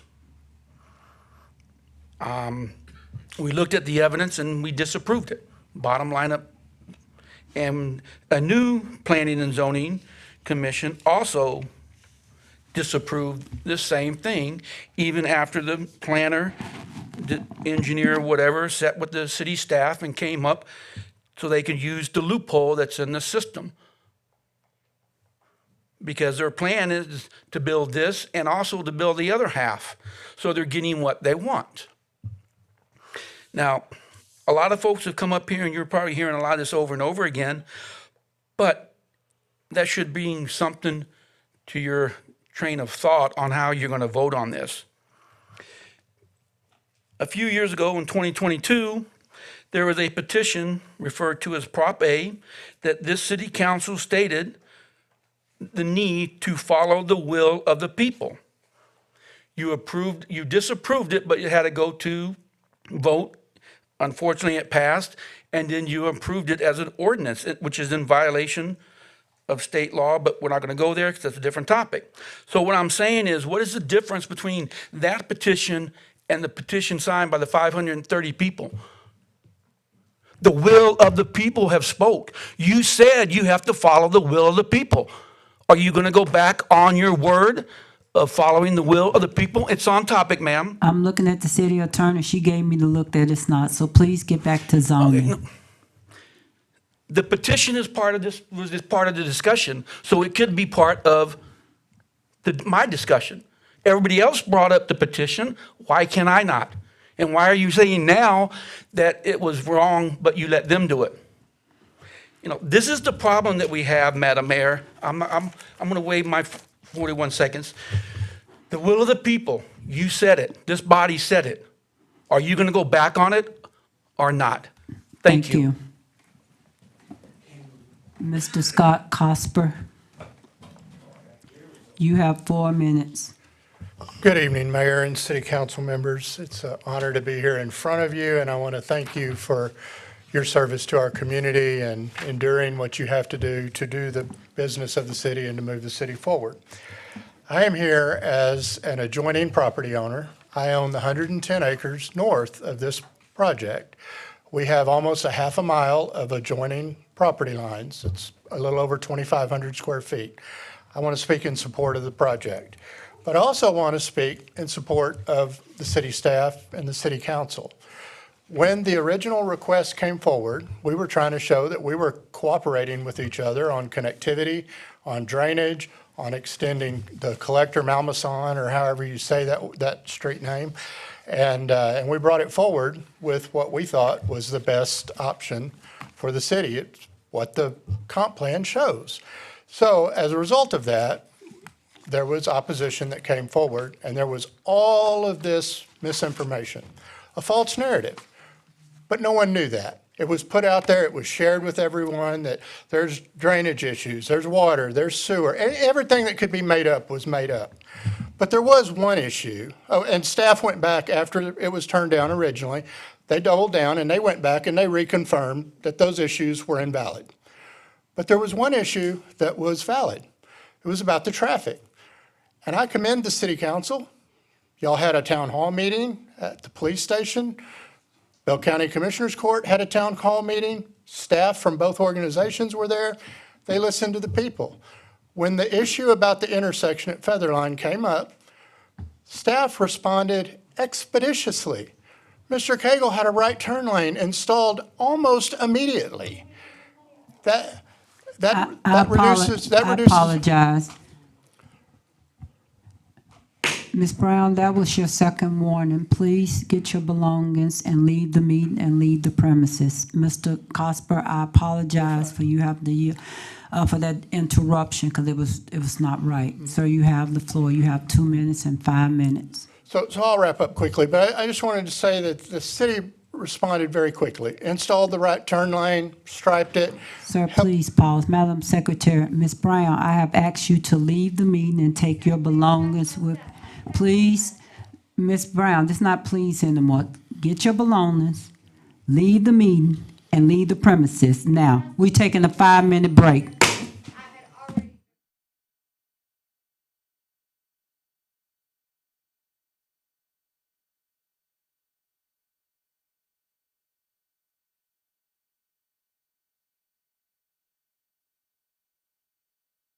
That's online and the ones that's here and staff, and council, I apologize for that, but that was a second warning I had already put out. Mr. Cosper, I apologize. You have the floor. You have 1 minute and 58 seconds.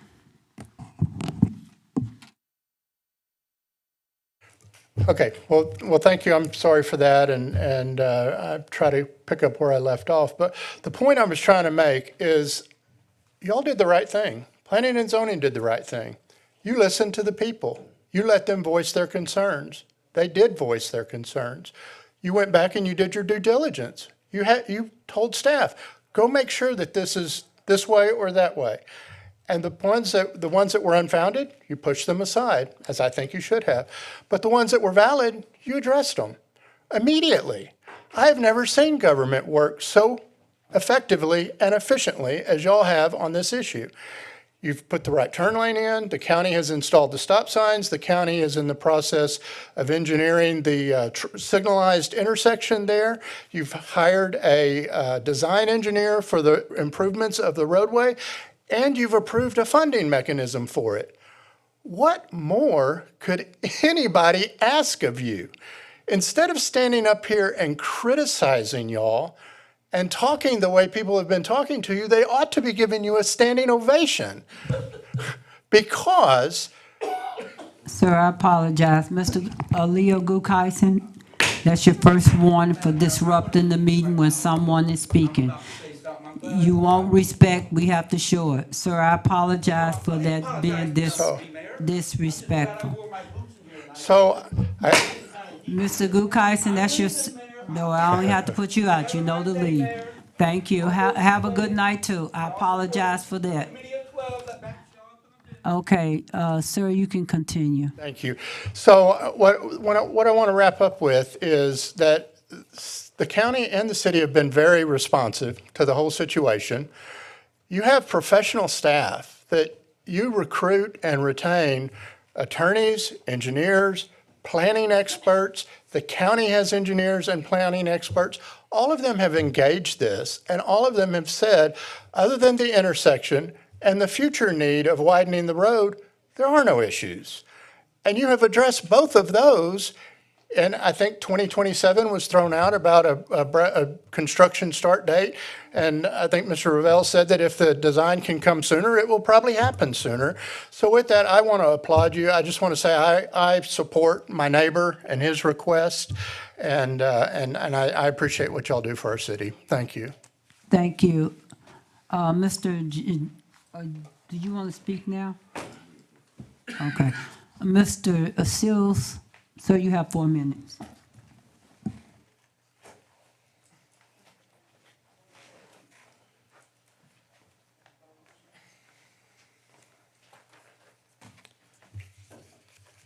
I just need to clarify before I start my speech. One, I submitted the opposition petition and packet to Mr. Cagle and the staff to upload to this agenda packet, and he refused. He called me an outsider, and he would not append that information. So the petition that Mr. Nordyke is speaking of is the original P&Z petition, not the 530 signature petition that I submitted to this council well in advance of this meeting. So that's why he doesn't know about that one. And again, I have the email from Mr. Cagle this morning. He said that he does not allow outsider information, which I'm a citizen of this city. Okay, sir. Second, I have nothing against Mr. Nordyke, Mr. Cosper. I'm not against development, right? He is correct. He is trying to be a good neighbor. I've never discredited him, this project, or anything. My stance is simply on safety. It's been that way from the start. Okay? So, people, council members, others can try to publicly discredit me, say it's misleading. Look at the packet. It's screenshots, copy paste from your materials, not my own. Now I've cleared that up. I'm sorry. So, Federline is not safe. There were 32 accidents last year. The average daily traffic has grown 38% since 2022 and is now over 11,000 vehicles per day. That number has increased this year. The city recently added 2 more ingress-egress points, brings that total to 11. They're all left-turn conflicts. In the past 3 years, the police have lost 4 vehicles to accidents, 3 on Federline, 1 at the Stagecoach and Federline intersection. Based on the slides today from the city, please hear this out. Federline design will take 2 years. Construction of road improvements will be in 2027. If the applicant's request is approved, design and construction of the subdivision improvements will also take 2 years. So I ask, will subdivision development using large 18-wheeler vehicles, flatbed trucks, major construction vehicles, concrete trucks, contractor trade vehicles, etc., flowing in and out of Federline take place in its current 2-lane county road state? Or will the development with all the same major... I'm not meaning to cut you off, but this is a rezoning item. It's not development. We haven't even got to that.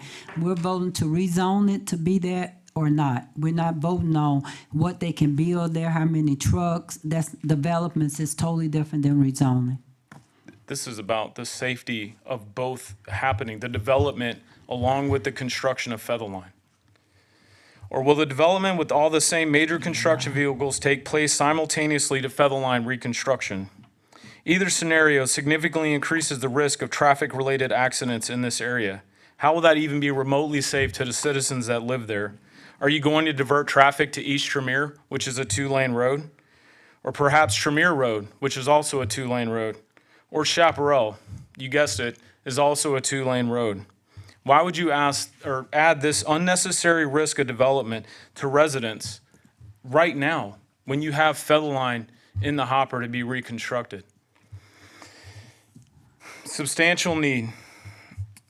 I've talked about this a lot, but I just want to bring up a few points. Since 1960, the city has expanded its infrastructure by 1,100%, while the population has only grown 650%.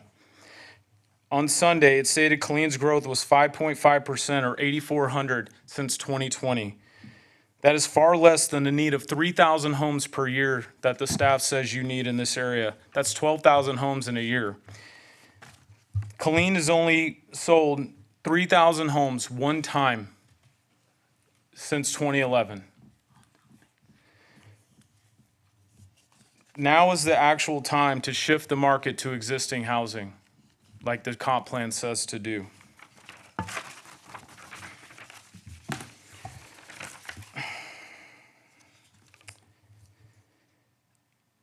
How is this rezoning need before road infrastructure can be put in place? How is this a need before the city can put forth, can I have 1 extra minute, please? Madam City Attorney, is that on topic or off topic? I'm trying to get clarification since time is up. I believe it's on topic. Okay. Mr. Cagle. Oh, sorry. I'm sorry, what did you say? I ask for another minute, please. Yes, sir, 1 minute. Madam Secretary, please start the clock again. How is this rezoning a need before road infrastructure can be put in place? How is this a need before the city can put forth a compliant, complete neighborhood and a project that is inclusive and diverse? Lastly, how can a single landowner's rights be more important than the thousands of residents for a safe neighborhood, safe streets, and their general welfare? The justification to disapprove this rezoning has been provided to you all day. We're so close. You have the chance to do the right things for the residents today. We've been waiting for this road to be reconstructed for 10 years, since 2014, to support this area. And we're right here. You're going to start building it. Just push this zoning off until that road is constructed. That's what we're asking. It is not safe to do both reconstruction efforts at the same time. And the city is stating that that's what's going to happen. They're both going to take place in the next 2 to 3 years. Don't add that unnecessary risk to this zoning. Sir, your time is up. Thank you. Mr. Cagle. I just want to clear the record. I did not call Mr. Sills a name. I'll read you my response. We do not add outside information to the packet. You're free to email the information to anyone or hand out at the meeting. Thank you for the clarity. And our last speaker is Mr. Garrett Nordike. Garrett Nordike, thank you. Hey, sir, I apologize. Sir, you have 4 minutes.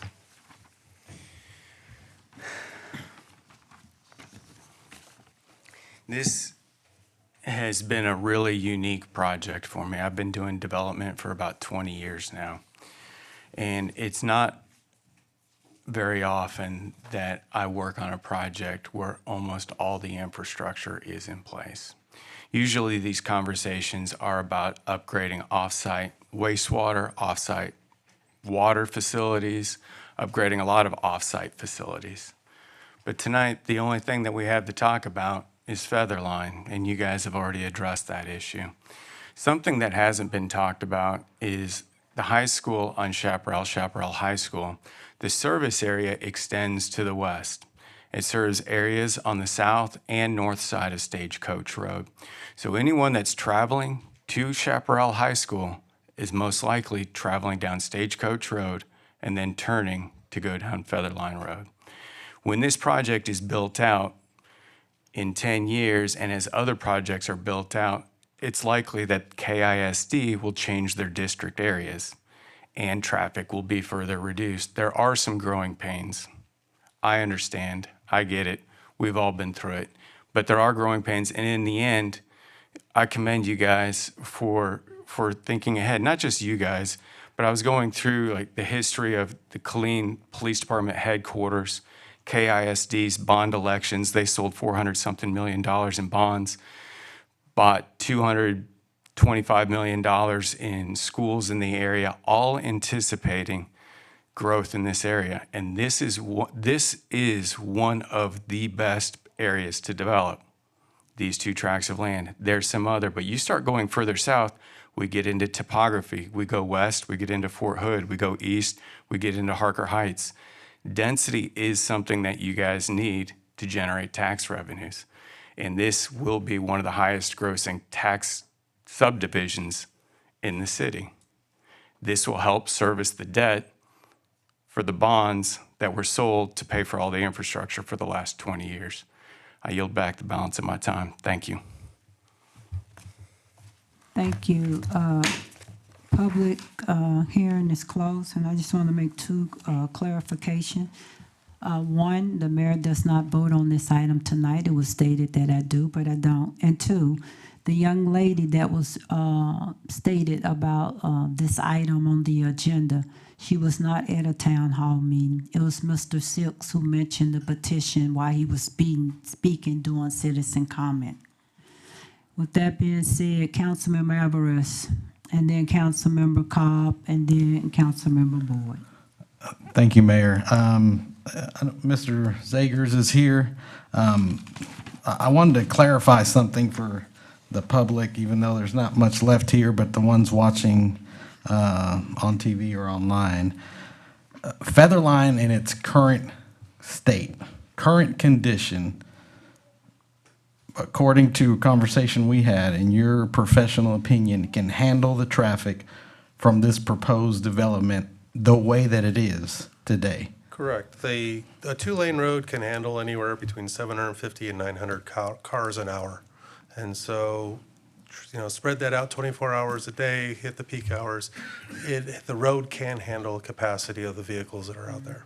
Okay. And that's what, the constituents that I have spoken to, it's something that I've tried to clarify to them. And I understand, like I said, I drive the road every day. I understand people's perceptions and how they view the road.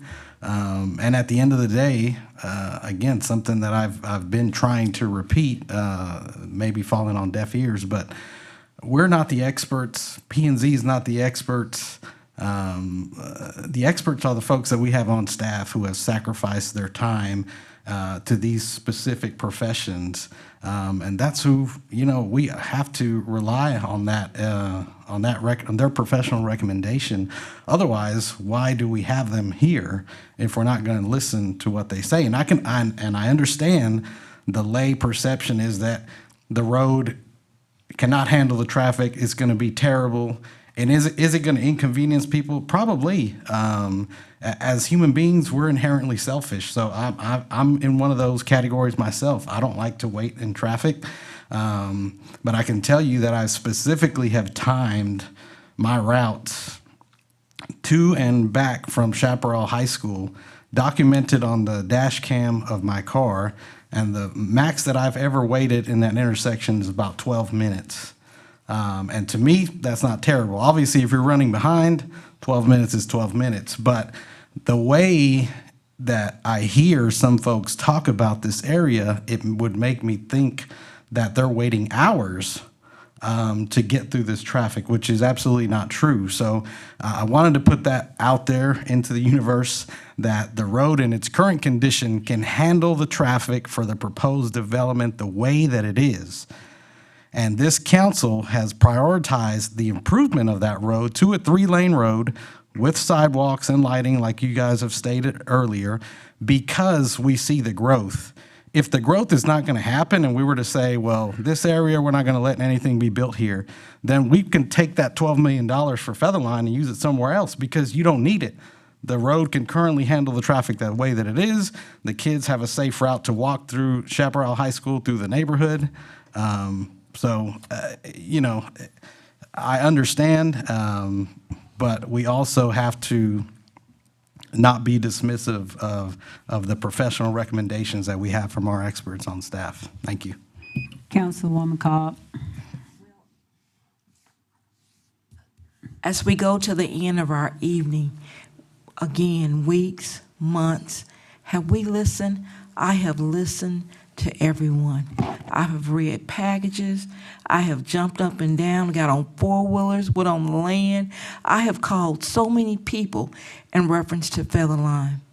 My decision that I will make tonight will not be based on the likeness of a vote. You know, I want it to be made real clear.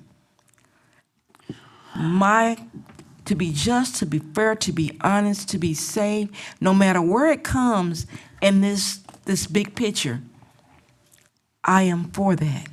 I am for people being safe. But I want to tell you something else that matters to me. And it's something, you know, I'm a country girl, so there's a whole lot of country stuff, and the mayor's going to give me the gavel in a minute. But Paul tells me in my readings and the things that I have to stand firm. I'm going to ask the community, I'm going to ask the constituents to stand firm. We have to be courageous. We have to see those things go and build and to see our city grow. I'm not a big development person, but I believe that our city, it is the time for our city to grow. But most important, what I do believe in is that when we're neighborly, then we understand. I said no because I didn't understand it. Don't ever forget, with all thy learning, we have to have an understanding. We've heard you. I respect each and every one of you, your time, your efforts. But it's now time that we have to stand firm, be courageous, and be of strength. Do any other council member want to speak other than Councilmember Boyd? All right, council, before Councilmember Boyd speak, I just want you to understand that you have to have the majority vote. That means if two individuals, you need 6 votes. That's all I can say on that. You need 6. I'm not persuading you one way or another, but once the votes are, you better make sure your equipment is working, because I'm not going back for a recount. Councilmember Boyd. Thank you, Madam Mayor. I'm going to speak clearly. I'm going to speak as a leader. I'm up for re-election next year, and I ran unopposed last year. So I'm going to be clear. In my personal opinion as a city leader, this issue has received way more attention than it should have compared, and make sure you quote this correct to the newspaper, to other looming issues we have in this city. I want to make sure that's clear. We talk about the will of the people, and I 100% respect the will of the people. But there are times when the will of the people are lied to, and when they are given misinformation and convinced and compelled to sign a petition, similar to my recall. When we had that conversation, not one person that signed it showed up, but I'm gonna get back on the agenda. It is now 7:49, and it makes me a little uncomfortable that we have a couple individuals who claim to represent hundreds, but none of those hundreds are here to reinforce the signature that was put behind it. That point. It was mentioned, mischaracterized, outsider. We just got clarity from a verbatim email that said outside information. It's easy to go out and collect signatures for folks who hear about an idea and feel some type of way about it. I've witnessed it myself, but I'm not going to repeat myself. I'm going to get to these remarks. That's going to be it. In evaluating and considering this case, I've noted the following. These are facts. that we work with or that I work with as a city leader. The first one, the city looked into the water pressure issue. Councilmember Boyd, stand by. Yes, ma'am. Chief, am I hearing people out there? If so, that is a disruption. So somebody needs to be out there controlling that. We shouldn't hear it all the way in here. Councilman Boyd speaking is disruptions. How about that? I'm kidding. Councilman Boyd, I apologize for that. The floor is yours. That's okay. Back to the facts here that I take into consideration. The city looked into the water pressure issue, which was put forward, and deemed the water pressure issue meets or exceeds standards. That's a fact.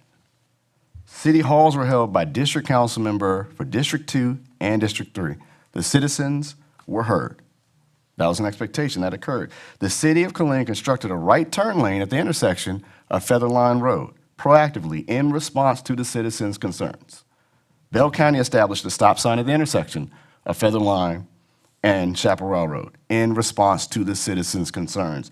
The city council ultimately approved a CO bond issue to fully redesign and reconstruct Featherline Road.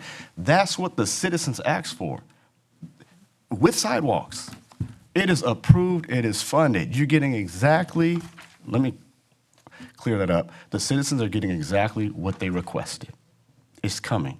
It may not be on the timeline like mentioned before, but it's coming. The mayor's trying to drill it down so we can get a guaranteed timeline. I had issues with Bunny Trail Watercress for the past 3 years. This is going to get fast-tracked. This is good. But the fact of the matter is, what you asked for initially, the citizens will be getting.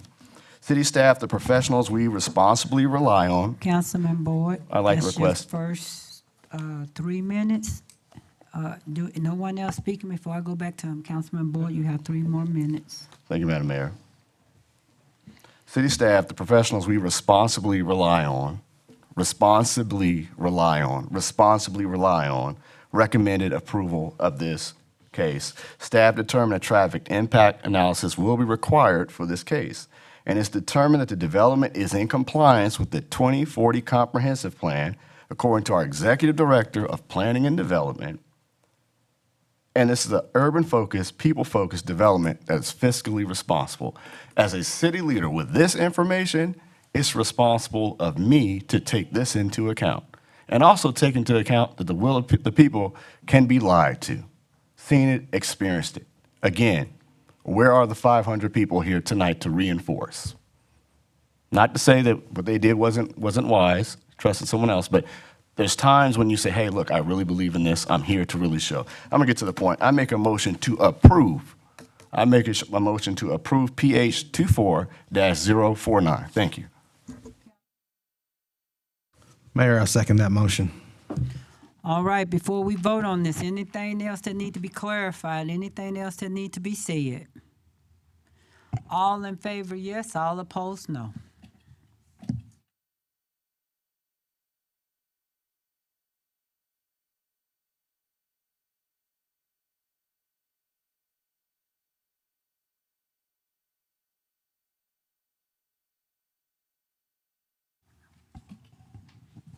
Is that 7?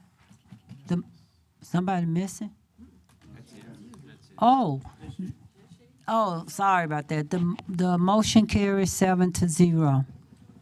Council, due to the time, I would like to, and speaking to Mr. Cagle speaking to me, to postpone DS 24-073, conduct annual evaluation of the city manager, to move it, he wants to move it to next week, if that's okay with you. Okay, can we get a motion of direction to move